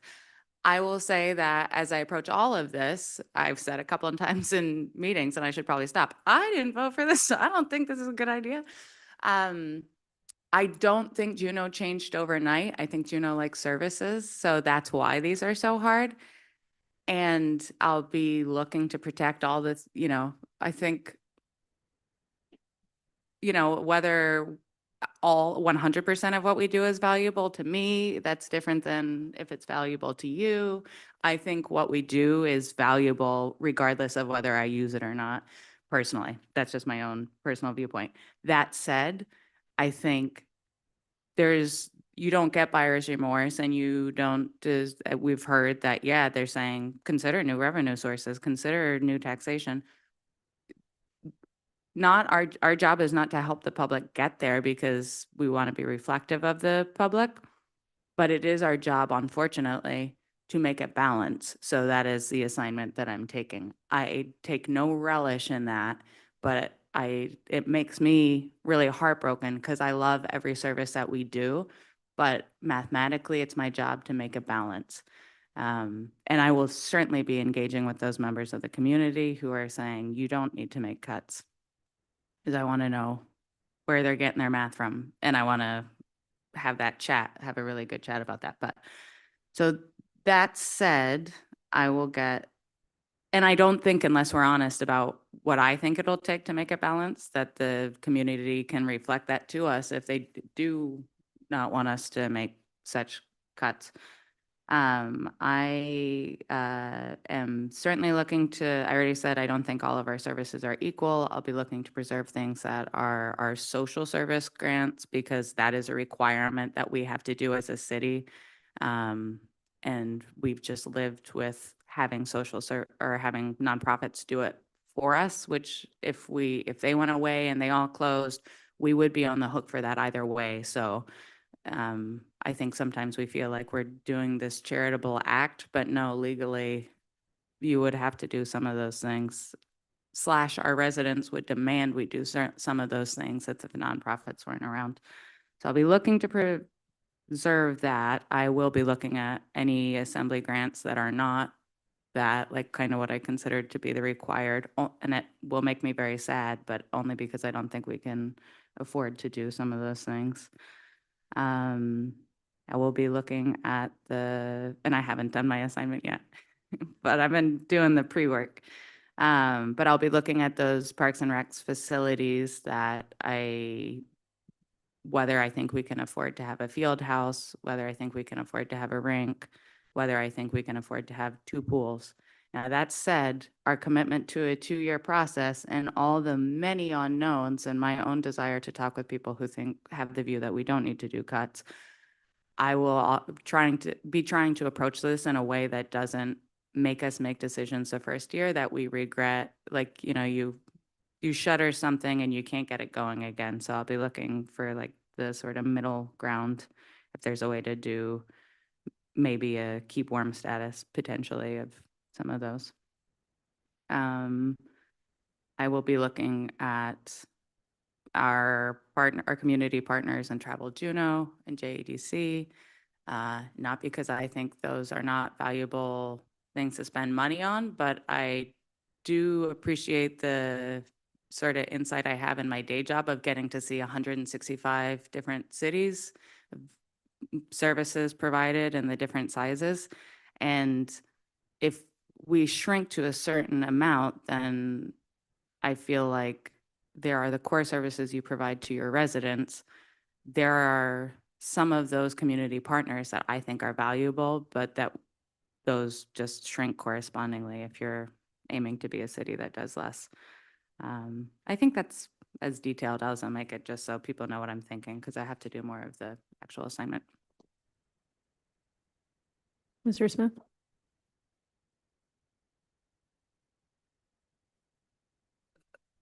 Thank you. I guess, the first thing I'll say, and I think I can hear it and see it in your other people's faces, is that this is very hard. At one point I was like, oh, I think I'm gonna get my 2 million in reductions and, just with a lot of assembly grants and things. that's already out and we're still, you know, looking at, again, a potential zero fund balance. Like there, anyway, the easy, and that stuff isn't easy either, but you know, the manager's done a lot of work to find a number of cuts, and it is now, you know, looking at some very hard things. I mean, you look through this list of the departments and the divisions, and obviously, I think there's drilling down within those, of course, but you know, I just don't, and I'm doing some of that, but there's, you know, you just look at these and you're like, these are important things that are being done, and it's not just like, oh, scratch building you know, those, it's not, it doesn't work. So, I'm looking at some things. I mean, I think somewhat echoed in the past and or in previous statements. I mean, I guess in terms, you know, recreation is on a core service. I guess I can kind of, I see it as if you're thinking the core service is, you know, police, fire, safety, those type of things. Recreation, and I've seen it in surveys in the past, are reasons people choose to live here. And, you know, I appreciate everyone who wants to live here and raise a family, but it also attracts people, anyway, people who will have families and who are active and, you know, create jobs and so not having those things is, anyway, sure, it may not be those core items of considered a core service, but you know, there will be impacts, some more than others, depending on what recreational opportunities go away. I think I'm somewhat thinking similarly, and obviously I will get to my 2 million. I don't know if I would support taking that action to, you know, close certain facilities on July 1 of this year. You know, and that's where I'm kind of thinking fund balance, and we've talked about doing this over 2 years. So I think, so I think that's like kind of a known principle or a known strategy, but there may just be things that we have to, you know, look at getting rid of, if, again, maybe not on July 1 of this year, but having that out there for the community to look at and decide, do I want to look at, is there more revenue I'd like to provide? We'll see. And then, you know, again, I guess it's not really the 2 million operational savings, but again, there are some one-time savings can help with the fund balance that can help get us a bridge. So in terms of some of the other budget items I'm looking at, I hope that answered all the different questions. And I guess, you know, I guess one other thing is there could be sometimes proposing for potentially closing the facility. I don't know how likely or possible it is for, again, maybe we're not the ones running them. Does someone run one of the pools? Does someone run the field house? I'm not sure. But, you know, having some time to potentially see what those, you know, see what options might be. So, and we need some fund balance to get us there. Thank you. Mayor Walden. Thank you. A lot of everything I was thinking has been said, so I don't need to repeat a lot of it. You know, the public pointed at grants, so we'll look at grants, but as Ms. Atkinson and Ms. Hughes-Candies both said, there's some of those grants that if those entities weren't in place, it would cost us more to do their work. So recreation is not a core service. I disagree with that. We're looking to get families into town, and for that, you need to have it. Not saying I'm not looking at cutting recreation, but reduce new capital projects. You already know I'm looking at that. And I'm also looking at, and I haven't vetted my stuff. I've vetted some things with Ms. Kester, but I haven't vetted some things with Ms. Flick. So, you know, one of the things, I'm just looking at divesting things and not doing some of the things where you're doing. And one of the things was, you know, move building maintenance to Marie Drake and then just get rid of Mount Jumbo. That's something like that I'm looking at. Some of the other things I'm looking at, which I know it'll make people cry right now is, stop all work at Jackie Renninger Park. We know we can't move forward with it at this time. Why are we still doing work with it? Those are the things I'm looking at, is just looking around town and going, what should we stop? What should we not be doing? Thanks. Yeah, I actually hear a lot of alignment around the room. And I'm pretty aligned myself, with what I've heard and what's presented here. I hear, looking closely at our grants, but protecting our social services, and looking at the other things that aren't social services. Recreation, I think everyone spoke to, we have to look at it. It has to be on the table right now. And it's going to be hard. None of us want to cut that. And so how do we do that in a careful way that allows for minimizing the impacts and, potentially looking to the future where if the community decides they want it, whether that's because they want their own group that runs it and they use it, or they want to fund more revenue, then we got to start having those conversations. The only thing I'd add that maybe is on people's minds, but when I see this target services with non-general fund revenue streams, the survey was very clear that, tourism is the thing that people want more benefit from. And I think we around this table all know that, the vast majority of those services are funded through non-general fund. But I think we should keep that in mind as we think about the future, that continues to be a priority of the community. And that's their perception, is that they want more benefit from the industry. And I will say there is one revenue source that is, we are able to spend differently if we choose, which is hotel bed tax. That is tourism revenue that we could make a policy decision to spend other ways. I don't want to, but given our reality, I'll definitely be looking there as well. Okay. Anything else that anyone want to say before Mr. Kelly? Nothing that I wanted to add, just a question. As I kind of think about some of the things that I submitted, are we going to be getting, I think a lot of us have asked questions of staff before submitting these, and I have as well, but I think I might certainly have some follow-up questions. So is the plan at some point, like when we're going over these reductions that we've all submitted, that will be presented like with what the impacts of these reductions will be?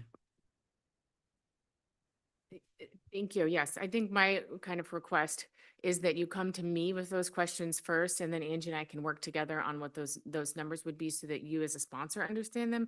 But then most certainly as a body, you would understand, you would have an opportunity to collectively look at, the detail of all the input that you're giving today and what that actually means. And I just guess I'm going to use Parks Landscaping because we have our director here, it's a little more challenging because of our passenger fee input, because of what we do for like ball fields, which is recreation. And so that's one that feels like a little bit harder to unpack than closing the field house, which is just easier to understand what the impact and the savings would be of closing a field house.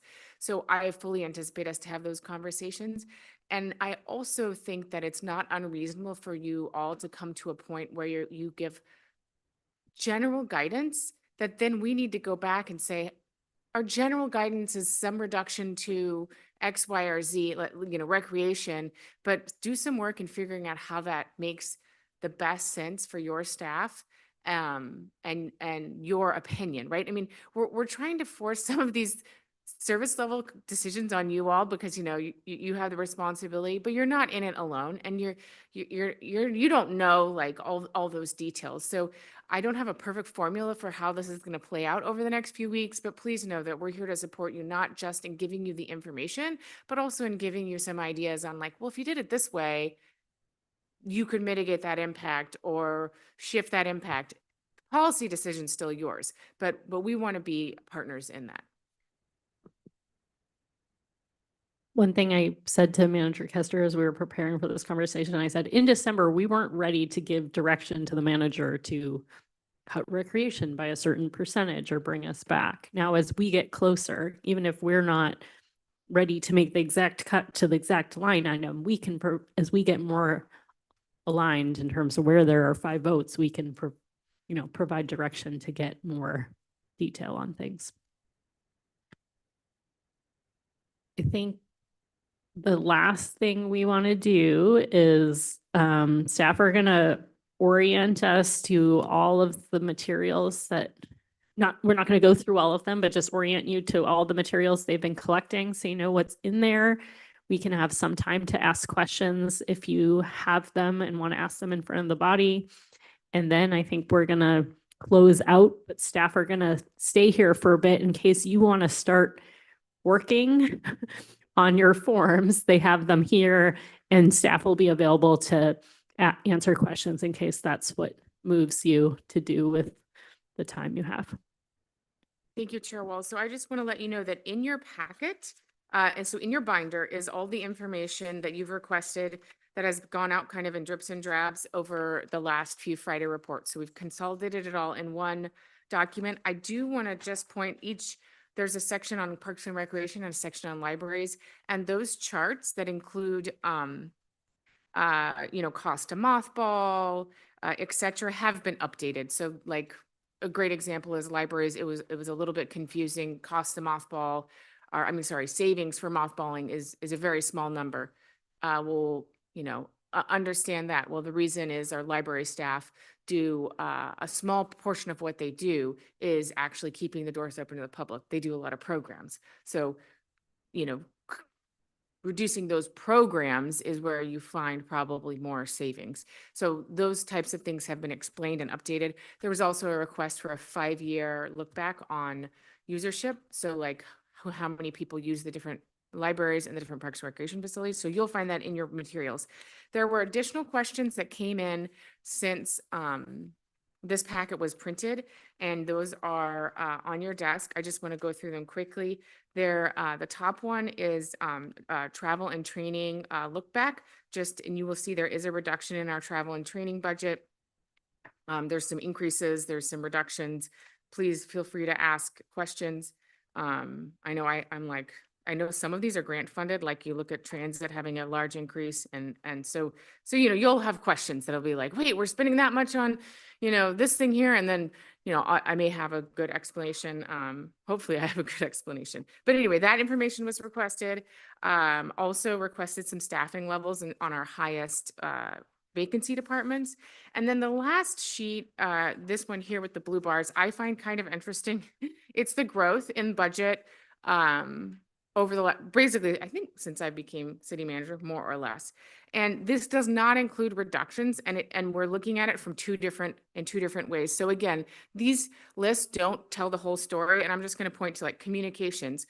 Well, the growth in communications was 50,000 in general fund and 85,000 in general fund in 25 and 26 respectively. Well, how can we create a 4-member division and only have that growth in general fund? We repurposed 2 positions, and we are charging 40% of that budget to other funds, passenger fees and CIP. So like yes. So if you go to then when you go to the back, you see, oh, there's 4 positions for communications. And so I just use that as an example that it's hard to draw. You're going to have questions, but I think it's really interesting to be like, oh yeah, remember when the state discontinued that library grant and we had to replace it with $130,000 of general fund. Oh, look at our personnel and the negotiated wage increases and the impact that that's had on the budget. Look at our contributions to the Affordable Housing Fund. You remember, or there were a couple years there where you added increased contributions because we were in a position to do so. So it has positions on one side. And again, I'll just qualify positions. You have some positions, like especially with your Parks and Recreation, that may have started off as grant funded, now aren't grant funded. So there's stories in all of this, but to me, this was just interesting because it shows growth, right? And that might be it just paints an interesting picture. So that's new information. We will continue to provide you information as you ask questions. And Angie, Deputy Manager, I'm sorry, Director Flick, Deputy Manager Barr. I know that we have our Library Director and our Parks and Recreation Director back here, and I am here. We will stay as long as you need us to answer questions as you work on your forms. And of course, we're always available to you. So that's my lead into your homework. Excellent. And also, we have Director Koch still here to answer questions as well. So I have paper copies of the form. I believe you all have electronic copies. I still have my computer here plugged in. I can email something to you if you like. But remember that all of your at least $2 million in operating reductions are due to me on Thursday. I'm going to say Thursday close of business. That could be midnight. That's fine. I'm sure some of you operate that way. I'm probably going to start looking them. Remember, Angie can send you to budget jail. Yeah. The plan is to get that consolidated and summarized in a way that is meaningful to you, so that we can talk about it on the following Wednesday. So you can kind of see the timeline. You turn it into me on Thursday. I've got to have it to you before Wednesday so that it's public and available to you. More than likely, that'll get published as a red folder item on Monday before our Wednesday meeting. But your assistance in getting that turned in a timely fashion is greatly appreciated by myself and your peers, so that all of that is included for you. Can we go to calendar? Or do you want to talk about that more? Do you want me to wrap up the agenda stuff? I think if there are any questions people have on these materials that they want to ask in front of the body, I just want to make sure there's time to do that. Otherwise, you guys can ask your questions on your own. But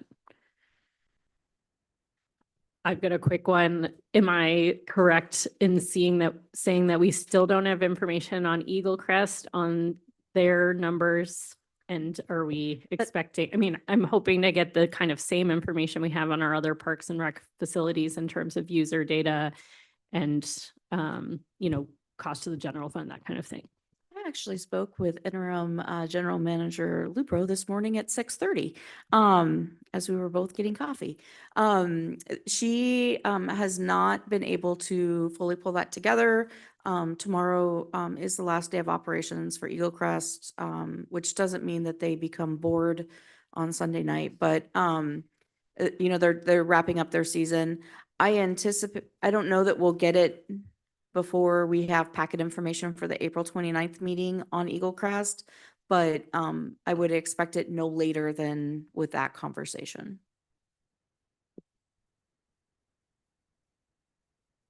Anything else? All right, go ahead, Ms. Flick.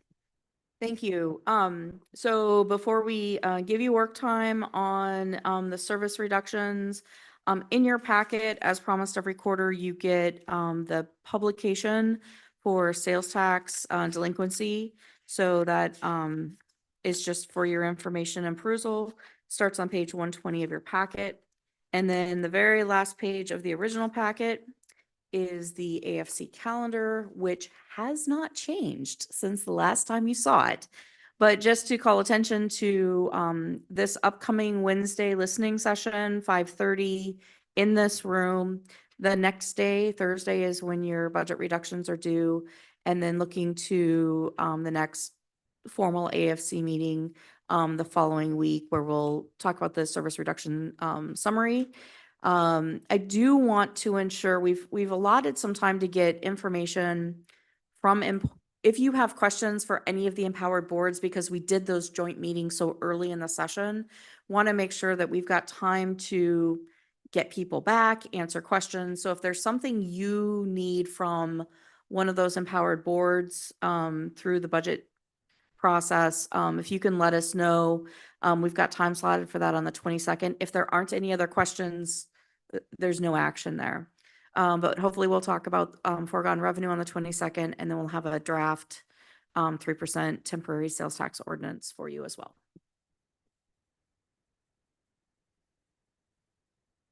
Mr. Kelly, then Ms. Candice. Thank you. So just to follow up on the listening session for Wednesday, I had looked ahead to the publicly noticed agenda and noticed there was a few items on there. On here, it just says listening session. So we basically, is it going to be any discussion on our part at that time, or is it going to be just getting feedback from the public? Thank you. So we will have a overview presentation by Director Flick. We will have comments by Chair Wall. I'm like, do I have to say anything? I'll inevitably say something because I seem to not keep my mouth shut. And then it will purely be a listening session, but we will have staff collecting written questions and then compiling those questions so that there will be an opportunity for either the assembly or the staff to answer questions from the public, but in a curated way. So instead of just like give your testimony and make that a question, we're really trying to get the questions in writing because we suspect there'll be a lot of similar questions. And then that'll be a way, so kind of at the end, to answer questions. So it is a little experimental. We'll see how it goes, but that's the plan for run of show. Anything to add, Director Flick? Ms. Candice. Thanks, Madam Chair. I think I will follow up into the particulars of this offline just so we can get into the details, but I thought I would ask the initial question to say, we have the delinquent sales tax in our packet here. I have been asked by members of the public. We have some folks, and I'll say Alaska Resort Condos doing business as Juneau Super 8 Hotel. As they started paying attention to that, I see we're sending them to collections. I see that they're behind on their confession of judgment. I don't think necessarily fits into the budget. Is there a way, when a marijuana business is not paying their taxes or something, we protest, or a liquor license, we protest, and that brings them back into compliance? Is there a reason that that doesn't come up for our action, or would we need to have like a local business license or something like that to be able to? Just because it's a lot of money, someone's not paying consistently. And while we're talking about having money woes, and I called them out because they're at the top of the list, but there's others. That's a great question.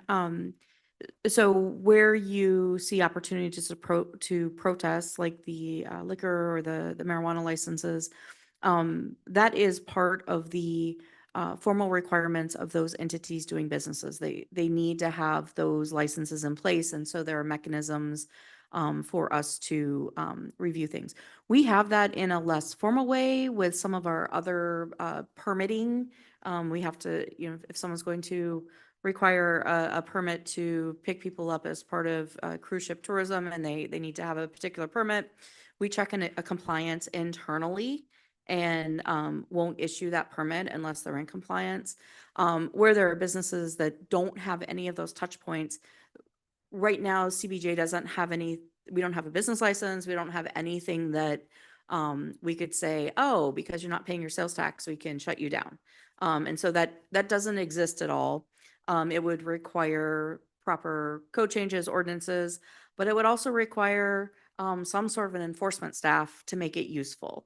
But right now, like for many of these businesses, there's not that that mechanism for, no, you can't be in business. But we do work with our legal team.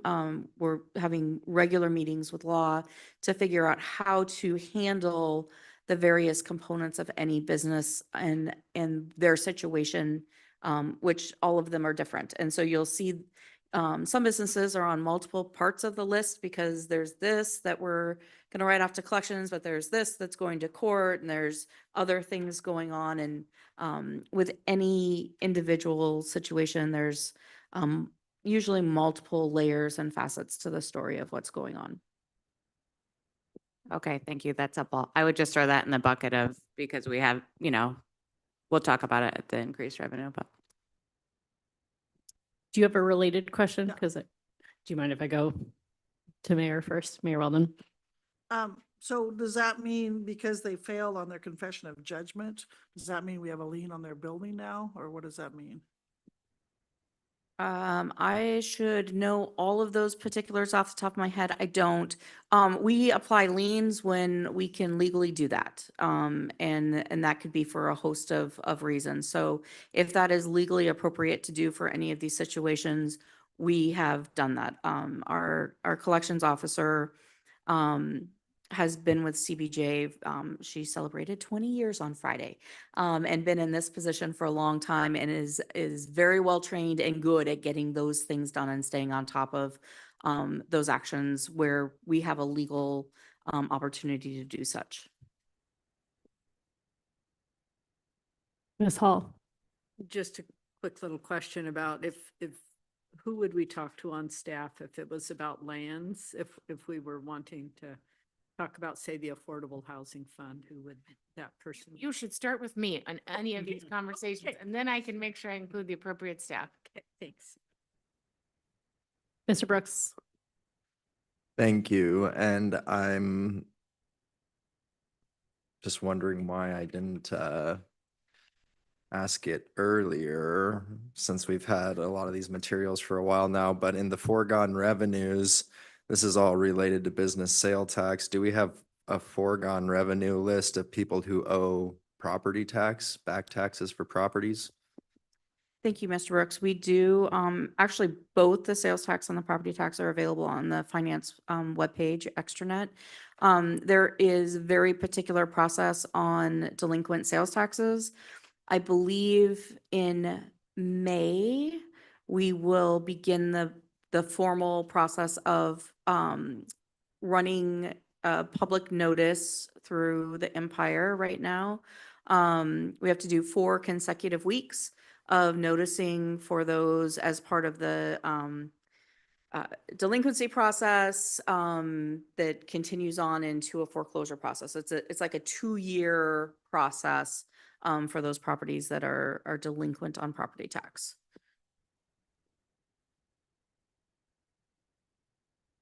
Any last questions? Are we ready to adjourn or am I missing? That is, I think we're at the place where, yes, you can formally adjourn, and I will happily hand out budget reduction forms for anybody who wants them. All right. With that, we are adjourned.